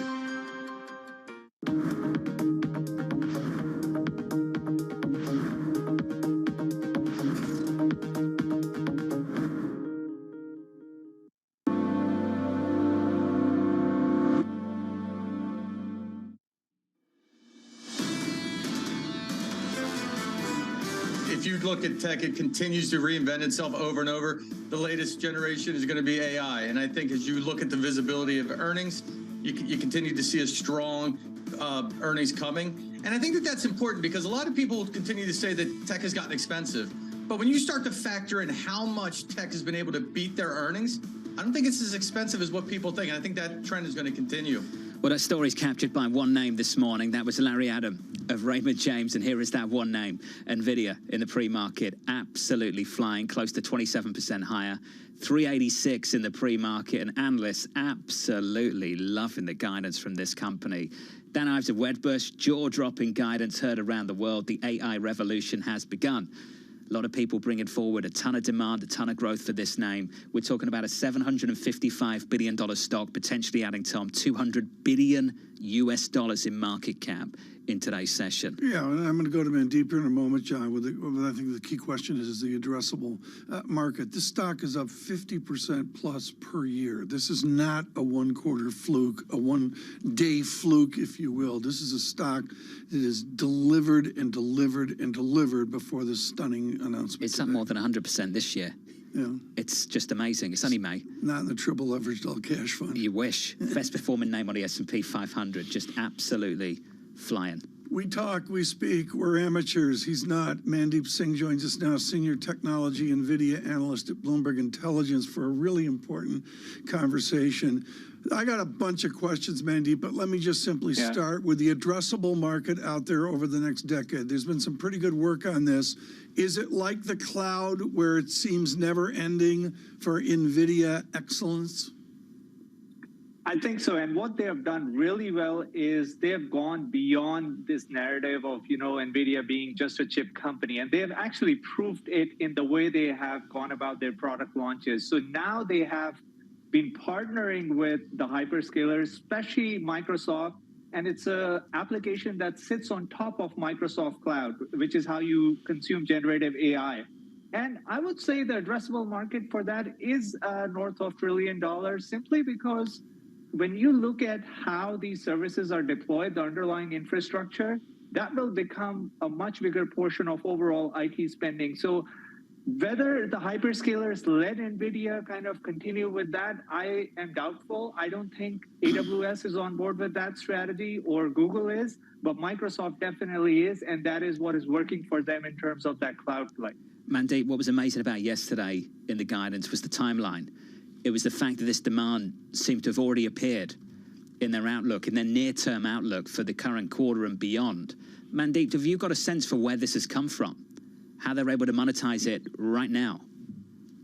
Yeah, and I think what is very clear right now is Intel has given up its leadership when it comes to being the primary chip at the data center level. So CPUs used to be, the main chip that you would need to run a server. Guess what? Going forward, you're going to need a lot more of NVIDIA GPUs. And NVIDIA has bundled their networking, GPUs, switches, all in one package, which is the beauty of how you consume things on cloud. So clearly that shift from CPUs to GPUs is very visible right now in terms of the trend, and that is sustainable. That is not going away anytime soon. But to build on what John was talking about, the company's forecast for sales during the forward-looking period was 53% higher than analyst estimates. Where did the surprise come from?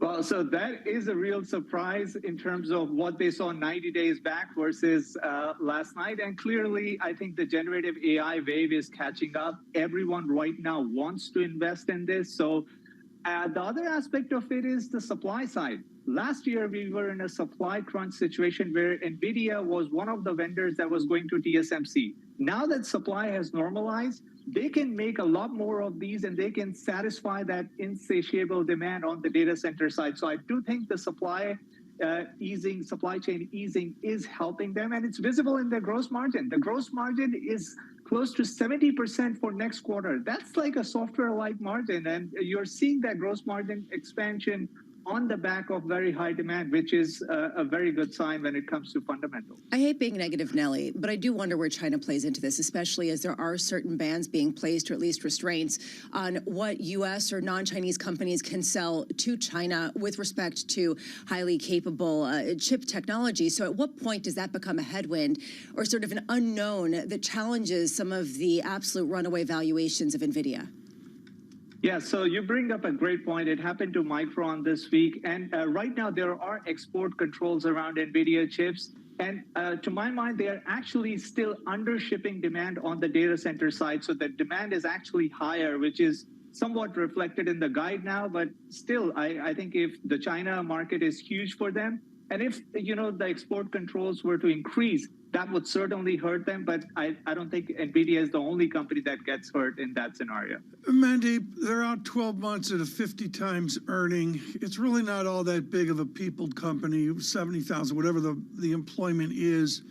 Maybe they're not a takeout candidate, but why doesn't big money come in and take out 10 or 15% of this is a stub out 5 years or 10 years? It just makes, to me, it's a no-brainer. Yeah, well, I think part of it has to do with just how the market is positioned right now. There are certain pockets that are in high demand because of the AI wave. And then there are certain segments on the semi side which are in a mode where they are inventory clearing and that sort of thing. So clearly, you will see a rebound across different chip segments at different times. And right now, it's anything to do with generative AI that is doing well. And there's a good reason for that, I think, in terms of a transformative aspect. Mandeep, can we just finish on where Tom started, basically, essentially? How do you value some of these companies at the moment? Look, I think for a stock like NVIDIA, a lot is priced in. It was priced for perfection last night too. But then when you deliver this kind of beat, it's hard to be negative simply because, you know, there's, as I said, there's still under shipping demand on the data center side, and the data center business will double in the next 2 years. So it will grow into its valuation. But any slight miss, and we have seen that only with semi companies, they can have a big beat like this, a monster beat, or they can miss big as well. And I don't think it's going to happen to NVIDIA in the next couple of quarters.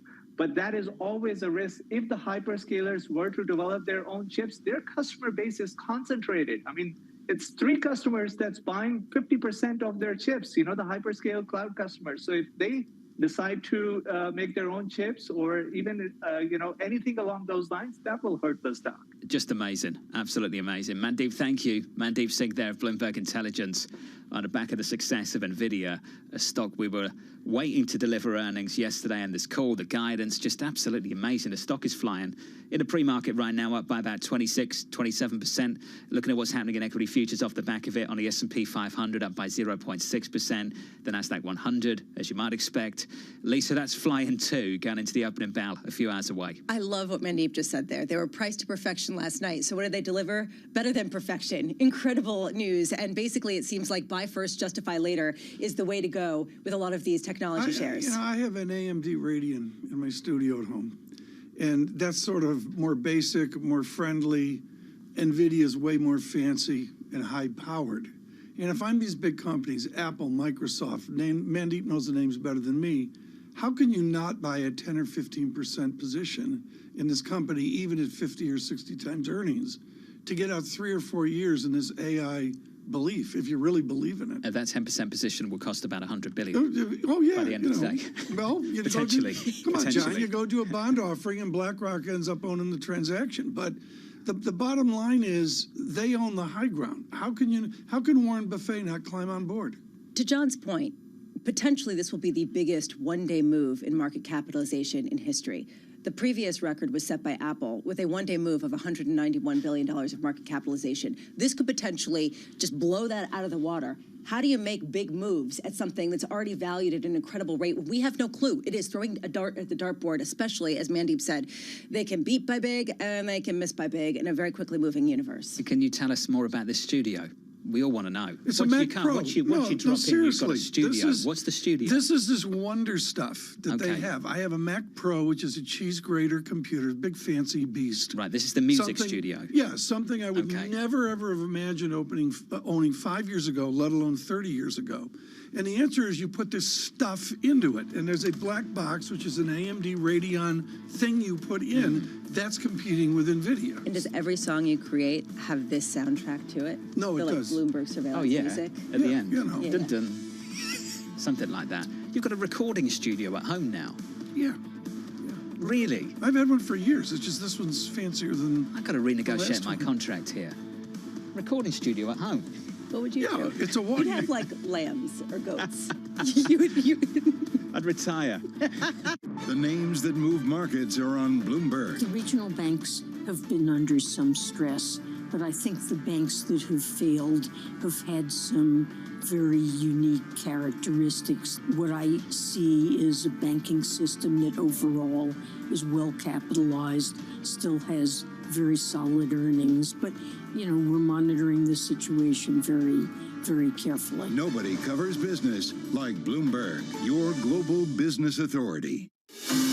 From the world of politics, we're not going to be relying upon countries whose values we don't share. To the world of business. It's all about corporate power at the end. Balance of Power, live from Bloomberg's Washington headquarters. We're going to be more excited what's in store for you. How long will it take? How many years? Why don't we take this one day at a time? Good luck. Everybody has a perspective. Every weekday at 5 p.m. Eastern Time. Join host Anne-Marie Hordern. It's the one area, really, of bipartisanship. I think we're getting more of it. That's optimistic. And Joe Matthew. The debt ceiling is looming. How close are we going to get to the line before you start to worry? Alongside Kaylee Langs. The door was open for regulators to do more. And that puts the Fed between a rock and a hard place. As they deliver news. This is such an important economic issue. He's no longer trying to run away from that really blew some minds. Insight. We can both invest in law enforcement and also make sure that communities feel safe in their own skin. And analysis. I think your audience will get this more than most. This is not the Republican Party that you know. It allows him to do what he did so successfully in 2020, which is run against crazy. From and about politics' biggest power players. This was the zombie case,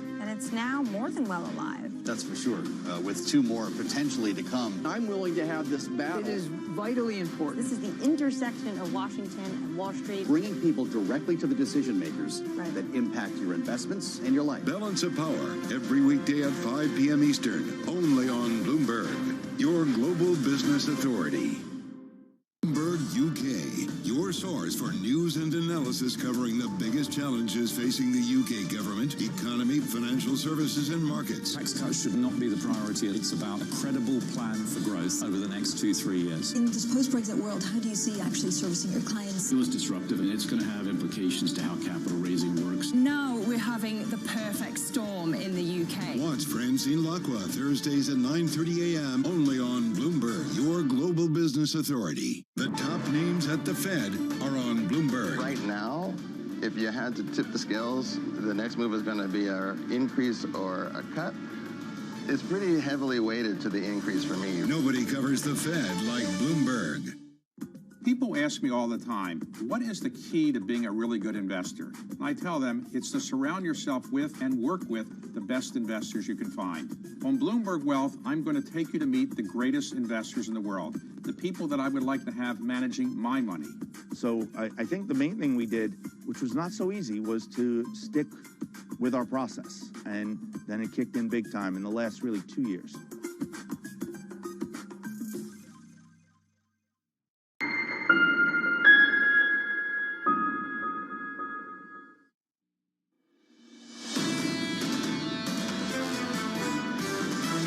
The retail stock activity has been dreadful. Over the last 4 or 5 months, people have been so underinvested, lack of conviction, they just still need to put some money to work. I think investors should be a bit cautious here. The market still believes that the Fed is going to have to cut before the end of the year. The only way the Fed actually cuts rates this year is if there is a recession. This is Bloomberg Surveillance with Tom Keene, Jonathan Farrow, and Lisa Abramowitz. We've got some big moves to talk about. Live from New York City this morning. Good morning, good morning. For our audience worldwide, this is Bloomberg Surveillance on TV and radio alongside Tom Keene and Lisa Abramowitz. I'm Jonathan Farrow. NVIDIA absolutely flying up by 27% in the pre-market, adding close to $200 billion to its market cap. Tom, just a blowout guidance from that company. We did what we do. We talked to an expert. Mandeep Singh made real clear this is an industry that can aggregate out over 2 years, 5 years, 10 years, and more. So, you know, I would suggest that NVIDIA is a huge story, but then how does it roll over to its customers? How does it roll over to its competitors like AMD? I mean, shock is the only word that matters. Oh, the FOMO after the close yesterday in this name, Bramo, as those numbers started to pour out of the executives' mouths on what the future might look like. Well, I like that you mentioned FOMO, because we're in this universe where we're supposed to be in recession, we're not. We're supposed to be heading into something really traumatic. I don't know. The Fed is supposed to be killing all of the demand for big tech, and all of a sudden people can't get enough, and there's this FOMO that's trading, that's causing these huge mega tech names to trade like penny stocks. What does that tell you? What it tells about me, where this is we're at? really important into a long weekend. Really, really important. 24 hours ago, we were worried that China was going to fall into the Pacific Ocean and all of tech would die. It's a generalization. We're down. And quite a generalization. Giannakis of Citigroup. No, Giannakis of Citigroup was brilliant on this. There's no conviction, John. We're going from story to story. NVIDIA at least seems to be a true tangible growth story around a hugely debatable thing. AI, I don't know what it is, but generative AI is what they do, and I guess there's a belief in it. Look at the numbers, they speak for themselves. Oh, Tom, go out now and survey people. Are we on the brink of a mount up or a mount down? You'll have people just stuck in between doing exactly what you just did. I don't know. In the meantime, whilst you're holding your hands up and saying, I don't know, you've got the NASDAQ, up by 30% year to date now off the back of some of this, and this one single name up more than 100%. And Goldman Sachs really tracked the fact that mutual funds, active mutual funds, have really lagged behind their index because they weren't invested heavily enough in big tech. Everyone was talking about big tech falling out of bed. All of a sudden now, talk about FOMO, they're underperforming at a greater than usual pace, and do they buy NVIDIA now after it's a moonshot and it's been added? Come on. Look over the calendars. We're going to June. We got the whole debt thing to worry about. Maybe we'll talk about that in the next 3 hours. Guess what? June 30, someone like Phil Camparella, they have to start writing their mid-year review about June 10th. We'll have a moment of silence for that in a moment. Phil's with us around the table. Consensus positions everywhere getting eaten alive. Tech so far year to date, the dollar with the euro coming back to 107, the rate cut calls, the 2-year yield high for 10 straight sessions. What's left to beat up? Pretty much, if you have faith in it, then it will probably rip your face off. I mean, that's basically what people are saying, which is a reason why you have this sort of dissonance between people saying, you know, buy it. You've got Savita Subramanian saying, you know, everyone's just looking to put cash to work. And then you have the other side of the scale, Daryl Cronk coming out and basically saying, look, don't jump on the train at the very end. Equity futures right now, just about positive on the S&P 500. Here's the stage. This is how it's set going into the opening bell about 2 hours and 30 minutes away. Equities up in a bond market. Yields look like this. Yields up by 2 basis points on a 10-year Bramo, 376. We're going to be getting some economic data today. 8:30 a.m. we get initial jobless claims followed by pending home sales for April at 10 a.m. Later in the day, also we get information on how much banks are continuing to borrow from the Federal Reserve Emergency Lending Facility. Jobless claims key here to understand whether they really are more abound and we have an incredibly strong economy or whether cracks are starting to form. We are getting retail earnings. We just did get Best Buy. Shares flying up more than 4%. Seems like a nothing move compared to NVIDIA.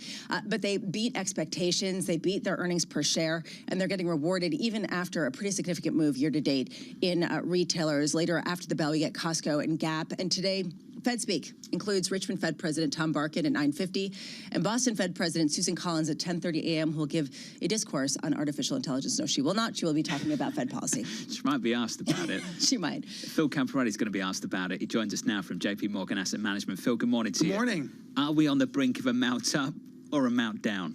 Yeah, so I'll tell you where NVIDIA isn't, in the $700 billion of money market mutual fund purchases that have been made this year. U.S. equity demand flows are down $58 billion this year. So we're talking about a story here where folks came into the year thinking, oh my goodness, here comes the recession, the Fed has to cut. That is not happening. If you're expecting a Fed rate cut, you're expecting a traumatic event. You're expecting a recession. You're expecting a regional bank story. And that's not what we're expecting here. So I think it's really hard, John, to be underweight equity in this environment. We're just trying to make diversification great again, right? So after 2022, where there was nowhere to hide, what we're saying here is let the data do the work. Let the economic data do the work for you.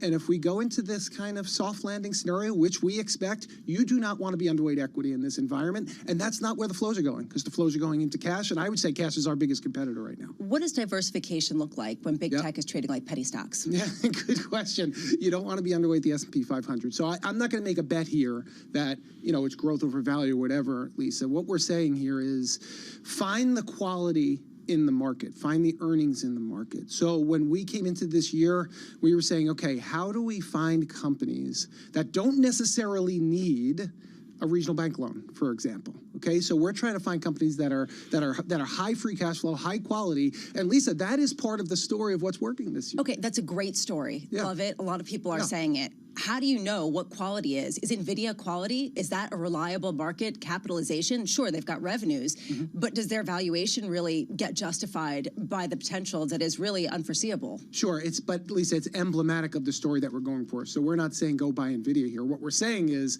go find the companies that we think can outlast tighter financial conditions, which there's no way, in our opinion, that the Fed is going to be easing financial conditions anytime soon, with companies like Delta coming out and saying, we have record advance bookings this summer to fly. Okay, record advanced book trade. So the consumer is there. As John said, NASDAQ up 20%. There's no way the Fed's easing if the NASDAQ's up 20%, right? So these are all the things that we're thinking about. But again, you cannot be underweight stocks here in an environment where the soft landing scenario for us looks more appropriate than the hard landing. The only time that you can get a hard landing is if inflation accelerates from here and the Fed has to take the federal funds rate up through 6 or 6.5%. Not a zero probability event, but a low probability event for us here. Gospel at Fordham, which led on this, truly led on this, folks, over 50 Stevie years. Wonder, commencement speaker. Really? This year. Yes. I did not know that. Yes. Very And he cool. sang. cool. Very cool. Love Very that. Cool. The thing that I would note is we're all resetting our terminal rate. We've got these wonder stocks trading at 30, 40, 50 times forward volume. I mean, it's enough to make someone nauseous.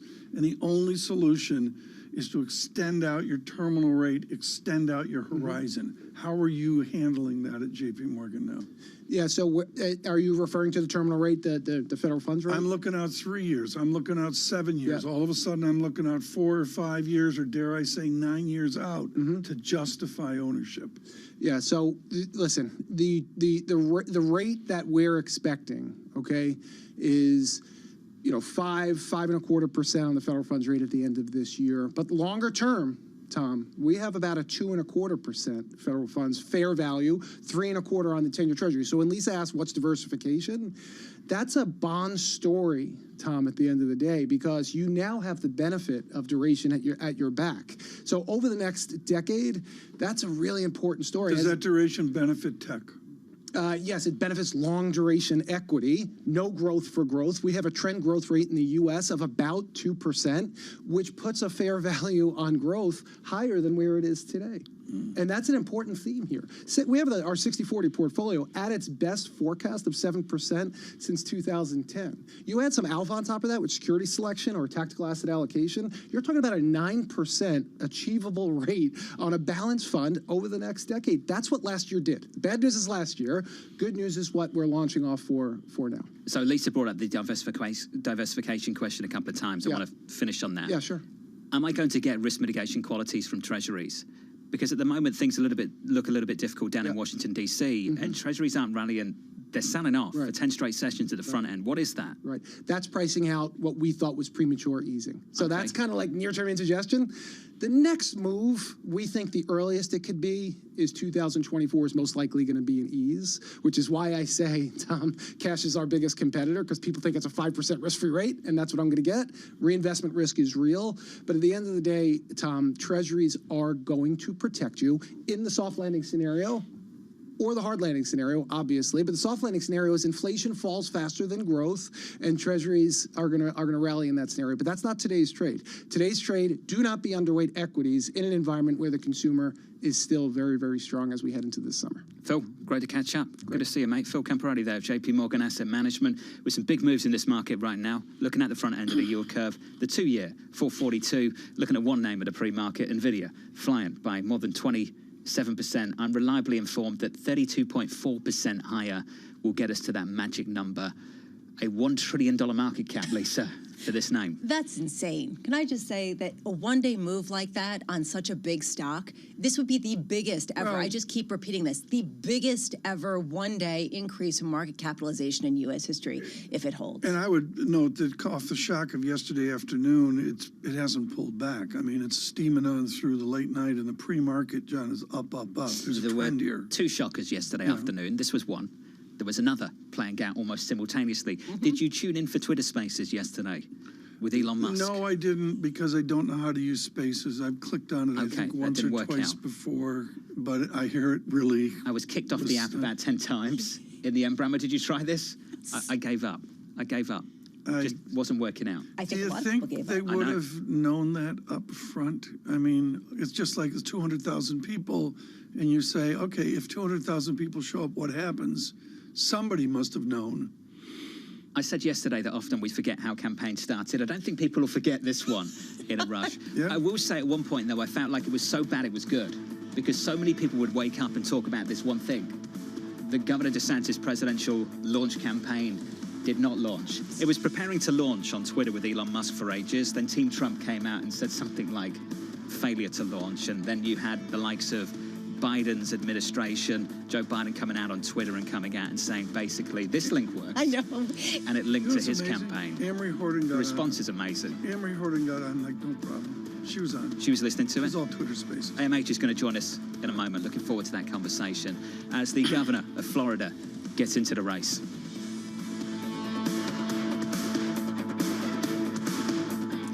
Keeping you up to date with news from around the world with the first word, I'm Lisa Mateo. Ukraine is gearing up to begin its anticipated counteroffensive as soon as it receives the necessary weapons and equipment from allies. That today from a top advisor to Ukrainian President Volodymyr Zelensky. He spoke exclusively with Bloomberg's Maria Tadeo. We will further be preparing the counteroffensive, and as soon as we will be ready, with the support of our partners who are delivering us and continue to deliver us high-level artillery, enough ammunition, battle tanks, and armored vehicles. As soon as we get it, we'll start this counteroffensive, and definitely it will be resultful. Jovka also dismissed Hungarian Prime Minister Viktor Orban's statement that Ukraine can't win the war with Russia. Pressure is mounting on British Prime Minister Rishi Sunak on news that migration to the UK surged to a record last year. According to the Office for National Statistics, an estimated 606,000 more people moved to the UK than left. Now that's up from 488,000 the previous year. Sunak has pledged to limit the flow. And Tina Turner, widely known as the Queen of Rock and Roll, has died, age 83. The Grammy Award-winning singer was known for her hyper-energetic dance moves. Her fame took off in the mid-'80s as a solo performer, selling out massive stadiums. Mick Jagger paid tribute, calling her warm, funny, and generous, as well as being an enormously talented performer. Global news powered by more than 2,700 journalists and analysts. I'm Lisa Mateo, and this is Bloomberg.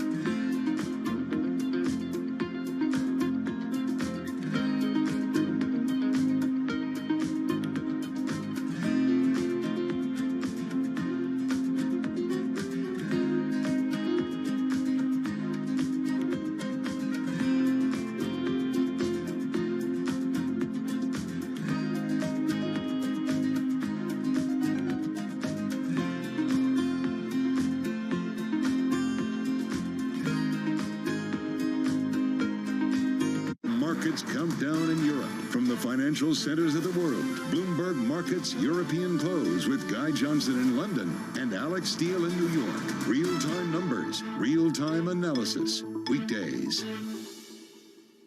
Business Week Radio. Live weekday afternoons at 3 p.m. Eastern. We got a little bit of talking. But are you guys ready? Harnessing the power of Bloomberg Business Week, Carol Masser and Tim Stanovic bring you the latest news from the worlds of business, technology, politics, and more. How does the Fed play into this and what the Fed does potentially? This is so exhausting and this is so all-encompassing. Listen on Bloomberg Radio and streaming on YouTube and Bloomberg Originals. From New York City, London, in Sydney, from Washington, in Tokyo. 9 a.m. in Beijing and Shanghai. Good morning, everyone. Have a great evening. Here's what I'm watching. You do not want to miss this Is story. there the kind of upside? The debt ceiling deadline closes back in. and forth on the debt ceiling debate. Kevin McCarthy says it's going to be on the floor next week. Keep it tuned to Bloomberg for up-to-the-minute reporting. Movement from the White House walked out of this meeting saying the White House was being unreasonable. And first-hand analysis from the political and business leaders who matter. The debt ceiling is potentially catastrophic. We will not pass a clean debt ceiling. They should just simply do their job. Both political parties are guilty. For continuing coverage of the debt ceiling standoff, keep it tuned to Bloomberg, your global business authority. They want to spend $30 billion more than they spent this year. I've been very clear. I will not put a bill on the floor that spends more money next year than this year. House Republicans are determined to either extract deep, painful cuts that will hurt the health, the safety, or the well-being of everyday Americans or crash the economy. That's Minority Leader Hakeem Jeffries, House Speaker Kevin McCarthy speaking to Fox News as this deal and these debt ceiling talks go absolutely nowhere anytime soon. In the equity market, off the back of all of this, no sign of any worries right now. Your S&P 500 positive by 0.56%, a lift off the back of this run, this surge in this single name, NVIDIA, up by 27%. I think you can call it a surge, Tom, when the market cap's 755 billion and you're adding 200 billion more, at least through an early trading.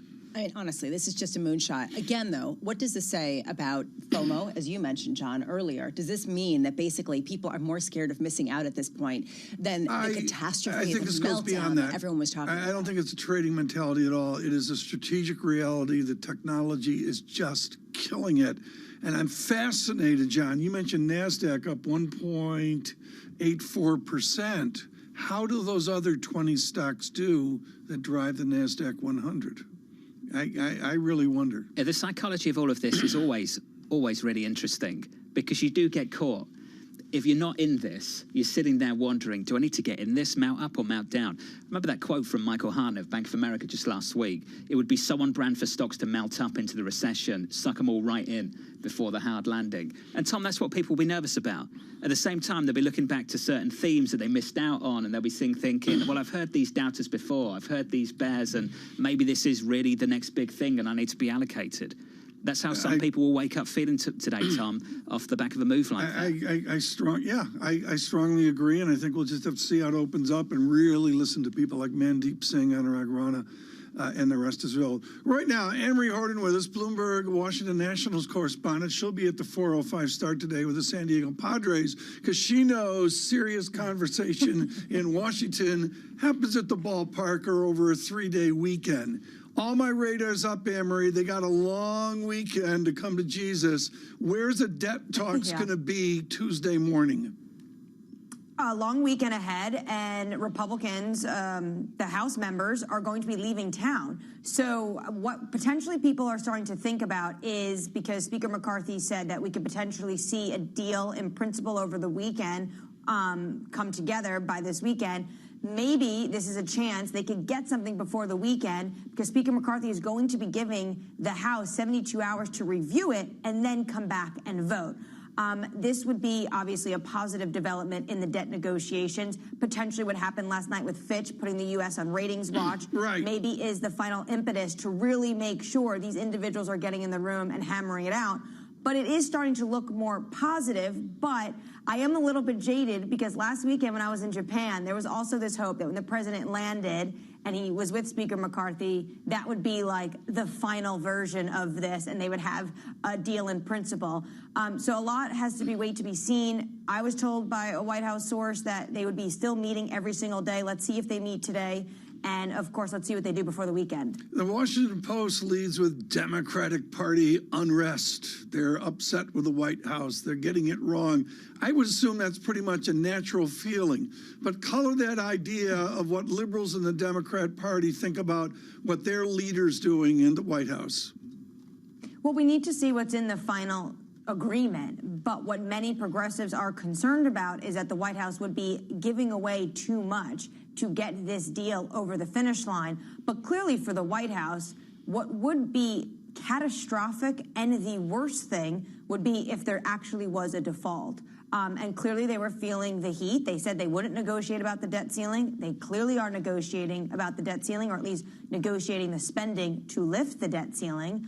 So, yeah, I guess they're looking at, what are the worst outcomes, and negotiating and lifting the debt ceiling looks much better in their eyes and annoying progressives than potentially a catastrophic default on the President of the United States watch, who is running for re-election in 2024. Perhaps the story that's getting more discussion in Washington, D.C. right now is what happened last night with Ron DeSantis on Twitter. This is just a line from a Guardian story written about this. Once people had gotten beyond the what is Twitter Spaces stage, they were greeted with blank windows, broken snatches of conversation, and other technical glitches.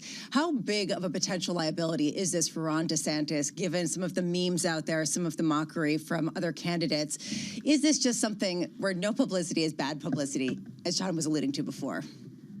Well, I think the news cycle is very quick, so potentially we'll be talking about this exact moment next week. Probably not. But what is telling is that the morning after this highly watched candidate made his announcement, 26 minutes late because of these technical glitches, we are actually talking about the event failure rather than what the governor said and how the governor wants to run a presidential campaign. This is what stuck out for me from the New York Times, scathing. Executive competence, core to the DeSantis campaign messages, was conspicuously absent.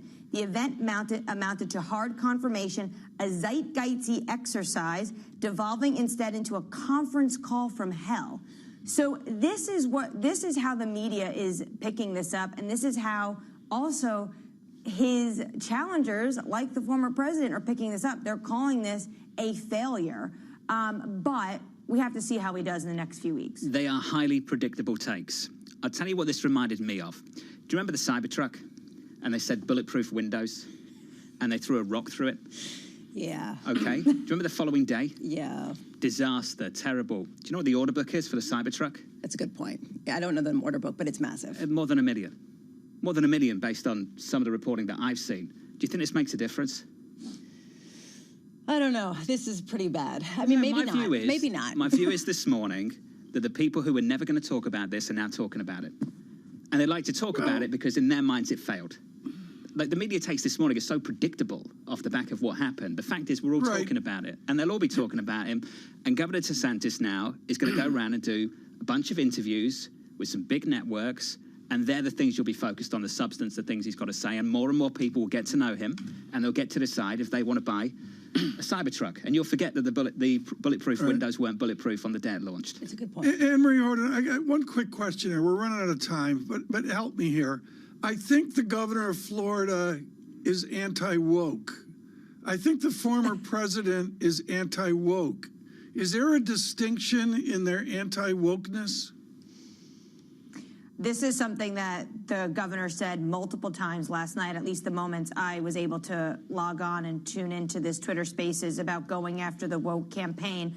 What the DeSantis team really tries to establish is that they are a more trusted version of the Trump world. It's Trump without the drama, and you continuously hear them really try to reiterate that message because they don't want to lose that base, that core that Trump has been building up. They want to be the next Trump, but what he tries to say is without the drama, to make sure he can also have those big donors, which, by the way, we should note, yesterday, within an hour, what the fundraising brought in after that campaign event was about $1 million.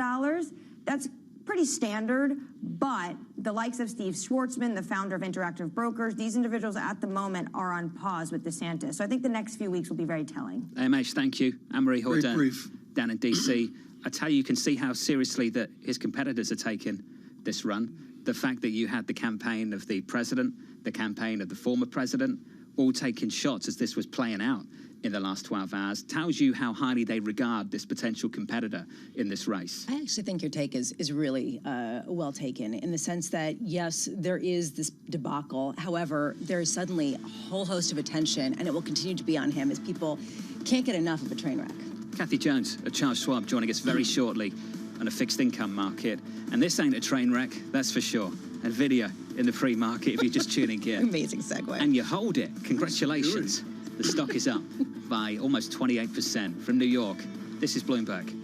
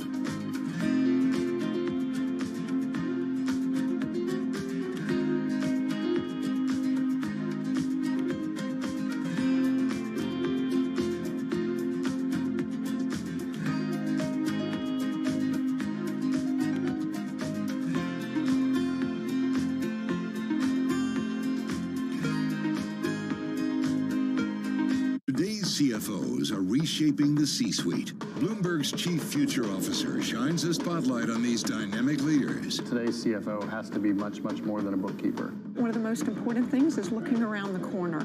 We have to let go of the traditional legacy department store. Their impact goes far beyond the balance sheet.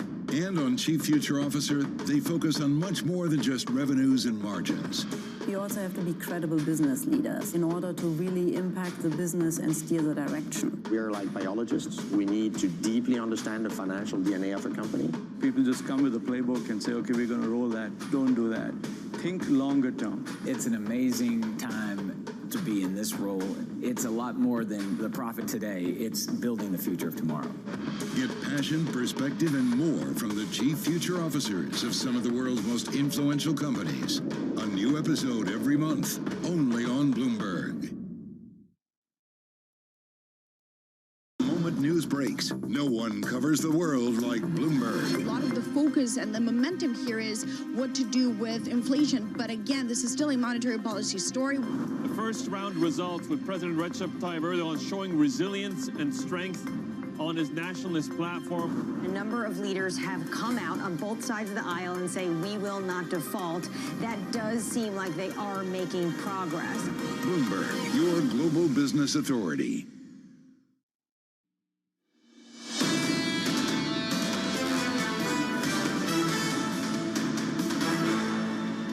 Live from New York City this morning. Good morning. Good morning to NVIDIA in the pre-market, higher by 28%. New session high for that name, absolutely flying. Lisa's going to build on that in just a moment. This is what it means for equity futures. They're flying too on the NASDAQ 100, up by 1.9%, adding to the gain so far this year. The NASDAQ, of course, with a 5 to 6% weighting for NVIDIA, which explains why you've got this move on the NASDAQ 100. This is going to breathe some life into the other AI themes out there as well, which don't belong, of course, on the small caps, the Russells, which is why you've got the underperformance in the Russell right now of negative 0.4%. As I say, the equity story, we'll build on that in just a moment. I want to sit on the bond market for a second as well. I can't believe how little this has been talked about. For 10 straight sessions, yields have been climbing higher at the front end. We're up by 5 basis points now in today's session on twos. So we've gone 50 basis points higher, Tom. 50 basis points higher in 10 days. X sessions, I mean, John slides in the door at 5:52, but I get in a little earlier, and the 10 charts I look at are the same thing, John, as a 2-year yield. 3-month LIBOR up X number of days in a row, out to a new high this morning. The 30-year mortgage popped yesterday, way above a 7.04. It's not through to the new highs, but that 2-year yield observation, which I totally agree with you on, goes over to all sorts of other yield studies. And spills out into other asset classes as well. So you've got this story of high yields eating into the rate cut story in the near term, breathing some life into the US dollar again. And this is the move. This currency pair against the euro has come down from pushing 111 all the way down to about 107 this morning. The low of the session, Lisa, 107.14. Right now, 107.28. If it's hard to get macro themes, it's just as hard to get micro themes sometimes. And I think that that's what some of the share price moves that we've gotten today really highlight. You were talking about NVIDIA, John, and honestly, this share move might be the biggest in terms of an increase in market capitalization in U.S. history if it holds at these kinds of levels, surging 28%. We've talked about it all morning. The key question here is, do we have a sense of how many people are flooding back in after having missed it all of this year? Is this a moment of FOMO? Best Buy also a winner, up almost 5% after beating expectations. Their first quarter adjusted earnings per share 115 versus the 111 estimate. So again, a pretty big move. But there also are losers. And what the losers highlight to me, particularly with Snowflake, is that even within an industry, it is hard to make an accurate prediction. Snowflake has software tied to cloud computing, and it cut its guidance. So you see those shares down more than 13%. Cloud computing related to AI, and yet still not necessarily getting traction. An American Eagle down more than 18% after cutting full-year forecasts. To me, again, the retail segment, you have the haves and the have-nots. But this is, to me, a really interesting moment where people cannot get a handle on the narrative, and that's why you're seeing such big share moves. Dollar Tree coming out. I do want to just say this because they're just coming out. What I find interesting here, those shares down more than 11% after they missed expectations. This is because of margin compression. their margins were lower. Sales increased, margins lower. Again, we saw this during the pandemic where inflation was really crimping some of the lower end kind of discounters simply because they did not have the capability to offset it with price increases. Tell me a story, I'll validate it with a retailer right now. Whatever the story might be, you can find a name, can't you? But that's exactly the point, right? So if you're having trouble understanding the macro, good luck with the micro, because it basically confirms anything and everything depending on which one you pick. Good luck selling policy. We had Fed minutes yesterday, more Fed speak today. Richmond Fed President Tom Barkin, Boston Fed President Susan Collins coming up a little bit later. Kathy Jones of Charles Schwab has this to say on the Fed speak at the moment. Dallas Fed President Logan compared navigating the current need for tighter policy with the risk of financial instability to driving down a foggy road. My concern is that the Fed is trying to do this with one foot on the brake and the other on the gas. It seems like we could be in, Tom, for a very bumpy ride, if that's the case. And this is a study to the end of the quarter, June 30, I would say, is a study of what to do with QT. This is percolating out there in the zeitgeist. Is, okay, what do you believe about QT? What should you do about QT? Joining us right now, Kathy Jones with all sorts of good work, including a dual piano from Eastman and Juilliard as well. Wonderful to have you here today. You emphasize something I'm very comfortable with, which is a barbell strategy, given the Fed uncertainty John just pointed out as well. Describe what a barbell is and where the best barbell to lift is right now. So barbell is just dividing the maturities of your holdings between, short and intermediate to long. And one reason we think a barbell makes sense right now, certainly tactically, is that you have a lot of pressure, obviously, on very short-term rates. You get a lot of yield there. That gives you some optionality with what to do in reinvesting. If you skip that, 2-3 year area that's priced for the Fed to cut, that's where you're probably vulnerable to a repricing if the Fed doesn't cut. And so, but then we want to go out longer because we still believe the narrative that the economy is going to slow, inflation is going to come down. So it's kind of a tactical way to kind of work in this environment. See how she did that? She didn't give me how long out. Do I go out to 5 years or do I go out to 30 years? 30 or twos, 30s barbell? No. No 30s. I would say, you could do up to 2, maybe actually a little bit less, stay more cash-like at the short end, and then 5 to 7, 5 to 10. This is real bond talk about laddering out over risk of reinvestment. If you give me 60 Serious seconds, I'm math. going to do something to wind you up. Fed minutes yesterday. Wait for this, all right? Skip. Quote. Several participants noted that if the economy evolved along the lines of their current outlooks, then further policy firming after this may not be necessary. Some participants commented that based on their expectations that progress in returning inflation to 2% could continue to be unacceptably slow. Additional policy firming would likely be warranted at future meetings. Please go on. I'm going to stop. Is some more than several? What's going on over there? I don't know. Obviously, there's a range of opinions. I guess that's what we can say. I think that, but this does differ from the last couple of times when everybody was kind of on board with the anti-inflation narrative. We didn't hear a lot about, some or a few concerned about the lagged impact of tightening to date. Now we're starting to hear that narrative. So it sounds to me like there's a lot of people on the fence right now. Well, let's say no action in June. Would your base case be the next move would be a cut or a hike? I think they probably try to hold all year, but then next year start to cut. Interesting. Go on, Bramo. No, right now we're seeing this issue where July is becoming increasingly live. And this is different. And John, this is to your point. You were saying is the next move a cut or a hike. But right now people had been saying a cut. Now they're saying a hike. Is there a corollary for this level of volatility? You could drive yourself nuts with all of this. I am. I get the sense now that you could come to some kind of compromise on the committee in the June meeting and say, let's skip June, let's get some additional information and make a call on July. And I think you might have some calls out there from people who say June, they'll probably skip, July, they're going to hike again. Now, the hawks out there, the hawks, if you can call them that, they're behind that idea, I think. I think they're willing to make that compromise. But this will come down to two things now, in fact, three. June 2nd payrolls, June 13th CPI, and let's see what happens with this debt ceiling mess. I can't imagine you get a rate hike if we're still trying to negotiate a debt ceiling mess and things get really dicey. What do you think we need to see June 2nd, June 13th to really put that hike back on the table and convince the several who think perhaps we should stop that maybe they need to go again? Oh, I think it would come down to the size of the payroll increase, particularly, say, service sector payrolls, and then average hourly earnings. And you have to couple that with the work week.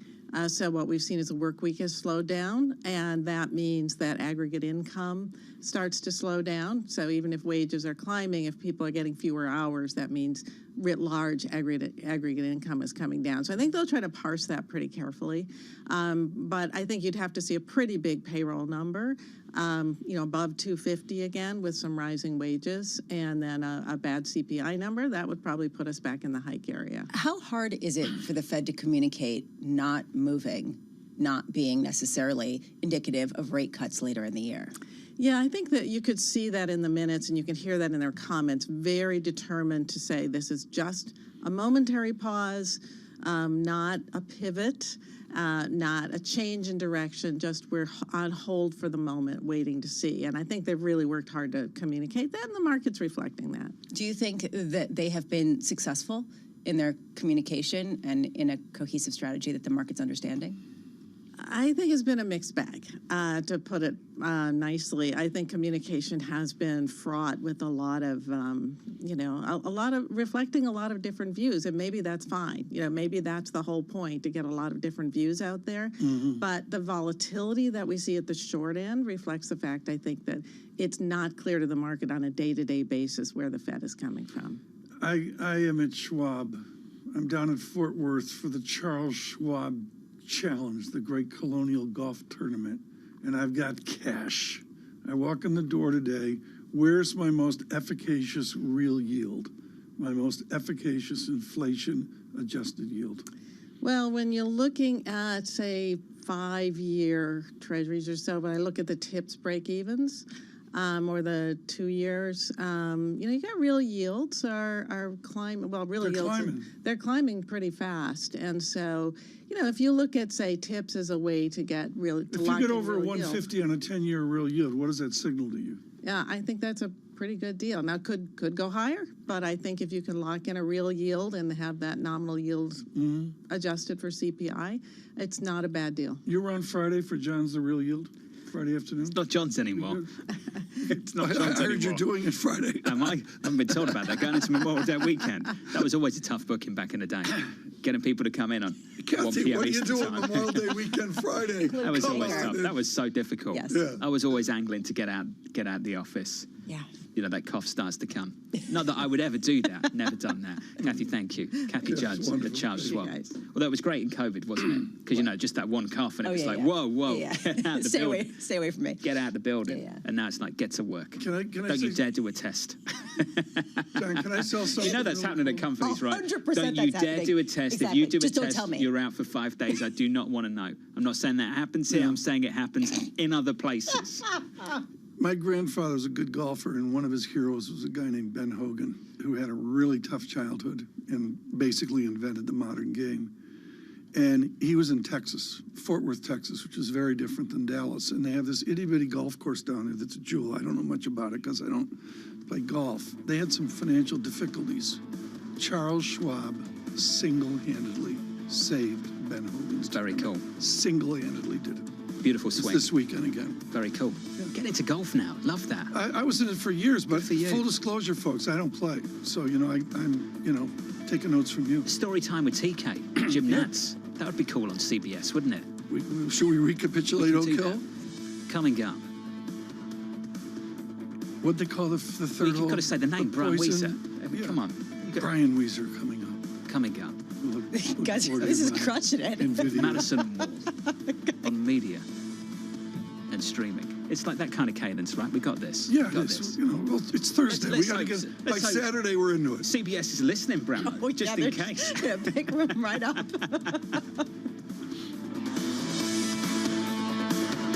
My goodness. Keeping you up to date with news from around the world. With the first word, I'm Lisa Mateo.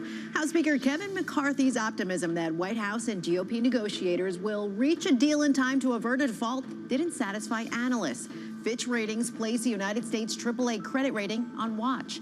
McCarthy said yesterday a deal is still possible before June 1st, and that's the date by which Treasury Secretary Janet Yellen has warned the U.S. could run out of money to pay its bills. NVIDIA is on track to beat Apple for a record single-day market gain. Now shares surging in pre-market after the company's bullish forecast boosted confidence that the chipmaker can keep thriving its business by focusing on artificial intelligence. If the gain holds, its value would rise by $219 billion to an all-time high of $974 billion. And that would top Apple's $191 billion one-day pop in November. Bill Ackman says Hindenburg Research has, quote, outed the way billionaire Carl Icahn runs his publicly traded company. In a lengthy Twitter post, Ackman also suggested shares have room to fall after tumbling Wednesday to the lowest level since 2009. He said Icahn Enterprises reminds him of Archegos, referring to Bill Hwang's family office that spectacularly blew up in 2021. Global news powered by more than 2,700 journalists and analysts in over 120 countries. I'm Lisa Mateo, and this is Bloomberg. So let's go inside the boardroom. Let's suppose you win a proxy fight or you just get invited onto the board. You go to your first board meeting, and you're the person who's saying you can fix this company, and all of the others on the board of directors are saying, well, we're doing pretty well. How do you get received when you start saying, here's what I wanted you to do?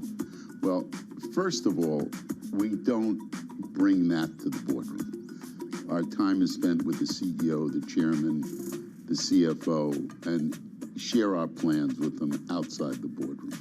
We try never to solve an issue in a boardroom. Okay, it's always best done the day before, the week before, outside of that room. We wouldn't be there if they really were doing well. So it's really hard for them to straight face and tell us we're doing well. And we present them with a plan.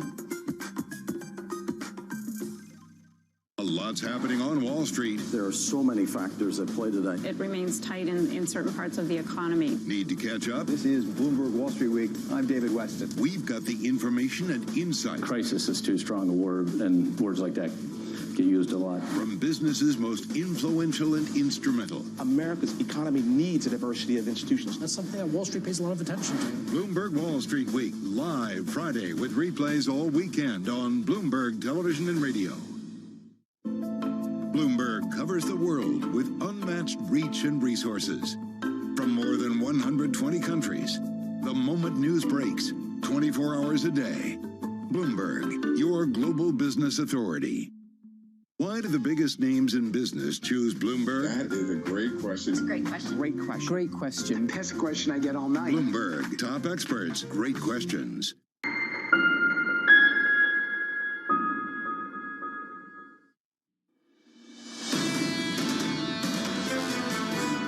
I would say all of the soft survey data, but predominantly the manufacturing PMIs, have tended to overstate and understate moves in the actual data in the economy, in the real GDP growth. The second thing I would say is that we're still facing, we're not entirely out of the bottleneck woods. Very cool to catch up with Vasilios Giannakis there of Citi on the latest. Let's get to the latest price action in the equity market on the S&P 500 right now. Equity futures positive by 0.6%. Just a lift off the back of this, a major lift on NVIDIA, up by about 28%. Just going to track this one through the morning, because if we get to about 32.4%, that's a $1 trillion market cap for this name.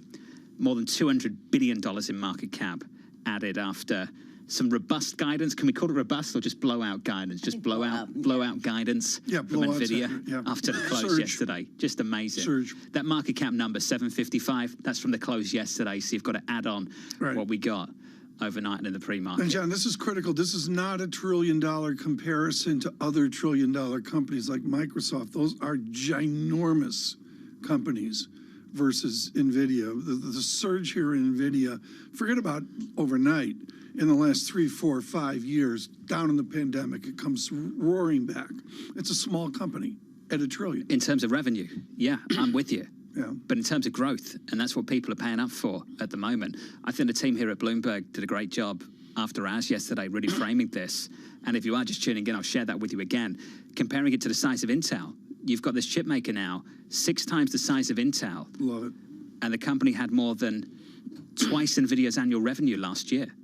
But it's about the future, I get all of that, and it's about this story of the moment, and which is why people are so interested in paying up for it, big time. Yeah, and in the Intel issue is where you get humility involved, because a lot of us were on Intel, money forever, IBM, money forever, Sam Palmisano, free cash flow. Guess what, John? That didn't work out. Didn't work out, I'm with you. And that's a risk that you've got here. Why don't we talk to somebody expert on the strategy and the realities of media moving over into the technology, not so much on NVIDIA, but maybe on last night's stressful moment for Elon Musk. Brian Weiser joins us now. He's principal at Madison and Wall, and really a lot of experience of how you get there. And where I'm going to go, Brian Weiser, is I think it's called Twitter Spaces. Is that right, John? Twitter Spaces, Twitter Spaces. And what I would notice is the San Francisco Building Authority talks about the Twitter Hotel because Elon wanted everybody literally to sleep at the headquarters. Explain how you get to last night's debacle over what Elon Musk wrought over the last 12 months. You know, it's always a surprise when you lay off almost all of your staff and the thing that you're building doesn't work, right? I mean, that's the thing. Like, that was why they had so many extra staff, or one of the reasons. I think it's as simple as that. They just don't have a platform that works at scale right now. That doesn't mean they can't rebuild it back to something more meaningful. Okay, they can rebuild it back, but Brian, how did they get here? They should have known weeks in advance that if you put 200,000 people on John Farrow on Twitter Spaces, it's going to crash, right? You know, you're right. And I think that the problem is that we're seeing that Musk's ability to run an advertising business is not, let's say, particularly good. And I think that that's why the hope with Linda Yaccarino taking over there is that she'll be able to push him back.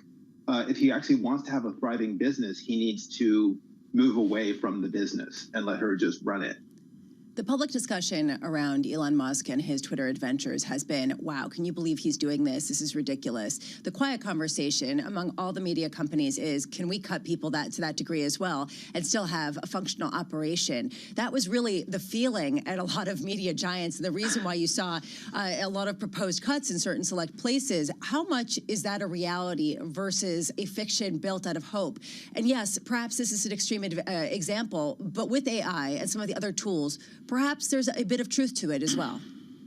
I don't know that there is. I mean, the problem is that technology begets the need for more people more than anything else. We've seen this in the world of programmatic advertising, which is driving so much of advertising. It was automating so many of the decisions that were being made to drive digital media over the last 15 years. It requires more people, not fewer people. It's why agencies have been so positive recently. It takes more labor, not less, to do a lot of the work in this world.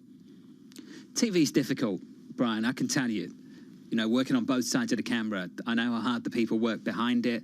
For me to be able to talk right now through the microphone, to be engaged on camera with you, for this to go out through radio as well. Brian, it's incredibly complex.